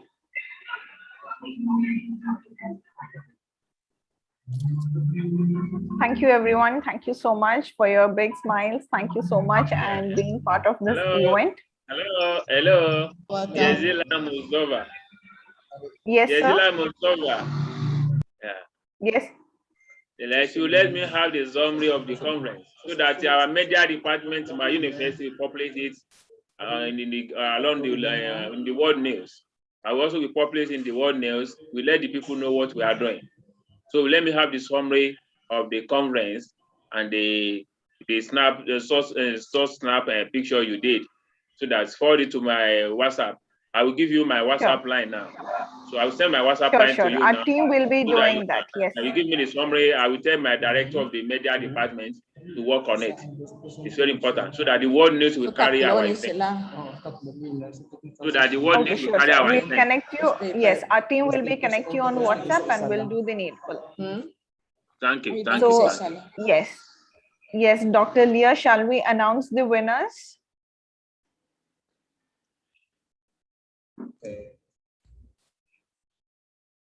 Okay, good afternoon once again. It is a pleasure to announce the winners after the evaluation of our chairs. These are the following.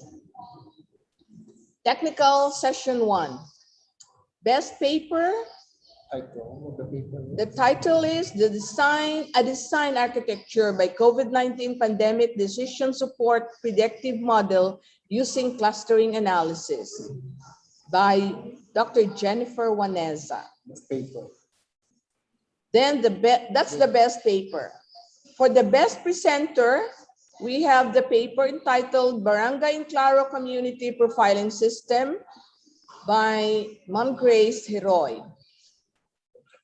For technical session 2, the best papers goes to 3 papers: student information and communication capability and preference and the challenges of online learning during the quarantine. Paper by the author is Mary G. Salvivia. Then the microanalysis of student engagement strategies in teaching English classes by Mrs. Arlene Agudo Abeto. The third winner is Impact on Brands Marketing Approaches with the Emergence of Agile Marketing with the author, Dr. Priya Sakdeva. The best presentation or the best presenter is Mr. Herminio Remada Jr. with the paper entitled Doing Action Research, the Case of Public School Teachers. Well done. That's great. For technical session 3, the best paper winner goes to Wireless Monitoring Device for Regulation of Vehicular Events with Internet of Things by Dr. Russell M. De La Torre. The best presentation was by Ms. Judy Astudillo, Student Credentials Management System. For technical session 3A, the best paper is entitled Community Structure of the Intertidal Seagrass in Linawon, Cauayan, Negros Occidental, Philippines by our very own convener, Dr. Andrew Ordonio. And the best paper presentation is entitled Synthesis and Characterization of Nanocar and its Application in the Removal of Reduction of Lead Accumulation in Water and in Nile Tilapia. The winner is Dr. Anesito Olmedo. For technical session 4, best paper is a feasibility study on Doctor of Philosophy majors in Science, Technology, Engineering, and Mathematics, or STEM, in a state college in Bicol by Ronald Chavez. And the best presentation goes to Characteristics of Drug Dependence Surrenderers in Binalbagan, Negros Occidental by Mr. Elenuel Hinova. Congratulations, everyone, and God bless you always. You're highly welcome, madam. Well done, well done, well done, well done. Congratulations. Yes, hearty congratulations to all our winners. Yeah. I commend the efforts. I commend the efforts of everyone, especially you, Jesila Mustafa and Lane Fanana Desi. So you just speak now, and my wonderful friend that don't let me read her night that are here to remind me about this great event. I salute you all. That's very good. We just started. Thank you. I will not allow it to rest. So the next time will be very sweet and very greater than this, by the grace of God, inshallah. Thank you. Thank you, everyone. So with this, we come to the end of the International Conference on Multidisciplinary Approaches in Technology and Social Development, organized by Carlos Hilado Memorial State College, Philippines, in association with Institute for Engineering Research and Publication, IFERP. So before we wind up, don't forget to give us your valuable comments and feedback. Do get the feedback link from the chat box. So see you until next time. Bye-bye. Take care. Thank you all. Bye. Bye-bye. Bye, and thank you very much, everyone. Thank you, Ms. Hello, Giselle 1 Mutala. minute before we go. 1 minute before. Hello. Okay. Hello, man. Yes. 1 minute before we go, let me have your phone number or your WhatsApp number and Jesila Mustafa WhatsApp number. Let me send my WhatsApp number to you. I will send my number to you now. We'll do that. Okay, sir.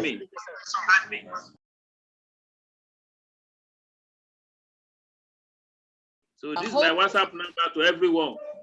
Yeah, I hope we can also connect with Everybody you, to add me because of another great event Professor that is coming Arimo. with a great award. Another great event is coming with a great award. And I want to incorporate you people. I want you people to be there, please, with a great prize and great award. So this is my number now. So this is my number, UNESCO Laureate Professor.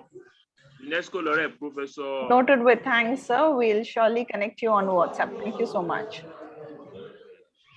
Have a great day. Thank you. Ada siguro sa chat box. Ano man?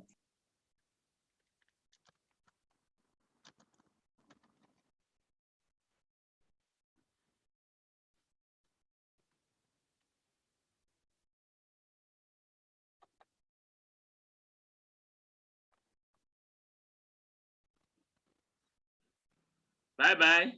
So I'm expecting you to add me on WhatsApp with for another incoming event, for another incoming conference, seminar, workshop, and international program like this.